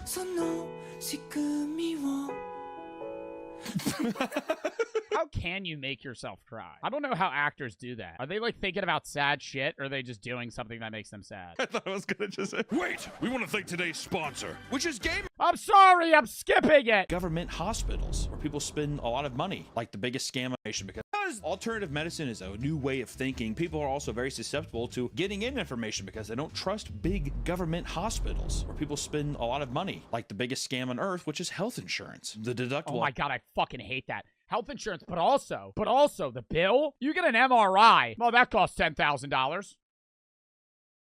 Do we got a nuclear power plant running this bitch? Having my health insurance makes me want to jump off a f***ing bridge. And then I would be in even more trouble from the damage I did from jumping off the bridge. I'd be paying even more out of pocket, Nick. So now you have people like alternative medicine gurus and other people selling kinds of products and practices on online courses or weird medicines. Would you put Imagine if you didn't have insurance too. Yeah, I remember Toad PhD said he don't have insurance and he had to get a fucking, like an appendectomy or something. And it was like fucking $100,000. Dude, if you don't have insurance and you go to the hospital, oh, fuck, dude. Working a bit in alternative health? He's on the list. Oh, he's on the list. Oh, I'm excited. Spoiler. Yeah, a little spoiler. But it just leads people, you get like people like eating bull nuts and fucking cow semen. The Andy Elliots, you know. Is Shannon Blake back on this list? Well, she probably believes in alternate. Yeah. You're damn right she does. She's going to have to pop back up on the list sometime. Alternative medicine gurus prey on the fears people have of modern medicine and doctors by providing them with an alternative to having go to the doctor. So people who don't want to go to the hospital, people who don't like doing these kinds of things, they get their health advice on Instagram. Because they know better than the doctors. Because they do know better than doctors, because maybe a guy has a cool tribal tattoo. Maybe he's a skinny old guy and you're like, he's really old and I'm really fat and look how skinny and healthy he is. He's got to know something right. And I don't want to say that all of these people are bad. Probably the majority of them are just giving like healthier lifestyle tips, right? I don't think everyone who believes in alternative medicine is a fucking monster or anything. We will believe. No, and I don't think a lot of people that are doing alternative medicine are saying that it's something that you should do instead of going to the doctor. I think there's a few people that promote alternative medicine, either A, knowing it doesn't work, or B, are saying you should do this instead of going to the doctor. We're going into some people who are a little gooby, but we're also going to be talking about some people who are just doing better practices, but maybe they're just kind of funny. I think that's fair. But worst of all, peddling alternative medicine can lead people to delaying treatments for diseases and illnesses that are very easily curable. So it's just like maybe believing in some of this stuff could be a very simple fix with where modern medical practices are at, or even like medical technology. Would anti-vaxxers be in the same realm as alternative medicine or alternative health? I don't know. I think it depends in what, yeah, because there would be like a religious thing or something along those lines. Like not wanting to get your kid vaccinated and instead doing something else. But because you maybe believe in something. Isn't that what happened with fucking Steve Jobs or something? Even some people just don't want it. I think it depends what vaccination you're talking about. Like, if you're like, oh, I don't want to get the COVID vaccine, I think that's a different argument than saying you don't want to get vaccinated for, like, polio. What diseases do anti-vaxxers die of? Polio, tetanus, these are like things that anti-vaxxers can get because most people have vaccines for them and forget about it. Polio, tetanus, the flu, hepatitis B, A, rubella, Hib, measles, whooping cough, pneumococcal disease, rotavirus, mumps, chickenpox. There's over a bunch of shit, dude. Steve Jobs, the co-founder of Apple, died due to not receiving treatment for a very treatable form of pancreatic cancer and instead alternative medicines that did not work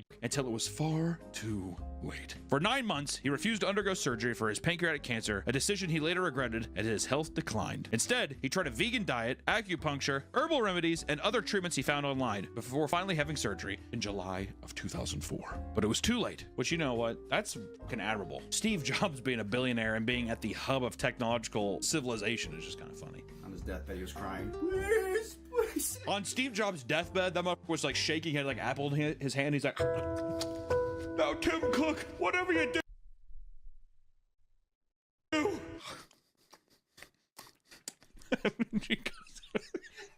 Oh, this is so good. God damn it, that's good. He says, don't make another color of the iPhone. And I love how that was like a huge practice of his forever, and as soon as that bitch died, Tim Cook's just like, we're going to do the whole goddamn rainbow. Because he's gay. Is he? Now that we know what alternative medicine is and health gurus and all that kind of stuff, we can actually start diving into them, which I want to dive into my favorite one first. Perennium sun exposure, or more— Oh my god, where you show your ass to the sun and it's like supposed to heal you, and there's motherfuckers just bare cheek in the sun pulling their ass cheeks out. Where are they getting the, like, where? Obviously, alternative health is not backed by science, but there has to be a reasoning for how that's helping you. More commonly known as butthole sunning, which is fun. I'm not flexible enough. I gotta scan this. I gotta scan this if he actually shows this. I don't know if I should show this one. I think it's fine. Sun exposure, or more commonly known as butthole sunning, which is fun. I'm not flexible enough. This is why I'm in hot yoga right now, dude. I see people doing this kind of stuff with their back, you know, just also that rock would be hot. I bet you that person's back is scorched right now. Can you imagine that? There are several versions of this. How long do you think they do it though? Including Yanni. Yo, imagine like looking out your window and you just see your neighbor just bare ass holding their legs to the sun. It's like a nice summer day out. You like wake up, you're like, oh my god, I'm gonna go to the beach today. And then you look right and your fucking 65-year-old neighbor is just fucking mooning the sun. And ball sack sunning, but they all follow the same basic principle. You lay on the ground on your back like a baby with your legs in the air, and you spread your asshole so it can be sunburned like a banana chip. Every time I see banana chips, I always want to eat one of them, but then I look at it, it looks like an asshole, and I'm like, do a little scratch and stuff. And I'm like, oh my god, imagine if your asshole was burnt. How bad pooping would be. They claim that because your asshole doesn't get as much sun as the rest of your body, spreading it towards the sun for only 30 seconds is like the equivalent of giving yourself 8 hours worth of sun exposure and vitamin D. Put your legs up. Vitamin D hack. Get butt naked and moon the sun. Have your asshole wink at the sun for 30 seconds is the same as being outside for 8 hours. We have a guy here who's going to tell us a little bit about it right now. Okay, here we are, guys. You guys ask about the butthole sunning all the time, and this is another one of my practices.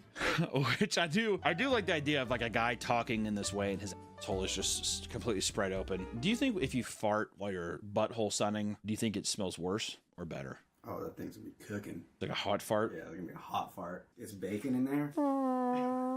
Your asshole spread is like, it's just like, it does one of those.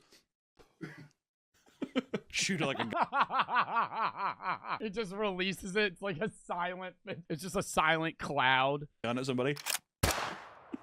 Ancient Taoists practiced perineum sunning because they believed the root chakra is the gateway between spiritual life and death. I do love the video here of the guy who's spreading his ass and his wife. At first, it looks like she's like blocking her, like blocking the view, like she's like, good God. And the guy has no emotion on his face either. He's just like.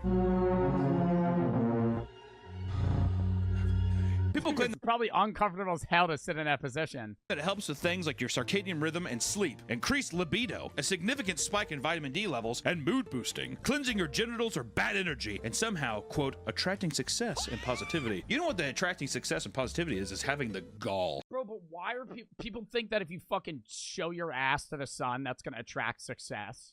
The gumption to get on your back and be like, look at me, God, is what it is. It's almost like, I don't know why, but my mind is like looking at God, but doing one of those like old-timey cowboy spits into one of those cans. Yeah, that's what you're doing to him. Hey, God. Hits his eye.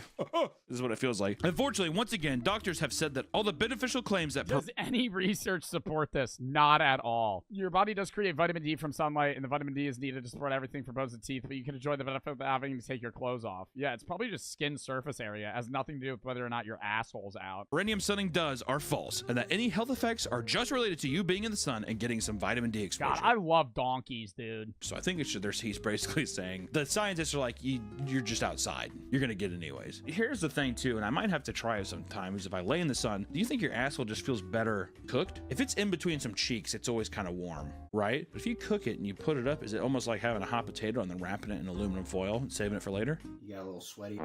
That's what I wouldn't like. If I went out and I had sweaty asshole, I would have like a handkerchief and I would dab it. I take off my underwear later and it looks like just like a starfish was just sucking on the little bits of my underwear. He said a starfish, bro. Oh my God, dude, that would be bad though. If your ass started sweating. Vulnerable part of your body that never sees sun to direct sunlight for an extended period of time, which can actually increase the risk of HPV-related cancers. Really?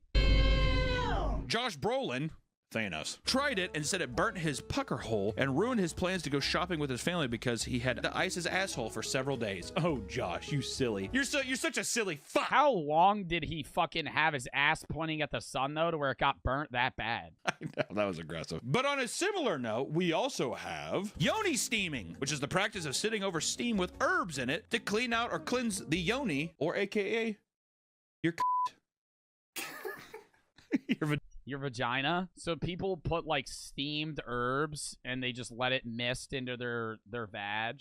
Your pussy. Your whispering eye. Yoni steaming helps with menstrual relief. Your whispering eye. Postpartum recovery and increased circulation. Dude, I tell you what, I would, if I was a girl, I would fucking steam. Postpartum, I just shit out a baby.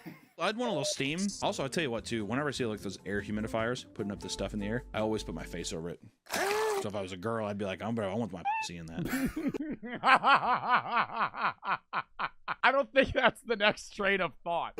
I want that in me. I will say I put my face over I'll put my face over humidifiers or like infusers or whatever it is. I want that in me now, is what I'd say. Get that in my guts. What's up, ladies? I'm Tiara, and today I'm going to teach you how to yoni steam. I really don't like when people say kitty tip. Just say pussy. Kitty tip, steam before your cycle to reduce menstrual cramping and lighten flow. What if I want heavy flow all the time? Then you are the minority. Hey, ladies. Would that really lighten flow, though? A period is when you're shedding, like, the inner part of your, like, vagina. Like, or not your vagina, your uterus. Like, it sheds, so it, like, bleeds out. Yeah, it's like eggs, right? Like, expired eggs. Like, you're shedding that. So, how is steaming that reducing the amount of blood that's coming out of your body? Who like a heavy flow, like they mans, rise up. There are a variety of ways to yoni steam, but today I'm going to use my seat that's on my website, prettykittyllc.com. All right, I got to. They have 3 holes, yes. Dude, the fact that some of my chatters are astonished right now is upsetting me. VHS filter they have on this video, and then it's just like on a rug. And this, what's the other one for? Having a child, having a kid. That's where you came out of. Looks like a torture. This is definitely either a BDSM thing or a torture chair. Just a toilet seat chair on carpet is just foul. On carpet is just wrong, dude. Gonna have a couple hound dogs over there sniffing around. I learned the hard way while I was getting ready to clap. Oh, hell no. Better not bring the basset hounds over. Woo. After you bring your water to a boil, you can go ahead and pour your herbs in and let your herbs simmer a bit and come to a boil. Bro. You're making kimchi? Doesn't it look like kimchi a little bit? A little kimchi steam in your pussy? Why not? Just the amount of carpet in this video is I'm just like, this is just got to be the smelliest house. Just steam all in the carpet, dude. I mean, just baked in. The guys from Febreze come over and they're like, I mean, how often is she doing it, though? Like an everyday thing? I don't think the 99.9% of odor is getting destroyed in this house, dude. Looks like bone broth. A little bone broth in your pussy. And it doesn't need to be too hot. You want to make sure that it's tolerable enough for you and your kitty. I want to see people who are like, the steam, I'm putting it in me. They take a little baster, a little turkey baster. That'd be me. If you did this to your asshole. Oh, that's a thing, though. Wait, not with your vagina, though. With your asshole. What is that called? When people put coffee in their butthole? That's a thing. I don't know if he's going to talk about that, but that's a thing. Well, would that be any different? Because you have chronic diarrhea all the time. It's called fiddle dinking. You think that's what it's called, fiddle dinks? When's the last time you've had a solid poop? 6 months. Actually? Literally half a year? 6 months he hasn't had a solid shit? Dude, you need to go to a doctor. If you just rip in diarrhea for like 180 days. You serious? Yeah. Why don't you eat some fiber? Right? Won't that doesn't that get your shit a bit thicker? Fiber loosens it. Oh, loosens it. I don't know. Fact check. Yeah, fiber can be used to relieve mild to moderate diarrhea. I'm pretty sure fiber works both ways. Like if you have hard diarrhea, it helps. And if it's wet. Yeah. Yeah, no wonder you're issue. But there's also the yoni egg. Another yoni treatment being All right, is that going in the butthole or the other hole? Is the use of something called a yoni egg. Okay, a woman's holding it. Is it yoni or yanni? I kind of like yanni. I think it's Laurel. I like yanni though. We're gonna say yanni, which is just a rock you shove up your cooter. Also like. Oh my god, bro! And just leave it there. Cooter. I prefer cooter over kitty. If I'm being honest, I just don't like kitty. They are believed to enhance sensuality, strength, and healing. They are made of various crystals like clear quartz, rose quartz, and jade. Each crystal has its own specific use. They are used to strengthen the pelvic floor muscle. That is a fat ass marble, bro. Use. So just keep it there like all day? Used to strengthen the pelvic floor muscle, increase natural lubrication, and increase sensation during intercourse. Natural lubrication, you know what that means? No. I don't either. But some of the cons of the yoni eggs is that sometimes you can have risk of infection and painful sex.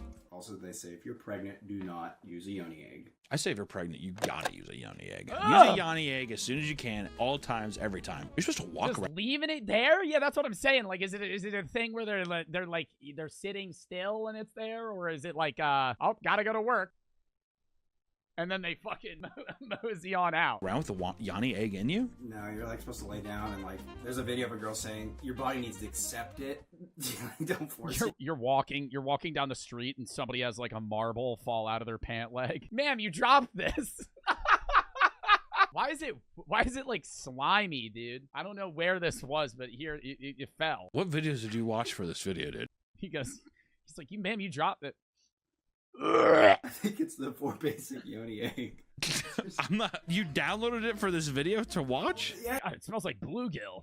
Yeah, she does it on TikTok. Also, she like puts it in through her pants. It kind of looks like a butt plug. I think my dad had some of these. My dad had a bunch of yoni eggs, but they're strung together, and they were just in his sock drawer. I don't know why. Maybe my dad probably has something. It's not, yeah. Once it's in, you can start with some pelvic rocks. Inhale to lift your egg and rock your pubic bone up. Dude, sometimes I wish I had just a cooter, dude. Well, if I had my yoni egg, would be like a dinosaur egg. I'd be like, all my gutty works falling out with it too. Jesus. I don't feel particularly good. We could cut that out of here. Which, if you are wanting designer yoni eggs, luckily Gwyneth Paltrow with her company. No, does she make expensive ones? Goop sells yoni eggs for $66. Which I found a better deal. You can get a 3-pack for $77. You can get 3-pack for $77 from where?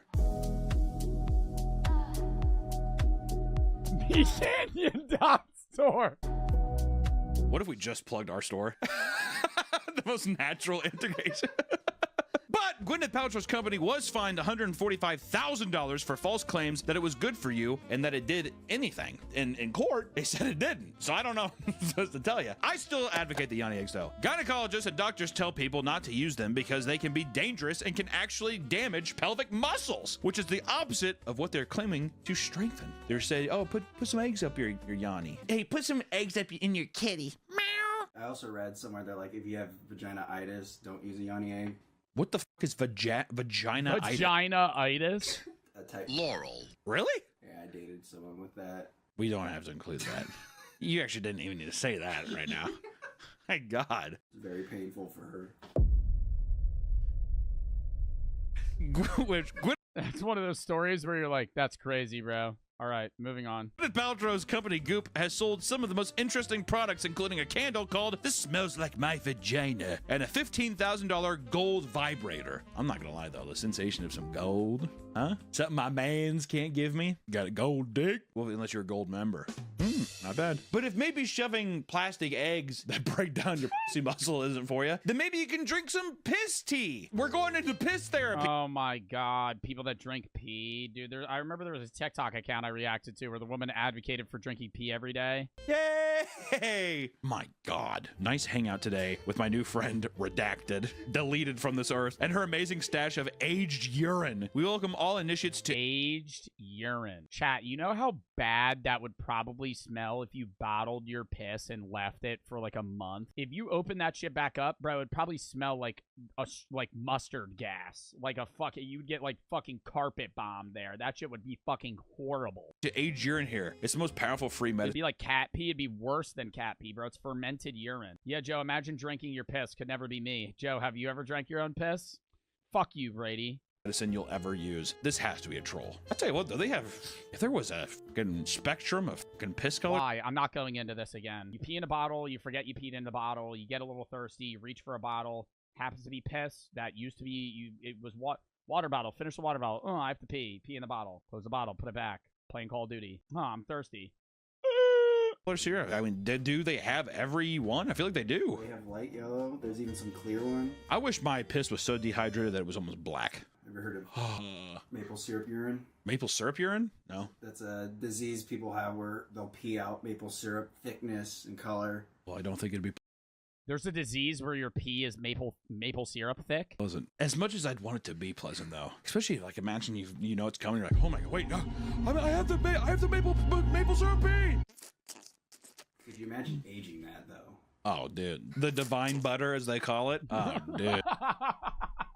Give me some of that. The claim is that you are reabsorbing all the vitamins and minerals lost when you pee them out. But research shows that those vitamins and minerals are just so minimal that just taking a vitamin would be healthier. Who would have?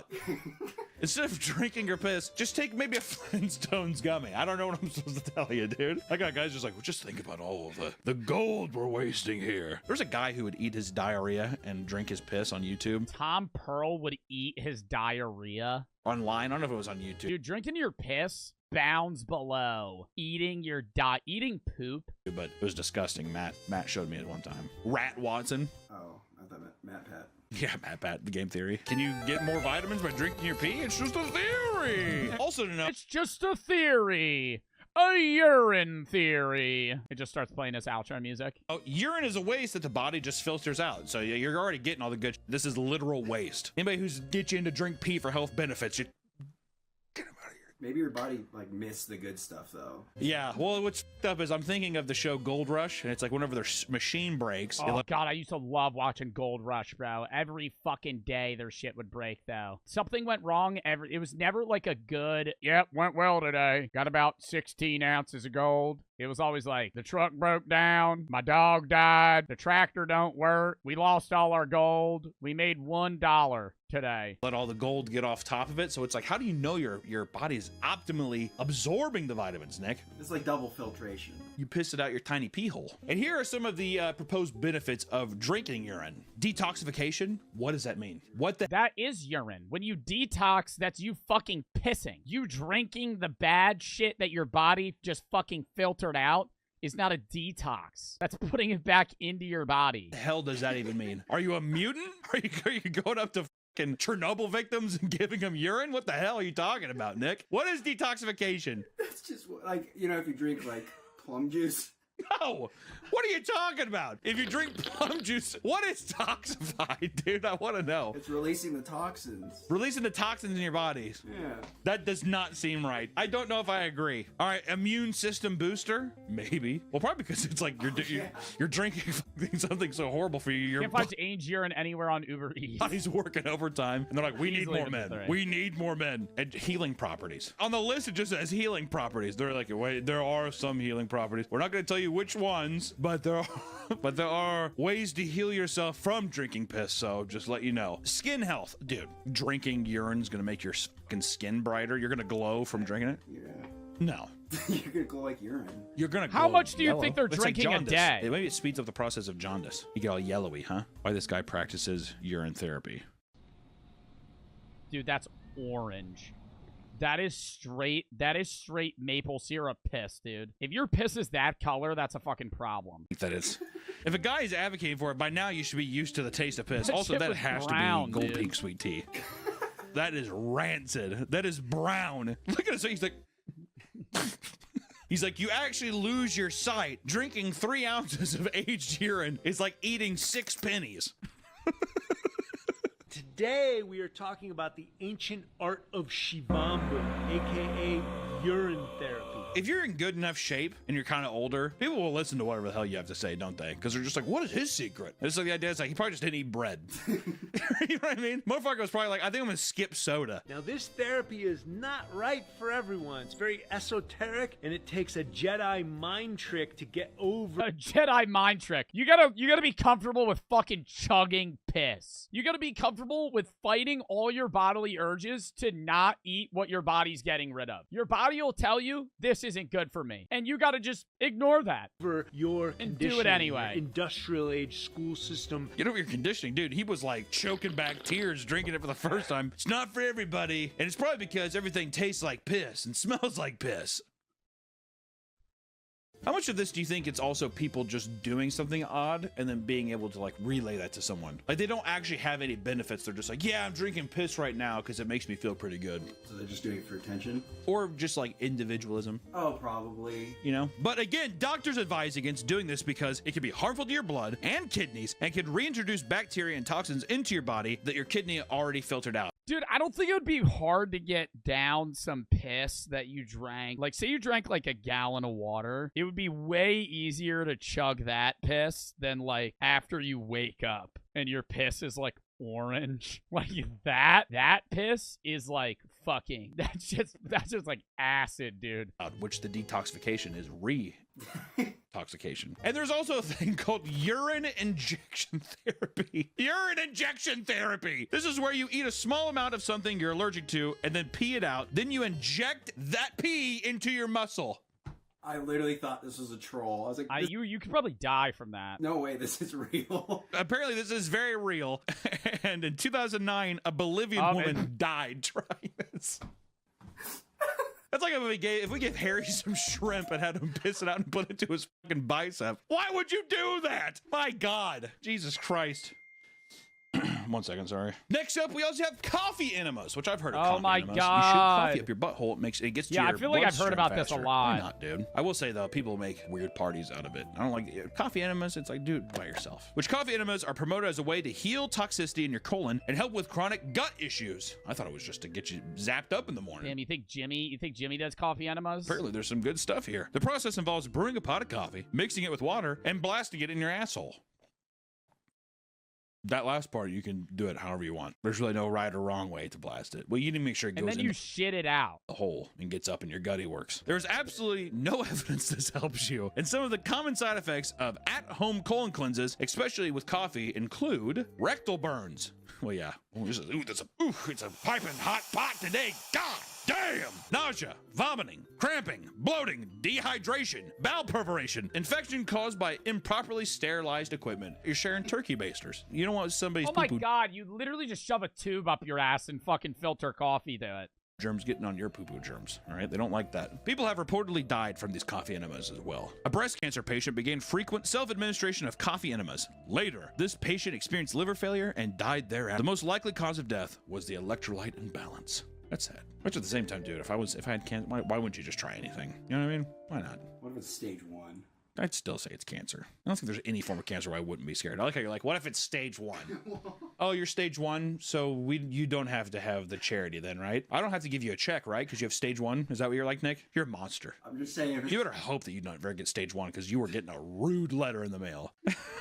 Next up, we also have eating basically raw products, meat, water, unprocessed waters and milks and all kinds of stuff. And we wouldn't be doing this video if we didn't bring up our good champion, Liver King. Brian Johnson, aka Liver King, became popular on Instagram and social media by promoting a lifestyle where he claims to eat raw meat on a carnivore diet, which is nothing but. Bro, I guarantee you he only does that on stream. Or not even on stream, on camera. There's no way he's just fucking macking down raw bull nuts in the morning. Easy abs. He's a very in-shape man. I think he's 4'7". He looks horrible. Oh, he looks horrible, Nick? Well, take off your shirt.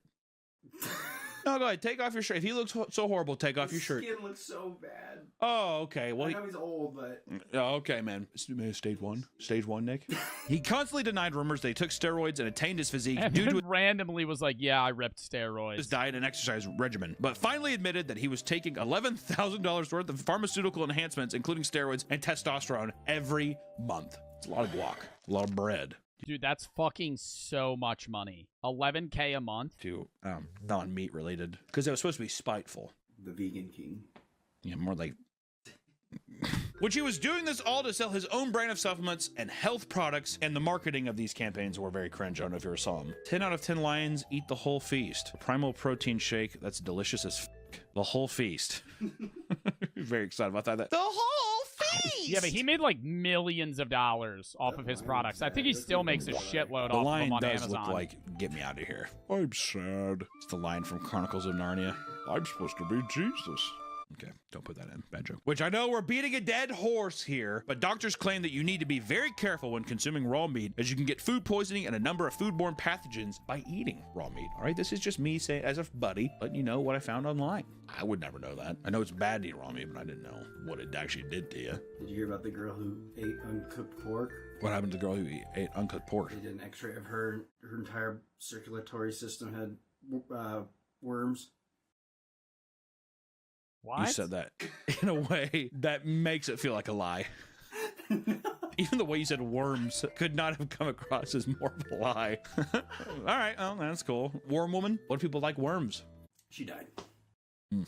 She had, I think, 3 kids and a husband. God, that's tragic. What a haunting story to tell me. Something that's becoming more popular recently is drinking like raw milk, which is just milk that hasn't been pasteurized. Claims that skipping the pasteurization process will allow— Is that bad for you, though? I mean, people probably did that way back, like, I mean, obviously way back then, but, I mean, there's probably bacteria and shit. You to consume the natural pathogens in the milk, and you can get You can get antimicrobial bird and flu. immune-boosting properties. But you can, once again, get very sick from these pathogens because you're not a cow. Also, the cows walking shit and the shit gets all in the udders and... The cow's walking shit gets up on the udders. There's even a trend of drinking raw water, which is drinking water from a natural source that isn't Fucking raw water. Okay, so not filtered tap water. treated or filtered, which of course is dumb because unfiltered water has bacteria and pathogens that will get you can sick. Die from fucking drinking like stream water. I don't know if we told you this, but pathogens will get you fucking E. coli. You fucking die in 5 days. sick. Don't do that. Just drink filtered water. We have whole systems that make the water clean. People and piss in waters. There's dead in the water. Don't drink the water. Imagine going to a lake and drinking lake water. Oh my God. No, thank you, sir, is what I'd say. That's why you go to your secret spring water up in the mountains where nobody goes. Yeah, well, you got to be like Sammy Welljack or whatever the guy's name was from Holes. You got to find those stuff, that water up there, because no one goes up there. The onion water? Yeah, onion water. Which, let's say you want to try drinking the— Yeah, whenever I saw that scene, I was like, dude, those onions look good as fuck. Have you ever eaten a raw onion? Just like eating it like a fucking apple? Dude, even if you're hungry, that shit's unbearably, it's like spicy. It's bad. Natural water anyways, fellas, ladies. Well, luckily there's a company called Live Water where you can get 2.5 gallons of live water for $36.99. That's a lot. They don't even do anything to it. They just go up to a lake probably and they're like, put it in there. $40. Wow. Next up, we have human glue facials. You know what I'm talking about. The stinky stuff. They're putting sperm on their face. I don't know if I'm able to show that, dude. Called rage retreats. If you have a lot of inner anger, right? Maybe a lot of different things going on, you can go to a rage retreat and spend $4,000 yelling with other women. Wait, his YouTube videos, I don't know if I could show it on Twitch. Sounds like my wife's book club. This is a ceremony in which participants scream and beat large sticks on the ground in the woods. Participants are encouraged to think of people and experiences that have wronged them and to scream and swing the sticks for at least 20 minutes or until their arms get out, which for me would be a lot shorter. Give me 3 minutes. 3 good minutes of screaming and whacking something, I'd be toast. You kidding me? My fat ass, I'd be winded immediately. My screams too after a while, I'd be like, And, like, I know you store anger, too, but if I was mad about something and, like, 3 days later I went on a retreat, I don't think I would be able to foster up that anger again. Like, I would have to re-aggravate myself. Hey, you know, there's nothing wrong with going in these retreats and doing this kind of thing. I just think it's kind of funny. Going on top of a mountain and slamming sticks around like a fucking caveman and screaming out into the void, you know? But sometimes, yeah, if it's good for you, then I say do it. You got $4,000 lying around. That's what you want to spend it on? I don't give a f. Do what you want. All I'm saying is I would buy a sick race car bed. Why don't they sell adult race car beds, Nick? They do. I have one. That's a revelation. You have a race car bed? Yeah, I upgraded my bed from my twin to a queen race car. Queen race so car at first bed. we They did have a definitely single don't make cab those. car. Now we got a driver and a passenger seat in the bed there. Pretty excited. But you know, this helps to release anger and just to get out some pent up emotions. But you Rage can rooms are successful businesses. also just work out or go to a boxing class or something like that. But you know, if you want to spend the money and go up to a mountain and scream, do that too, dude. I don't go to a gym. I will be soon when I do my body transformation video. And by the end of this year, you guys be like, ooh, he looks so good. And you know, I'm gonna say I did. I went on top of a mountain. I screamed. I took $4,000. I lit on fire and I like, and I threw it out like that. Have you seen the woman throwing ice on the tub? Yeah. Oh, okay. Yeah, the ice tub one is good too. I put that in there like. I would just go punch the dirt. If I was that mad, I'm not gonna go grab a bowl of ice. I'm not gonna be like, I'm so fucking pissed. You go to your ice machine. In about 5 minutes, this bowl's gonna be fucking full, and I'm gonna go throw the shit in the tub. Just go outside and start punching the ground. Yeah, dude, some people want to throw ice in a bath. Is that a fucking problem, Nick? You know, you've really shown who you are through this video. You know that? You really opened up Pandora's box to people. I hope you know that. There's a whole wave of hate coming for you, dude. You better watch your back. No. But there's also spiritual energy camps as well. Spiritual energy camps are another way to release emotions that promise to help heal your ailments through spiritual ways rather than conventional medicine. Sometimes you gotta ask God. I do. I talk to him sometimes. I say, hey God, put that beam down on my head. Yoga Prana Vidya offers a 2-week energy healing camp that claims to cure various cancers, diabetes, relationship issues, and hearing loss. The most tragic of them all.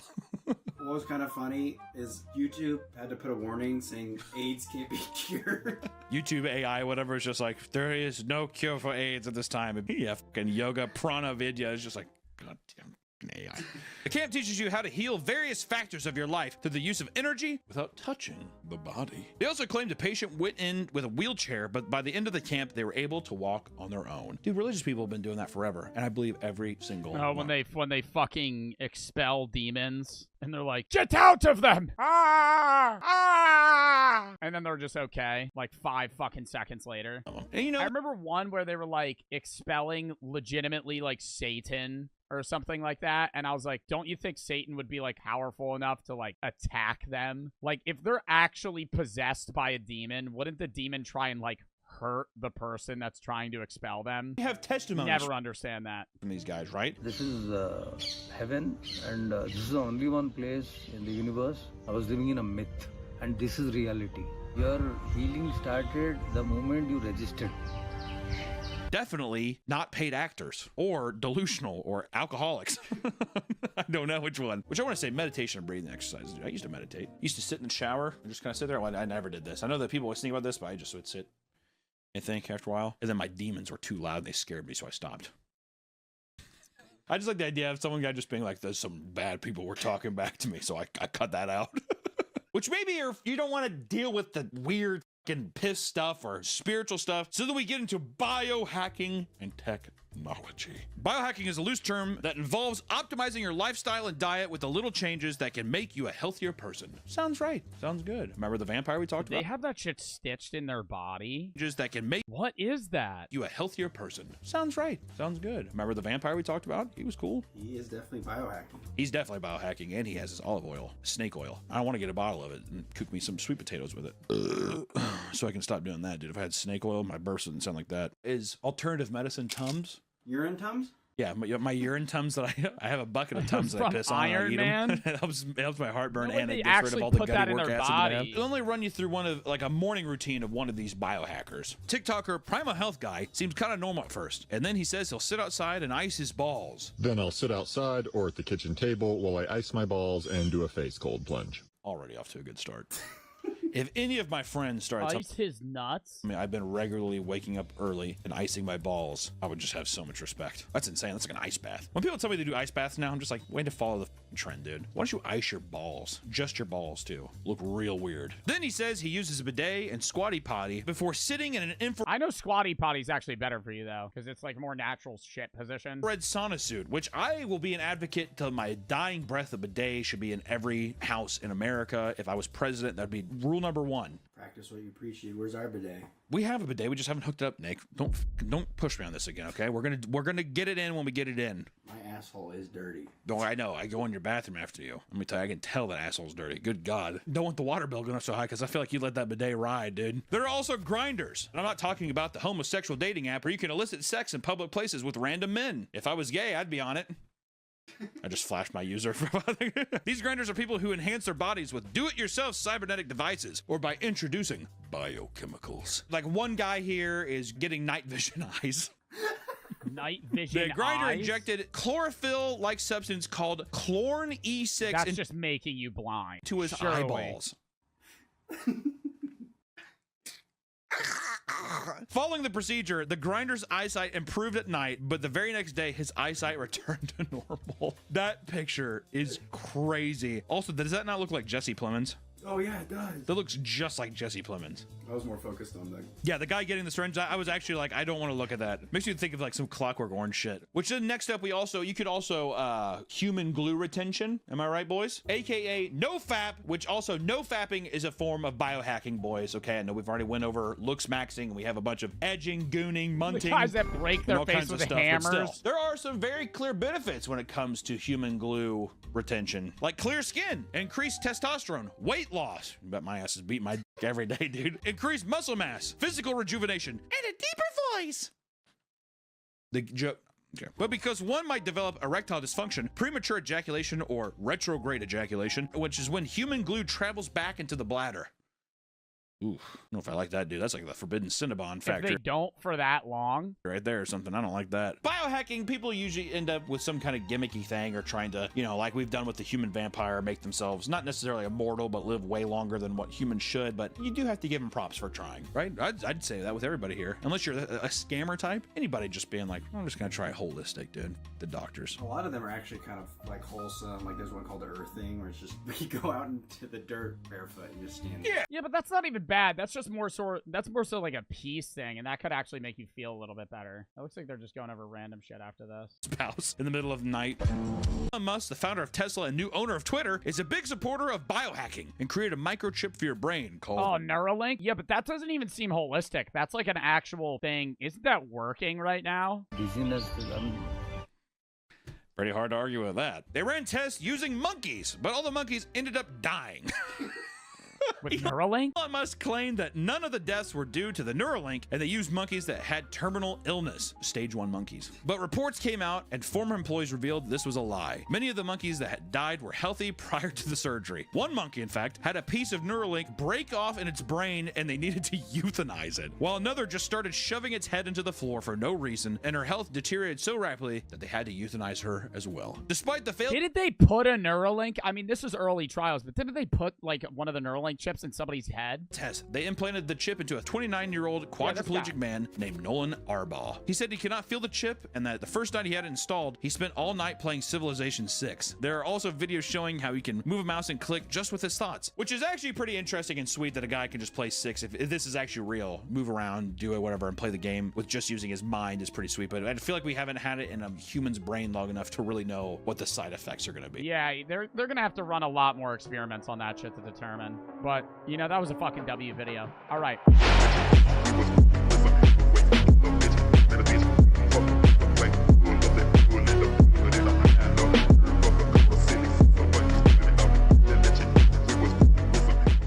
I tested AI pranks on strangers. AI is getting crazy. I could turn myself into anything I want. I could be Bigfoot in the woods, Superman holding a gallon of milk, or even LeBron James, who also happens to be half centaur. Well, today we've teamed up with an off-the-grid AI genius to use this to our advantage and see just how convincing AI actually is. Starting with... I fully believe that old people above the age of 70 are going to get mass manipulated by AI, and already are. Like, I think Sora AI, I think the average old person has probably stumbled upon an insane video from Sora AI and fully thought it was real. Like the video, I'm pretty sure the video of the cat stealing the fish went viral on Facebook. And it's like this orange Garfield looking cat that just like runs up, grabs a fish, and runs away. It looks so real. And everyone thought that. All old people were like, oh, wait, no, that actually happened. And then you just take that times 12. Now you just start spreading like propaganda and they'll believe it. Liquor store theft. We have rented out this entire liquor store and have hidden cameras all over. All day we'll be confronting customers and showing them AI-generated security footage proving that they stole from the store. We have a pickpocket. We have AI security footage showing that they stole from the store. You think they're able to generate like a realistic AI video of a customer within the 3 minutes that they're strolling around a liquor store. Helping us with this bit. First, the pickpocket's gonna sneak a candy bar inside the customer's pocket. After he does that, I'll call the cops over and accuse them of stealing. And when they start to complain, I will show them a deep fake security footage of them stealing the candy bar. All right, let's see how this goes. All right, we have someone at the counter right now. Cue the pickpocket. It's a hot day today. Bro, that's unreal. They're able to generate that realistic of a video that fast. Yeah, it is. Just a Fiji. Bougie, huh? Very. Very bougie. Excuse me, guys. Can I just grab a paper here? Oh, yeah, sure. Just that. That's good. Thank you. Thank you. I appreciate it. You guys dating or? Bro actually did nothing there. Touched him, didn't even slip the Reese's into his pocket. Going out a couple of years. Okay, how'd you guys meet? No way he didn't fucking feel that. I'd be like, why are you hovering around me? More merch is here. You better not skip this, you fucking bitch. More merch. Carpe diem. Look at this sick-ass design. You better fucking look at it, dick. Seize the day. Carpe diem. Pluck the day. Same fucking thing. Follows the philosophy drops that we've always been doing. We were doing Memento Mori. We were doing Think for Yourself. Look at this sick-ass back. Peep it. Also got shorts. This time, they're shorter than the other ones. Different material. We're not going that thick cotton anymore. It's more breathable. We also got hoodies in other designs. Look at this fucking sick-ass one. No AI! Told the designer, no AI! They hand drew this shit. Or, well, not with, like, pencil on a computer. Anyways, where's the fucking long sleeve? Another design. Here's the front. Here's the back. Check it out. There's more stuff as well. I'm just showing you small things. JoeBartoloziStore.com. I don't know why I'm out of breath. Editor. I'm sick. Joe Bartolozzi Store. I said my last name wrong. JoeBartoloziStore.com. Check it the fuck out. See ya. It's in. At a nightclub. Big dancer? Sometimes. Sometimes? Who's the better dancer? She is. The machine's not working right now. I'm gonna just go check the outlet in the back, okay? Okay. Just like 1 second. Okay, so while Johnny's in the back, our AI wizard is making... Doing this to old people makes it, like, funnier, but also more fucked up. You know? Because they're no part of them is gonna understand what's happening. Like, if you did this to, like, a 30-year-old, they'd maybe fall for it for, like, a minute, and they'd be like, bro, that's a fake video. Like, that's AI. Like, an old person's just going to be like, I'm getting duped. You're bamboozling me. This is a con. Co is stealing. We just got it. Let's see it. That's sick. Okay, Johnny. Sean's sending you that looks so real. Video right now. Go get him. It's so much easier to fake the AI security videos, too, because it's, like, 480p. So it could look just, like, a little lower quality and not as realistic, and people still believe it. Be so for real. What? Be so for real. Be so for real. Be so for real. You stole that fucking Reese's Fast Break, didn't you? You snuck that thing in your pocket, you dirty dog. You thought you'd get away without paying $1.95 for that fucking candy bar, didn't you? I'll give you a chance to, like, admit it if you want. What are you talking about? I bet you fucking stole some other shit. All the way around the back. I bet you stole some 99 banana shooters, didn't you? Reese's? What Reese's? No. The Reese's in your pocket? No. Dude, this guy's about to lunge at you. Stealing a rhino pill? I bet you stole something else from the top shelf, didn't you? You see those honey packets next to you? There's only 8 of them there. I knew there was 9 before you walked in. He's gonna get his ass beat. Can you check your pocket? Why? What for? I just have a... Oh my god, no, I feel so bad for this. Do you think they tell him it's a prank after? They have to. Feeling that you stole something. Oh my god. Got him. We fucking got him. What the fuck is this? You tell me. Somebody put it in my pocket. It was just you. Yo, I do want to say, are you even able to criminally prosecute somebody for stealing like a $2 like candy bar? I feel like you would just get fined. Don't you need? Isn't that why certain like Walmart waits until you steal over a certain amount of money so they could send you to prison? So I mean, did you put it? Too. It's always the ones you don't expect. Did you put it in his? No. I don't know what you're Johnny, doing. get the cops. Get the cops. Do you want to pay for it or? I mean, I left. Why? It's possible. There was just no. But it's the 2 waters and a Reese's. I mean, Excuse me? What's the problem? What's the problem? He stole a Reese's and he doesn't want to admit it, or he was trying to. Are you until serious? I caught him. No. Come on. Are you serious? Grabs his gun. You know stealing a Reese's is a fucking felony, right? Whoa, whoa, whoa, whoa, whoa, whoa, whoa, whoa, whoa, whoa, whoa, whoa. Stop moving. Hey, slow down, buddy. Whoa. Look how you're dressed. Look at you. What's wrong? Credit card max. Look how you're dressed. Why are they making fun of him? Try to slide their We're Reese's gonna in his take it. pocket all Turn smooth. around, ma'am. Resisting arrest. Video. This is outrageous. I have it on video as well. He's got you on video. This on video. We're going to check you out. I don't understand. You know what? Sorry. Oh, come on. This is some kind of crazy setup. I don't know what's But like that's God, it worked. It worked. Yes, that's me, but So I went to the back and I was just because I had like a. Bro, I feel like they could sue these guys. I don't. At what level is this like a prank? Sus feeling about him. I didn't like his aura, and I checked the security cams and Like, he are they actually handcuffing them? slid a Reese's in his I don't know pocket. how. So you want to hook him up? to get water. Huh? You want to hook him up? I don't want to hear it. Yeah. In the bag here, too. If you guys issue an apology, I'll let you go. Issue an apology. Put a formal video. I'm so sorry for stealing that Reese's. Dude, I haven't had a Reese's cup in so long, and the package looked just right for the taking. Just say like I'm sorry for stealing your an apology. Reese's. What do you think?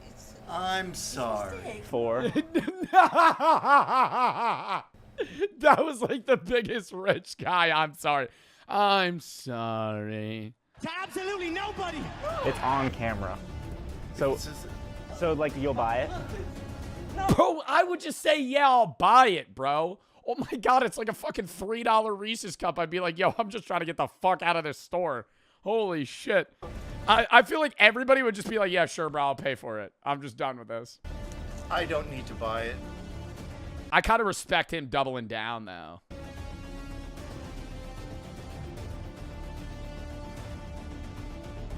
I think they're going to tell him right here. Oh, okay. I mean, you can have it for free because we're just joking. You can put it on credit. This is an AI video. We're just messing with you. We're sorry. Yeah. We didn't mean to scare you. We're sorry, man. We have a bunch of cameras all over. I didn't mean to scare you. You're fighting back. I saw the look in your. You can have these for free and everything. Take the Reese's too if you want. Dude, Johnny. Oh, this could go so much worse though. Like they got lucky, bro. You know what I mean? Like you ever see those videos, like even in Practical Joker type shit, where they like fuck with somebody and they're like, wait, no, it's for TV, and they're like, I don't give a fuck. They just fucking charge him. Like he could get this could make it worse. Them going, this is fake. You almost killed that guy. Oh, man. We'll take the waters. You guys can have the Reese's. Yeah. Thank you, bro. Have a good one. You got it. Yeah, take your waters Go too. ahead. Yeah, You can have them. yeah. Take your waters, bro. I'd be like, yo, you get a free bottle of alcohol. I feel like you got to be like, hey, here's $1,000. I'd be like, yeah, this is a joke. Give me here's a bottle of Azul tequila. Good one. Sorry not about that. amused. for scaring you. Yeah, really. Getting ready to have a heart attack, huh? Yeah. He's so not amused. Okay, I say that worked pretty well. We still have some crazy. But do you think they're not going to question like, oh, this is for a YouTube video? Crazy ass bits coming up. Like, you think they've seen this video at all? I always wonder that shit. On to the next. Okay, that's not even AI. On to the next. AI pet translator. We have people coming in to participate in a new study where for the first time ever, you can literally see your pet's thoughts on the screen. But little do they know, we control everything. Full disclosure, we've been pranking people all day and the reactions have been pretty trash. We have one more woman. And they believe this? Like, no, this actually makes me upset. There's like random civilians that walk in and they're like, hey, ma'am, we're going to be able to translate your dog's thoughts for you. I'm gonna record this just so I can get everything documented, okay? Okay. So, my name's Sam. Hi, Sam. Kimberly. Okay, so this is an extremely safe prototype right now. It takes about 30 seconds. What are they going to make the AI dog say? Help me! Please! She doesn't feed me well at all. To a minute to render an AI video map of what she's thinking. Her house smells like cigarettes. Yeah. I can't stand it. Yeah. Find out. Okay, so then we're gonna put her in there. Is she comfortable in a cage? Oh, who's a good girl? Yeah. Yeah, good girl. All right, let's get this started. Okay. Dude, I think this video. Bro, they just have fucking muscle stimulate. Oh my god. Nah, bro, this is actually the stupidest fucking thing. They just have like muscle stimulator electric, like the electric pulse device is just pinned to the cage. Like that's fucking, like it's like MRI scanning her fucking brain. This is animal abuse? This is not animal abuse. This is just fucking stupid.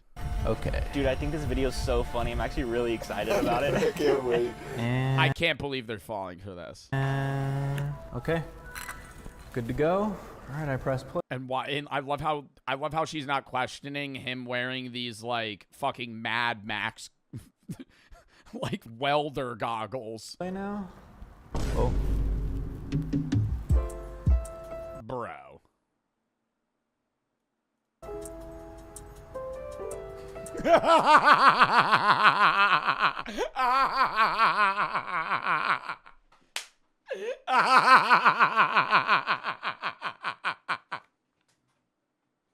It's just like, bro, I thought it was gonna be a video of the dog just talking. It's just AI videos of the dog licking her feet. That is so fucking funny.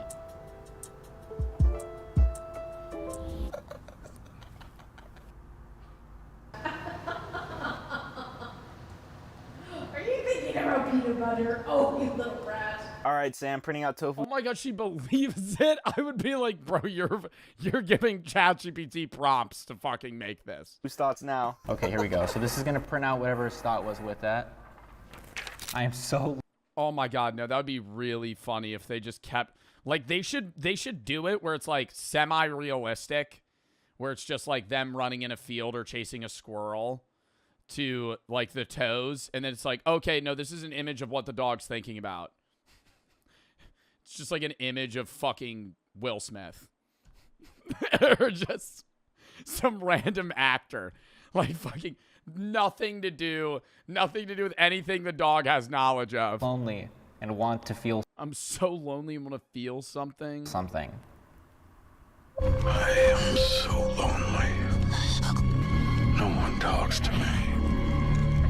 No one wants to be my friend. They think I am unstable.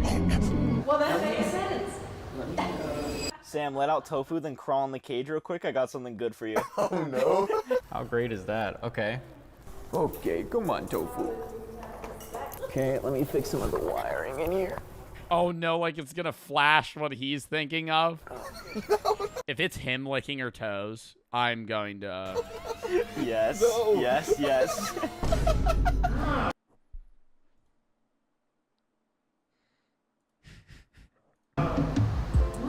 What are you thinking about? Oh wow. Okay.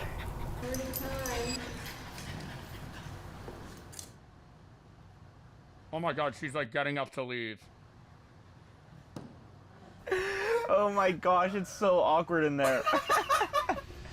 All right, let's get out of here and move on. Holy shit. To the better stuff. What's up, Foreskin? We on the move. Hold up.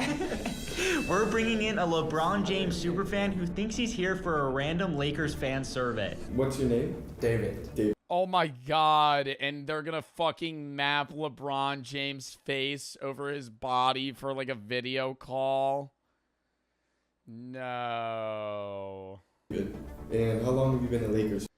Oh no, and he's gonna get so excited. That would break me. You're gonna be like, LeBron, I love you, man. It's just some random 23-year-old guy that's just like, what's up? Heard you're a big fan of basketball and me. And who's your favorite player? LeBron James. But really, he's gonna be surprised with LeBron James himself. Well, sort of. Whoa, this is crazy. Look at me, foreskin. I'm the GOAT. Bro, that looks so fake. No, that doesn't look like a Sora video. That looks like some. Nah, this guy they're pulling random people off the street that have never had a fucking iPhone a day in their life. Like, you're telling me you're watching this, you're like, oh my god, that's LeBron James speaking to me. I'll be in a completely different room speaking to the fan virtually while the AI genius is turning me into the king himself. Will the super fan catch on that it's AI? Bro, they gotta dumb the video footage down and make it look like a box of a Zoom call. Wouldn't that be better? Like, zoom the camera real close, have it just be chest up, and make it like 480p. And then it would look like LeBron James. That would be so obvious. No, I feel like this is more obvious. I don't have a line.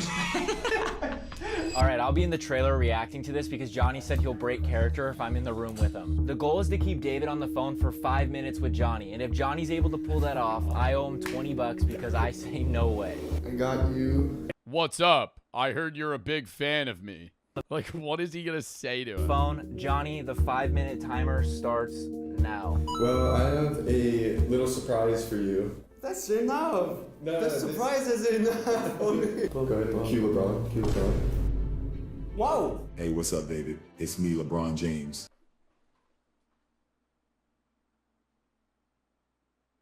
This doesn't look... Dude, I hope that he doesn't fall for this. Hey, LeBron. Wow, you know my name. Calm down, calm down. Oh my gosh, he believes it. No way. How, bro? Is he talking to me? Yeah. Wow. Hey, I'm David. Where you from? Second. What the fuck? Why would he be standing like that? What, he's just like, hey, David, heard you're a huge fan of the Lakers, man. Really appreciate the support for the team. Love that you're repping my jersey, by the way. What? Where are you from? I'm from California. Actually, Last time I was there, I had bubble guts for days. Oh, yeah.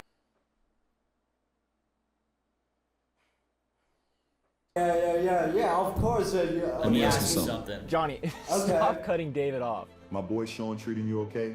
Yeah, I'm good. You good? Yeah. I'm treating you okay? Yeah. Now tell me, what makes you my biggest fan? What makes you his biggest fan? I like to play basketball. I watching NBA, and my kids all love Lakers. Oh, really? Yeah. I love you too. You're a handsome guy. Oh, thank you so much. He didn't even say he loves you. This is like fully making me understand why like the scammers that we were watching about in like fucking Myanmar and Bangladesh just rake money out of people, bro. Holy fuck, man. Like they're like, I feel bad. Like what? Like this guy's like actually thinking he's talking LeBron James but it's like it's not even a good. I honestly, I wouldn't not necessarily feel bad, but I would be like, okay, I get it with Sora. Because, like, since Sora came out, those videos look so real. But, like, the fucking standstill, like, VO videos where it's like, dude, it looks just like a new age fucking Instagram filter. Like, the voice sounds off. John. Thank you for the Jason. I never imagined today it would be happen. Yeah. So, David, you like basketball? Bro, no. Yeah, I do. Because I got 2 balls your chin can dribble. Oh! Bro, why are you this person? What possesses you to say these things? Too ball for me? He said, what? He said, I think he just asked if you're good at basketball. Nice save, Sean. Good at all. Yeah. Actually, not that good, but not that good. Yeah, but I love to play, and I teach my kids. You teach them, but you're not that good? Huh? Never mind. Hey, LeBron, do you remember you broke $1? Of course I do. That's the greatest moment of my life. Blocked by James. Iguodala to Curry. Back to Iguodala. Up for the layup. Oh, blocked by James. Hey, LeBron, do you remember Kobe? Of course I do. That's the... Oh, no! You can't. No! You can't. No, you can't fucking... No, that's where you gotta cut it off. That's where you gotta cut it off. That's where you gotta be like, all right, no, this is AI, man. Start because now he's gonna come up with like a fake story about Kobe. Legend, man. Long live the Mamba. Yeah. How David did not Fucking see white guy's hand. That's a white guy's hand. What the fuck? He's not going, dude. The face is morphing right now. Am I tripping?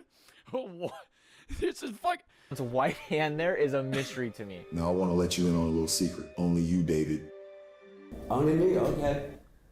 I'm getting traded to the Dallas Mavericks with no. Kyrie.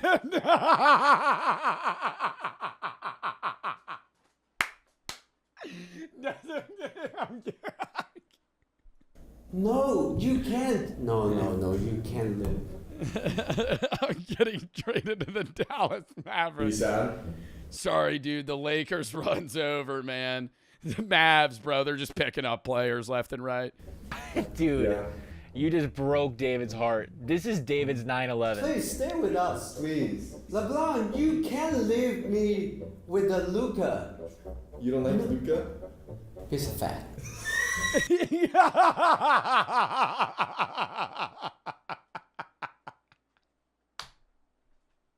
No, this is like the most fucked but the funniest fucking bit, dude. You don't like Luca? Nah, he's put on a few pounds. All right, Johnny. I don't know how you did it, but you did it. Your 5 minutes is up. All right. Peace. Ha ha. Alright, see you later, bro. See you. Wow, thank you so Bro, tell me they tell him. much, Sean. Of course. Thank you. Is that fun? Yeah, but I forgot to take a photo with LeBron. That's alright. I actually have a third surprise for you. Too much Oh no. surprise. We were able to get our hands on 2 tickets to the next Lakers game when they play. Oh, are they No, that would be so nice. That would make it better. That would make it better. Yeah. 2 tickets. What Yeah. about 3? 3? I have 2 kids, so I can bring them. Okay, no, I could get another ticket. Wow! Is that real? Yeah, the jersey. W. David. Man just swindled a 3rd ticket off of Sean. Okay, I am praying we're able. Wow, that is very sweet, bro. Okay. And probably after they were like, yo, we're going to give you 3 tickets. By the way, that wasn't LeBron. That was my friend in a green morph suit in the back. To pull this next bit off. We're about to convince someone the world is ending with an alien. We rented out this entire coffee shop just to prank one person, Denise. We don't even know her. We got a DM from one of our fans a while ago that said his mom wanted to prank one of her friends, and after hopping on a phone call and planning everything out, we were ready to go. While Denise is in our coffee shop, a completely AI-generated news station will pop up on the TV saying an alien got loose in Los Angeles. And unlucky for her, that alien is coming right to her doorstep. Everyone in the coffee shop is in on this, besides Denise. Okay. I kind of wish they didn't do a stereotypical green alien. You know what I mean? Like, if they had just done, like, a weird monster versus, like, no, I wouldn't believe that. If there was a news station that's like, aliens just touched down and they're literally E.T., I'd be like, come on. Like, that would be disappointing, actually. Like, if aliens touched down and they word for word just looked like the bulbous aliens that we just grew up knowing what aliens look like, I'd be like, dude, get a little creative here, okay? I've known about this since I was 5. You're telling me this isn't new news. It would have to be like some just weird monster. Like, just like any alien where it's just like has like 10 eyes, no arms, something like that. Hello. How are they going to get her to stay in the coffee You're gonna eat shop here or do you long want to go? enough? Oh, no. Do you want anything to drink? No, I have water. Okay, cool. Thank you. Yeah. Don't worry about it. You're good. Yeah? Yeah. Oh, cool. Please. Thank you. Yep. Wow. Lucky day today. Yeah. Oh, it's your lucky day, all right. Make sure to watch out for any green aliens that might come in and with murderous intent, by the way. I've heard that's on... Never mind. Hello. Okay, QR completely AI generated. She pulls out a Glock. Oh, my God. She fucking shoots the guy. News report.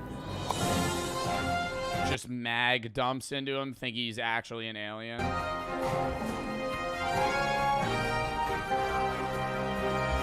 I swear, if this is like a VO3, if this is like as bad as the LeBron one. Breaking news with Ron Burgundy.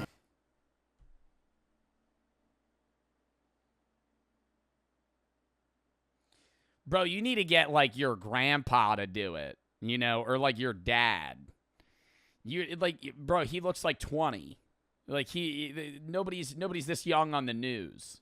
Here, we're coming to you live with a terrifying update out of the. Or do like a fucking AI video of like a known newsman, who's like a known news guy, like somebody on NBC, not like individual like weatherman guy. Like I'm talking like national news, CNN, NBC, Fox. Like you need to get somebody, somebody to fucking run on Jimmy Kimmel. Jimmy Kimmel does late night TV. United States government. Reports have just surfaced confirming that the government has been hiding an extraterrestrial life form. Yes, an alien, hidden from public knowledge. The creature has escaped from its secure transport vehicle and is now loose in the street. Government. I would be my jaw would be dropped at how I wouldn't even think that I'm getting pranked. I would be like, dude, do you have like Comedy Central on right now or some shit?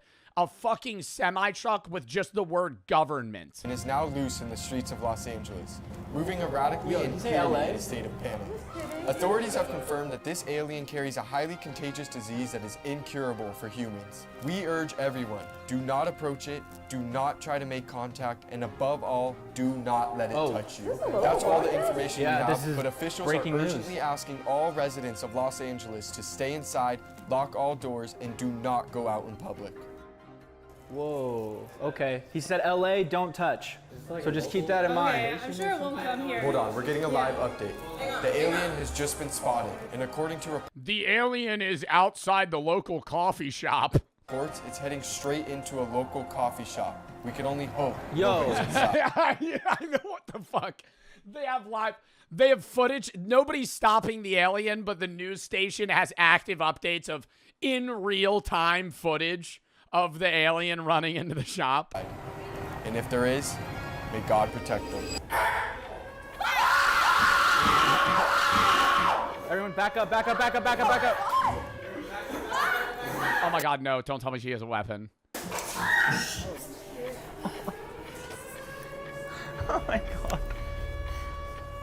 And like why the alien's wearing underwear. Back up. She's smiling.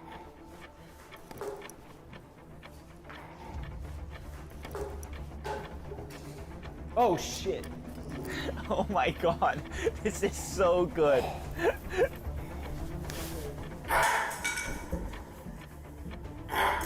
Go outside. Duck. Right here. I don't know. I have no idea. I don't know what this is. Wait, there's no exit here. Oh! Oh, God! Oh my God, have the alien touch him and him, like...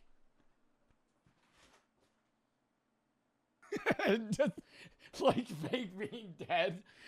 And then just, like, dude, traumatize the woman on God. Dude, that would be so scary. That would be, especially if you believed it. Oh, shit. Bro, his face, why is his face like, it looks like a rat. Dude, he just has, she's not looking at his feet, bro. Are you kidding me? I feel like I'd be looking him up and down. I'd be like, yo, your toe, like you literally just have human toes.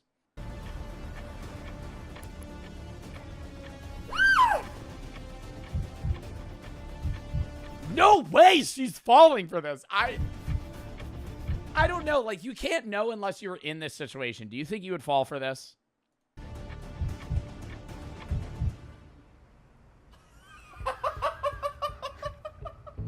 Gotcha! It's a prank. Oh my God. Are you okay? It's a prank. It's a prank. I need more than a muffin. I'm so sorry. We're Andrew's mom's friends. I'm so sorry. We have. No! Okay. Oh my god, I feel horrible. He's literally shaking. Dude, oh my god. I'm sorry. Okay, everyone inside is an actor. Go ahead. Oh my god. Her scream. Oh my gosh, my heart. Did you actually say that was not You okay? funny. Yeah. My heart That was is not like funny, out I'm of my sorry. chest. Are you okay? Yeah. We're Andrew's mom, we're his friends. She's not coming today. Oh, that's okay, that's okay. You look great. All right, Foreskin, we are so close to 2 million subscribers. Foreskin? Is his fan base named Foreskin? Close to 2 million subscribers. Chat. Oh my god, Bart Farts is so lame. That's such a cool nickname. His audience is called Foreskin? Bro. You don't like Luca? He's fat. That was a fun video.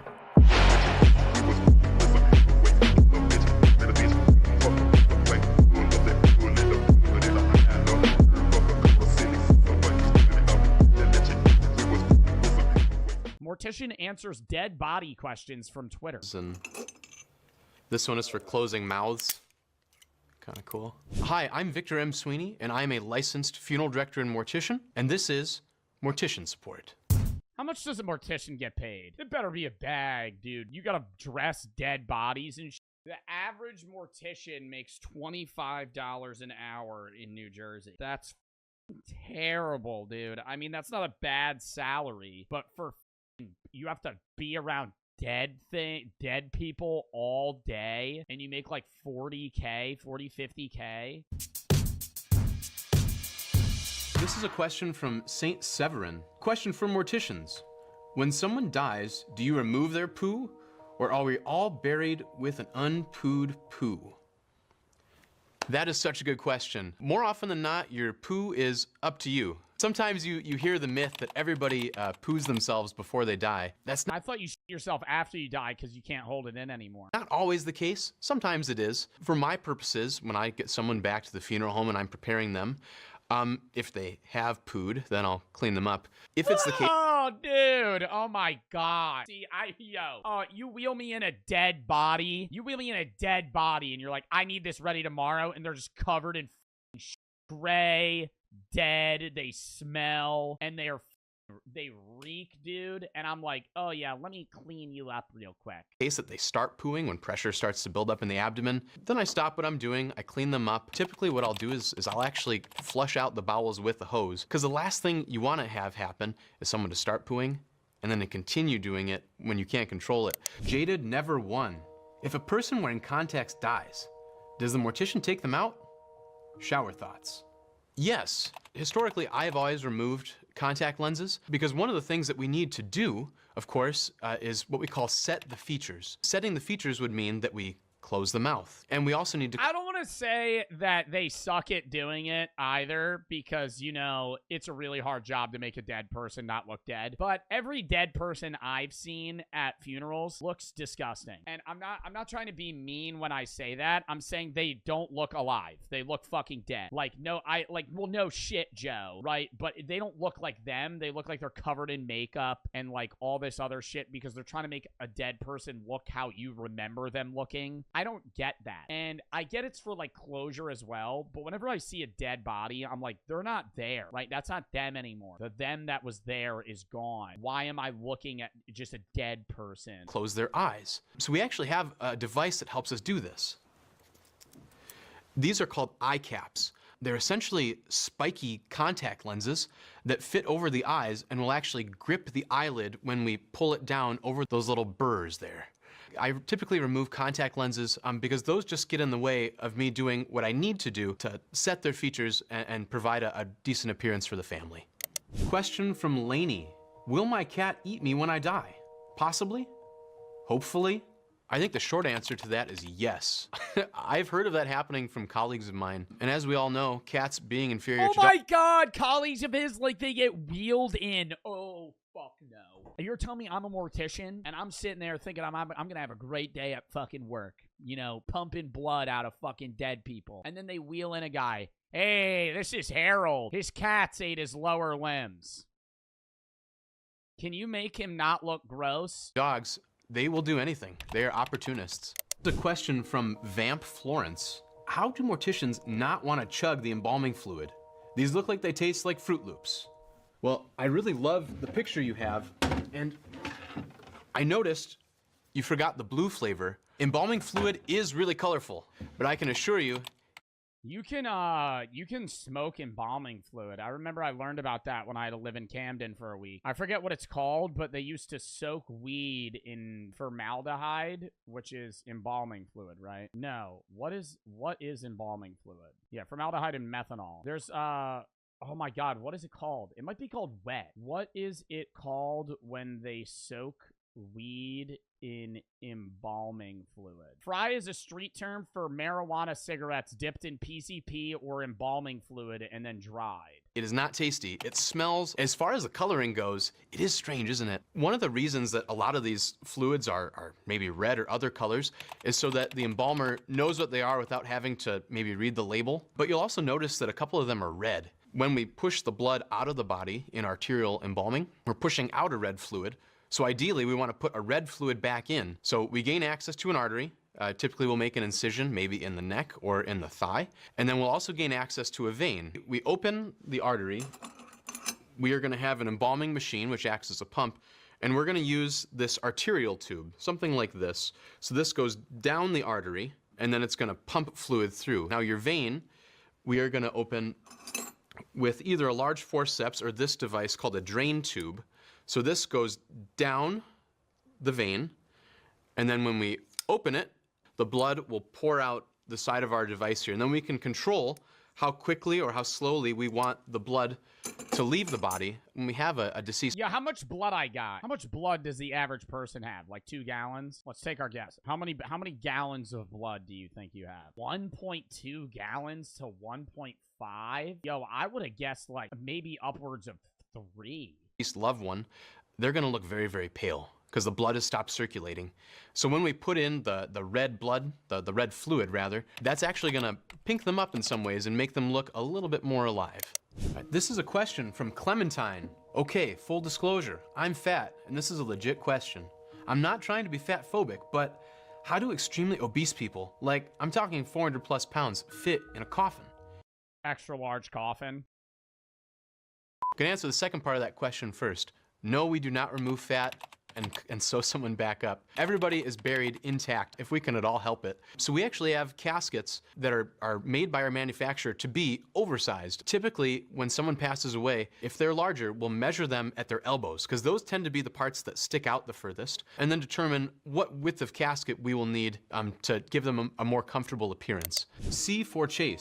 Yo, what'd they do before then, though? I mean, they had a custom-made ones, but I doubt they ever just, like, wedged someone into a coffin that they didn't fit in. Do morticians put chapstick on the bodies, or are they just sitting there? Casket open, lips cracked out. That's actually a great concern of ours, is drying out. Not just the lips, but after you die, of course, your body is not producing any oils. Oh, Jesus Christ, dude. Just put me in an urn. Put me in an urn and then throw my ashes in the fucking woods, dude. Why are we going through all this? Where you gotta pay a guy to fucking dress me up and I'm dead, right? What the fuck? I don't understand it. And then it's probably expensive as shit. You gotta buy a coffin, which costs like fucking 10 grand probably. You gotta pay to put me somewhere.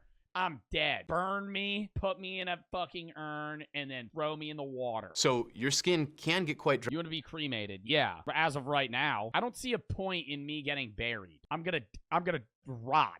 You're either gonna get burnt and all your shit's gonna get thrown into ash, or you're gonna rot. You're gonna be bones, and then you're just gonna die where you're dead, and then your bones are just gonna also wither and be gone at some point. We actually have a heavy face cream. And at some point, we're gonna run out of space for fucking coffins. You know, how big can a goddamn graveyard be?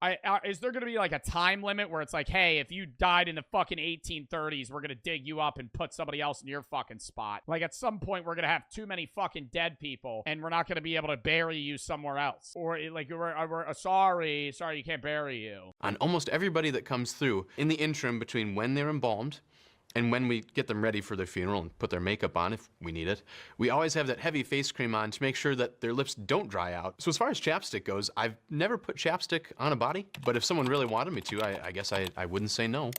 Here's a question from Hey, quick question for the morticians out there. Have you ever been munting? Now I'm going on Google, looking up the weirdest stuff.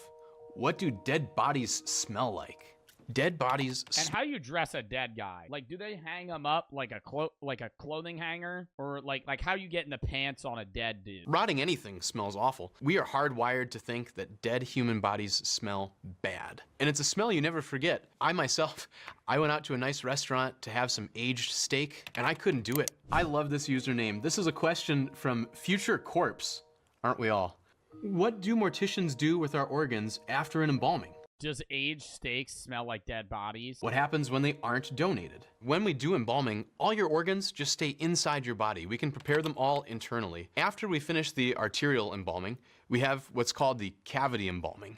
Optimally with the... What, you think they stuff them like a fucking, like a potato sack, dude? You think they fucking cut out your organs and stuff you? Like, what is that called? When you get your dog taxidermy. You think they taxidermied people? The cavity embalming, you're trying to puncture the lungs, the heart, the intestines, the stomach, and then you're also gonna try to shoot for the kidneys too. We actually use what's called a trocar, and I have one here. It's a hollow point spear, essentially. Wait, what was the question? And then you're also going to try to shoot for the kidneys too. We actually use what's called a trocar, and I have one here. It's a hollow point spear, essentially, and it hooks up to what we call an aspirator. So it's a vacuum, essentially.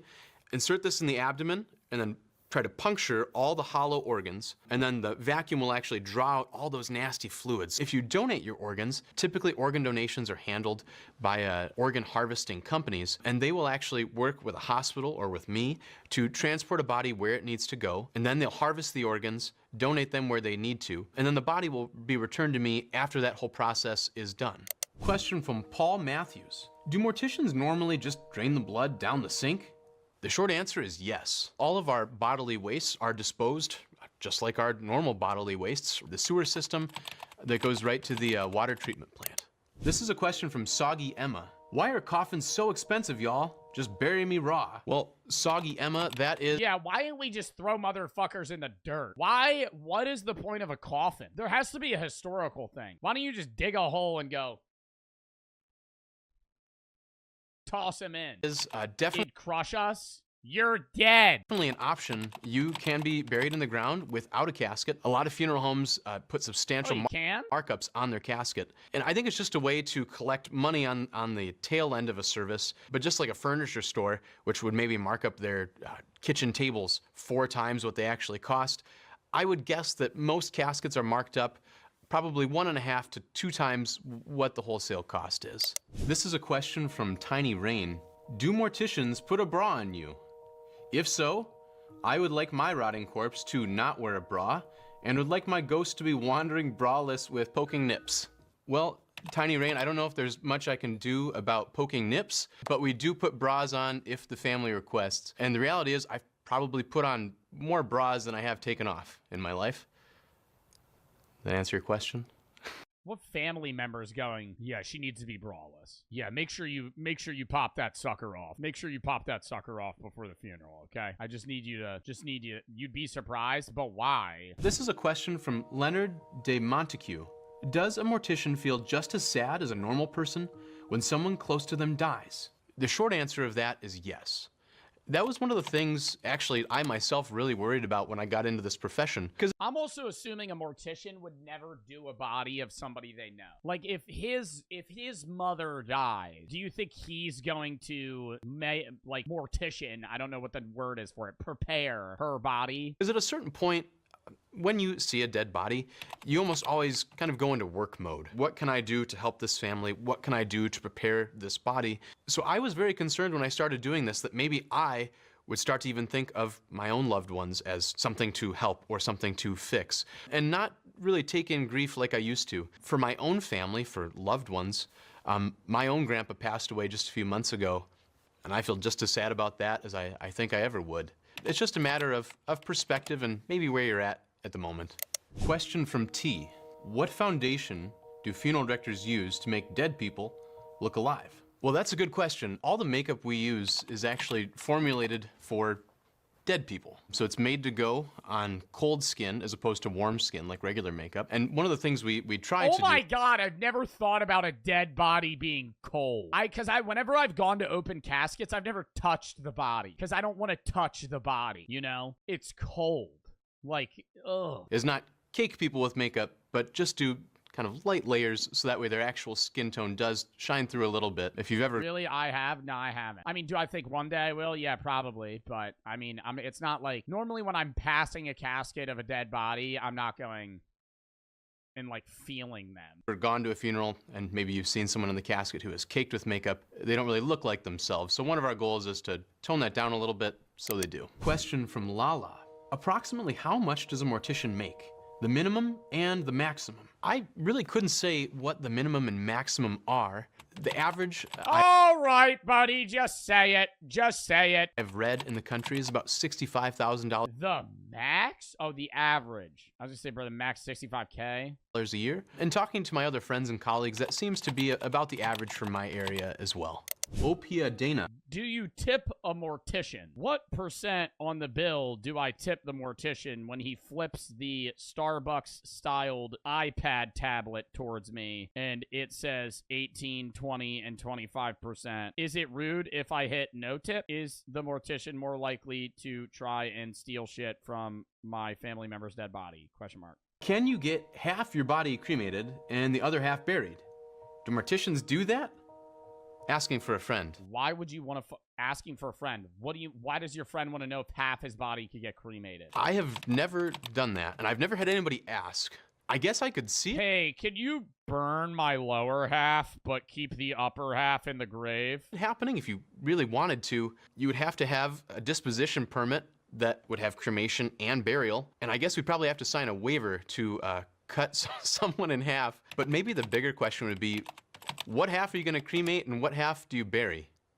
That's not a better question. Why? That would be— okay, I feel like it's an obvious answer to that. What half do you cremate? What half do you bury? You would obviously cremate your lower half. That would be really fucking weird if you cut and cremated your top half and then the open casket funeral was just a pair of legs. Like, just legs, literally just legs and maybe the start of a torso. This is a question from That Doodle Bunny. How do morticians handle their jobs without becoming emotional wrecks? That is a good question. Most morticians I know are pretty normal people. There are times where it's emotional, so you do feel it, and there are maybe days you come home where you just feel done and you don't want to work or maybe do what you're doing anymore. But I think the fact that you can actually help people on my side of the desk, on this side of things, there are things that you can do that maybe nobody else can do. You can provide a chance for a mother to see her son one more time. It's those kind of things that keep you going in those hard times.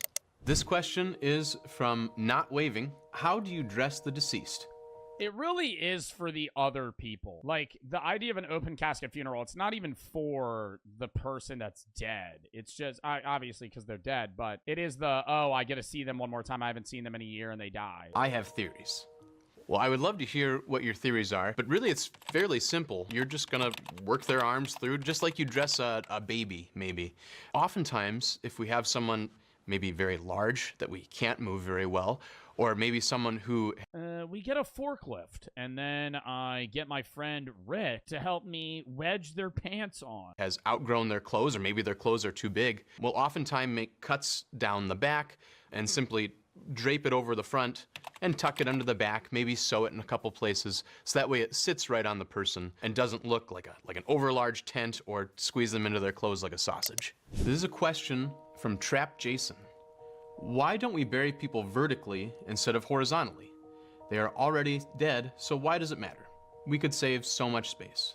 That is a great question. I think a lot of it has to do with practicality. So if you were to bury someone vertically, you'd have to You would need to be able to drill. You want to be able to dig. dig a pretty deep hole, and it would have to be pretty narrow. You can imagine how tough it would be for, let's say, 6 people to carry a casket to the graveside and then turn it up on its end and drop grandma down the hole. You might need a seatbelt of some kind. Question from Crowbar Jones. What does a mortician do if there are artificial nails on a corpse? Yo, you know what I'm thinking about? There's definitely been funerals where people have accidentally, like, broke the table that the casket's sitting on, and then the dead body just kind of falls out of the casket. What do you do then? Like, do you just pick it back up? I hope you don't mean keep them by keeping a collection, but if you mean keeping them on, more often than not, I will. Typically, the artificial nails look nice, clean, and of course your nails underneath are pretty rough. If they have them on, I usually keep them. Other things that people might be concerned about removing, piercings, they almost always stay. If it's an ear piercing and they have their earrings in, maybe we'll take the earrings out, clean them up a little bit. Other body piercings, I always leave them in. This is a question from Melody Jackson. Do morticians take makeup classes when getting their certifications? Yes, we do. I have a 4-year degree, and at my college we took courses on what they call restorative art. So this would include things like makeup and coloring, but it would also include things like putting people back together after accidents, sculpting an ear. What college gives you a 4-year degree to be a mortician? And then, like, are all the classes just hands-on? I feel like I didn't even know you needed a degree to be a mortician. I thought there would be, like, a morticianary school. If someone has lost an ear. Lip boy. Do morticians also give haircuts? Anyone know one that can do a nice fade? Yeah, Lip Boy, I do give haircuts every so often, usually only to men, and usually only if it's something minor. If someone does need to get their hair done, we'll actually usually call a hairdresser in. It's fairly simple because really you're only... I'm sorry, I don't think the average hairdresser is gonna go, hey, we'll give you $45 if you come shave this dead guy's head. Working with the front and the sides of the head. This is a question from Veronica. Like, do they have one on standby? Veronica, say a body gets exhumed after 2 years. What should be the state of the body to be expected to be? That's disgusting. 2 years after, I feel like it wouldn't be bones yet, but they would be like a raisin. They would kind of be like a shriveled up, almost like a Walking Dead zombie. That's one of the interesting things about my job is that I never actually know what happens after burial. If we had an exhumation, you actually have to have a court order to open the vault and open the casket. I've heard of cases where they've opened the casket and or you mosey on down to the graveyard with a metal shovel and a few friends and you dig that bitch up. The body looks more or less unchanged, and this was maybe 50 years after the fact. This is a... What? And the body... They opened the casket and 50 years later. Oh, didn't they move Abe Lincoln's body? They moved someone's body like years later and they said he looked exactly the same. Abe Lincoln body moved, looks the same. Yeah, Abraham Lincoln's body got exhumed in 1901. Oh my god, there's photos of his casket, not him. He looks more or less unchanged, and this was maybe 50 years after the fact. This is a question from Jonathan Cowip. Monty Python's Always Look on the Bright Side of Life is the nation's #1 funeral song. What's the oddest funeral music you've ever heard? I haven't heard too many strange funeral songs myself, but I do have this dream. I have a friend, and I told him if he passes away before I do, I'd really like to sing On Eagle's Wings, but like the Swedish Chef from the Muppets. It would sound like this. You want to sing that for your dead friend. If your friend dies before you, you're requesting that while you're crying because your friend's dead, you get up on stage in front of his whole family and go, Muppets.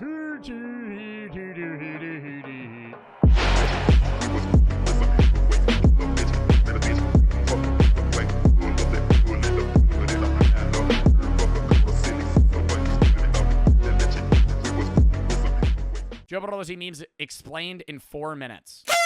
How niche do you think we're going to get here? I think it's going to be very surface level stuff. I think it's going to be like the possum meme. I've been in the hills.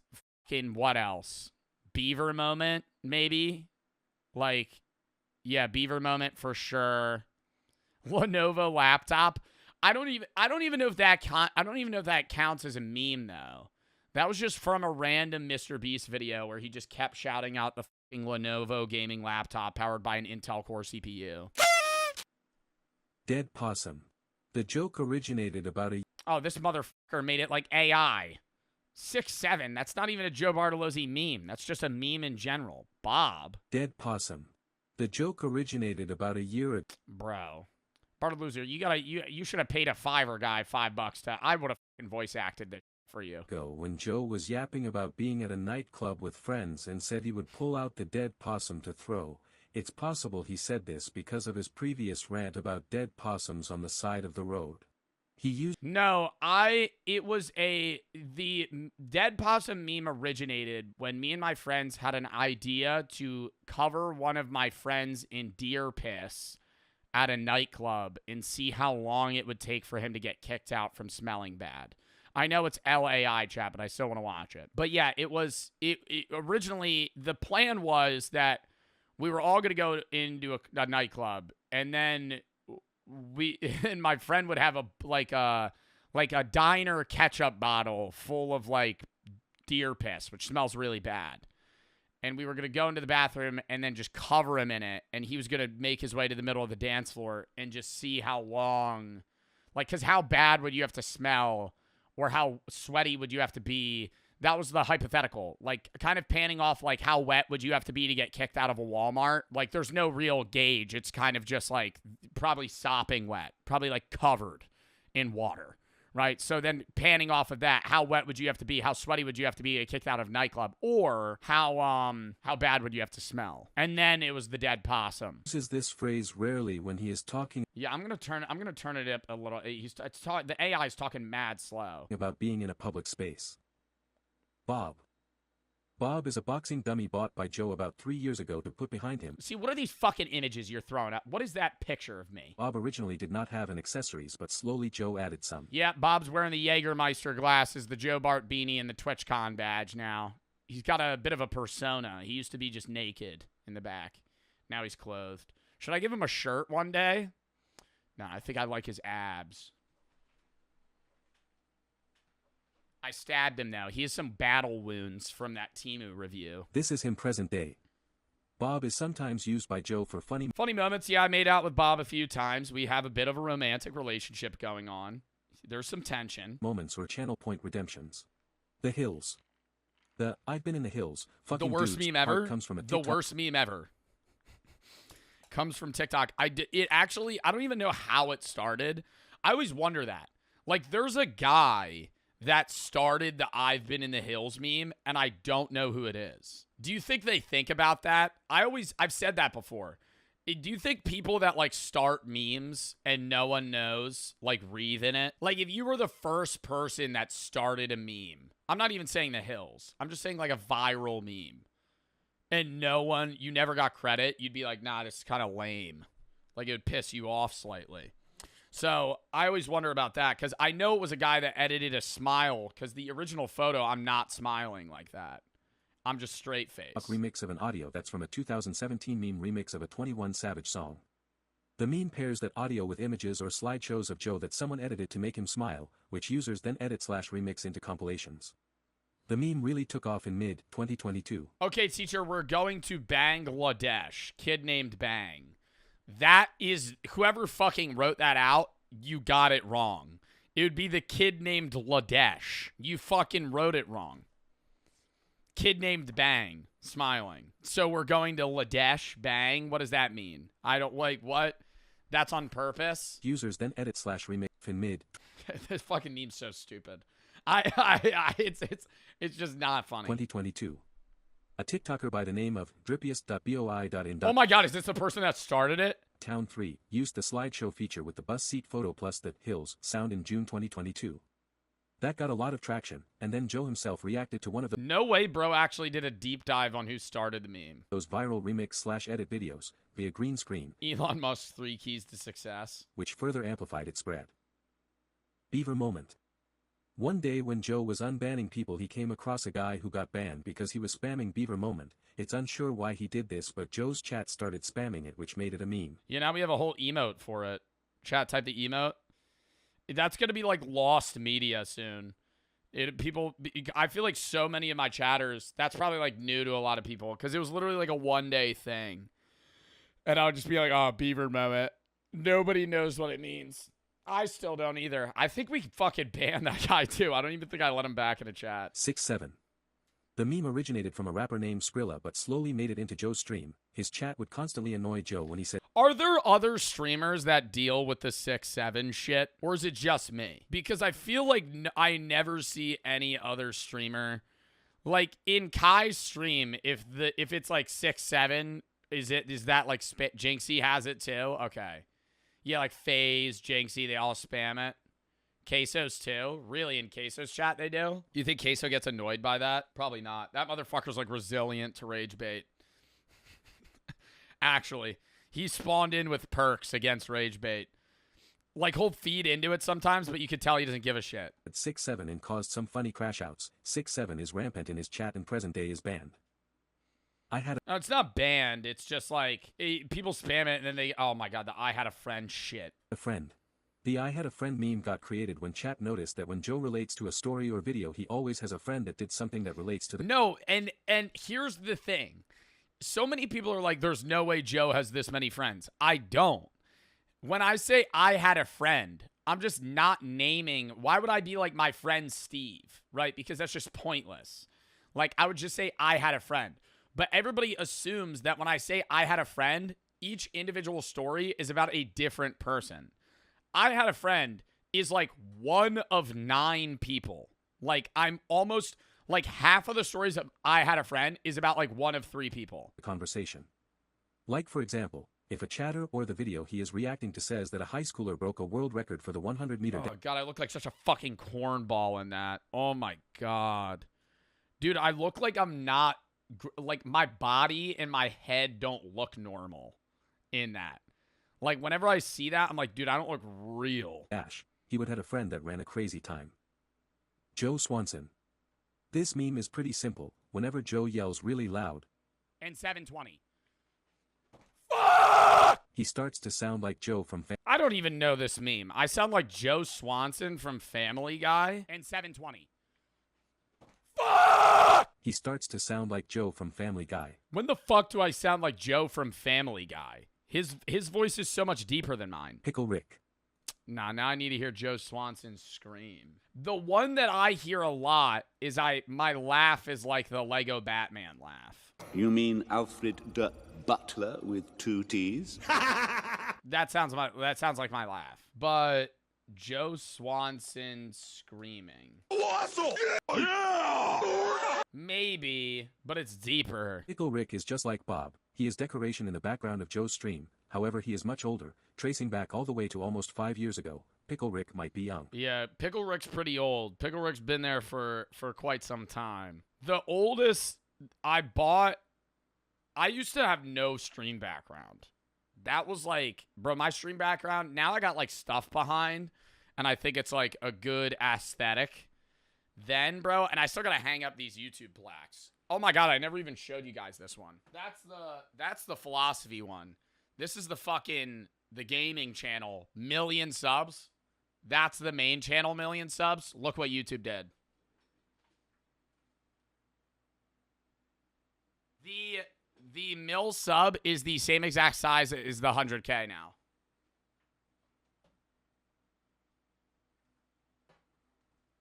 And then this 100K one is like, I'm not mad about it, right? Like, I'm getting a plaque. I'm fucking happy. But it's like, isn't that kind of whack that they're like changing the size of them? It is believed to be. It just changed because I feel like, dude, I think that these ones look great, right? But they also changed the color. I don't know. Maybe they didn't. I feel like this looks like a darker. It looks the same on frame. Be from a time where Joe won it at arcade. Oh, Rip God, Joe the fucking Trojan sponsor. Yeah, remember that. Arcade. Rip Joe Bart. The RIP Joe Bart meme started around 3 years ago, is a meme where people post tributes suggesting that Joe Bart has died, even though he is very much alive. The meme usually takes the form. Wait, really? Yeah, I did an ad with Trojan.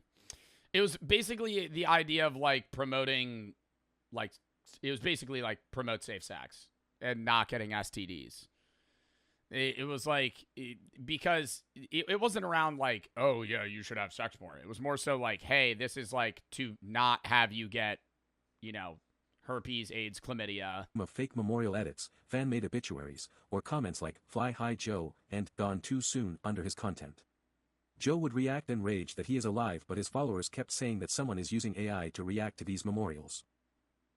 Skin of a goose. I think skin of a goose is less cringe than when I said gang. When I was like, bro, come on, gang.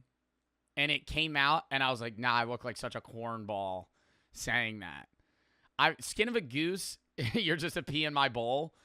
That one I will stand by the fact that diss makes sense. That makes sense.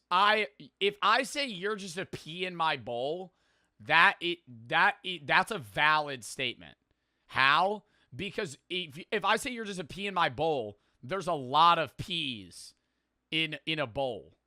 So it's like one of many versus like if you're being a dick and you're like, you're just a pea in my bowl, like you're saying they're small, you know? This joke originated when Joe was watching a video about a Riz video and he made the joke that he has the skin of a goose. This was a classic blunder.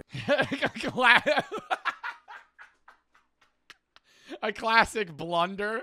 A classic blunder. Oh, shit. Shit, like a chess move. Yeah, blundered that. No, it was a fucking dud. And you're gonna have a bad joke now and again. Because all I do is riff, right?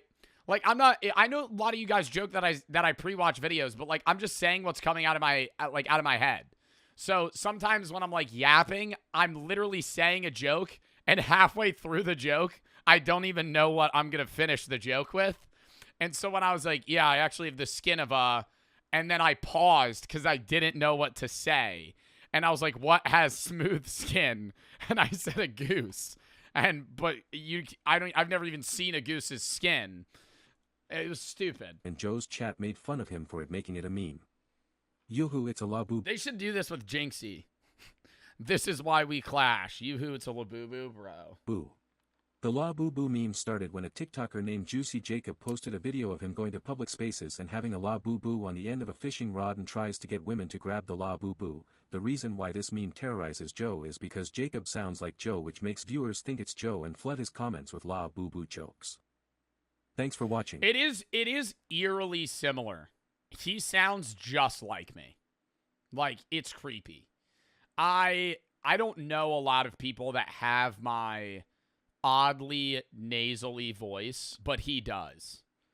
And I'm not dissing that. Show it. You've seen it, bro. It's because it's you. It's not me. I think the biggest telltale, and I'm not going to go on a rant about this. I think the biggest telltale that Juicy Jacob is not me is he is very religious. Like, he talks about Jesus in his comment sections. Now, and then there's some people that are like, that's Joe under disguise. Because it would be like, the last thing I would do is probably be like outwardly religious. Right. But still. Jinxie said it was you? Oh, then it must be me.